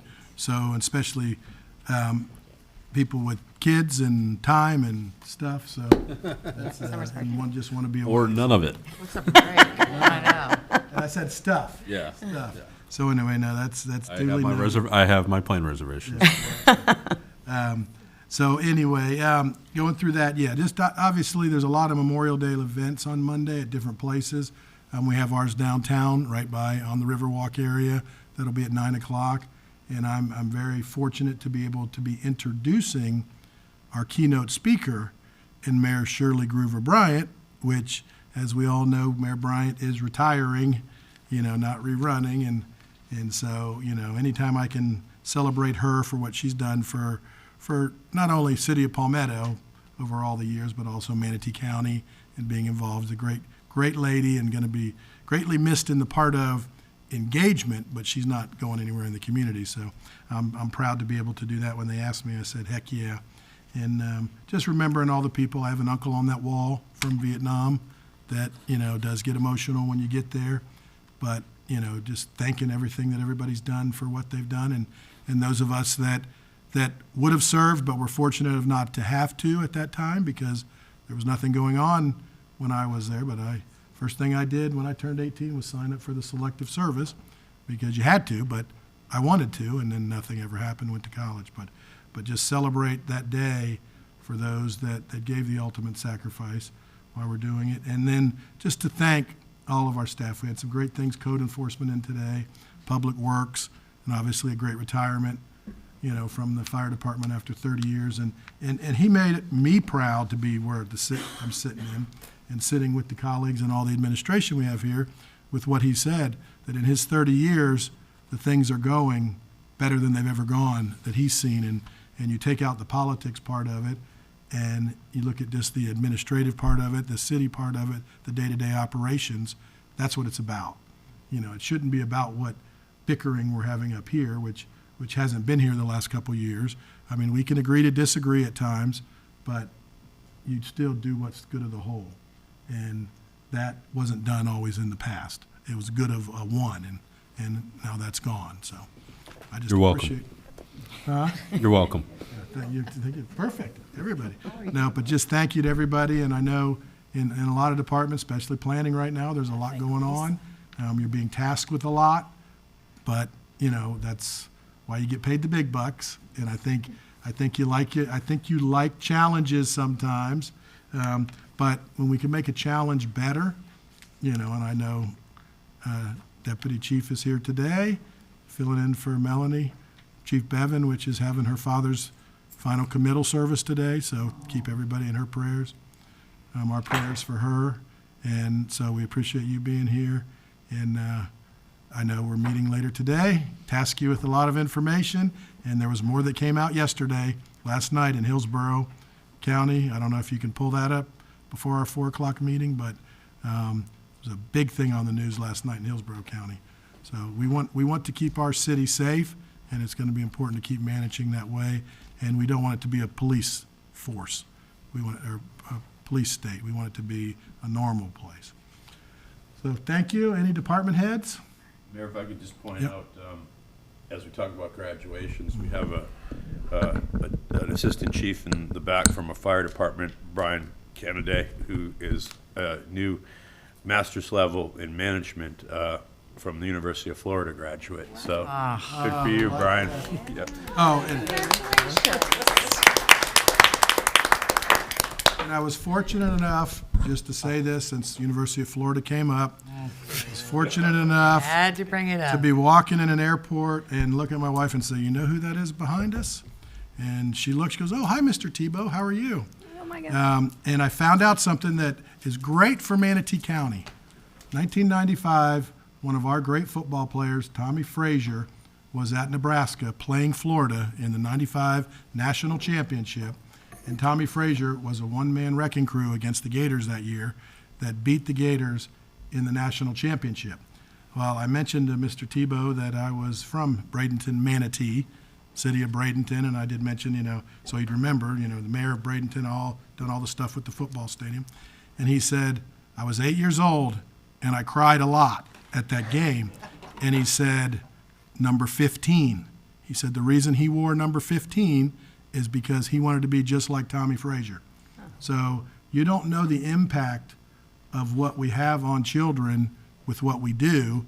And, you know, I just thought that was cool that Tim Tebow, one of the best probably ambassadors for not only sports, but also just in religion and everything else in his whole life, you know, with some of the things you're seeing on TV now, you don't want to be associated with him. But to say that he followed somebody from our town in the, you know, and Tommy Frazier is a great guy and a great ambassador for what has happened in his life. But that was just pretty darn cool that he wore number 15 because of Tommy Frazier.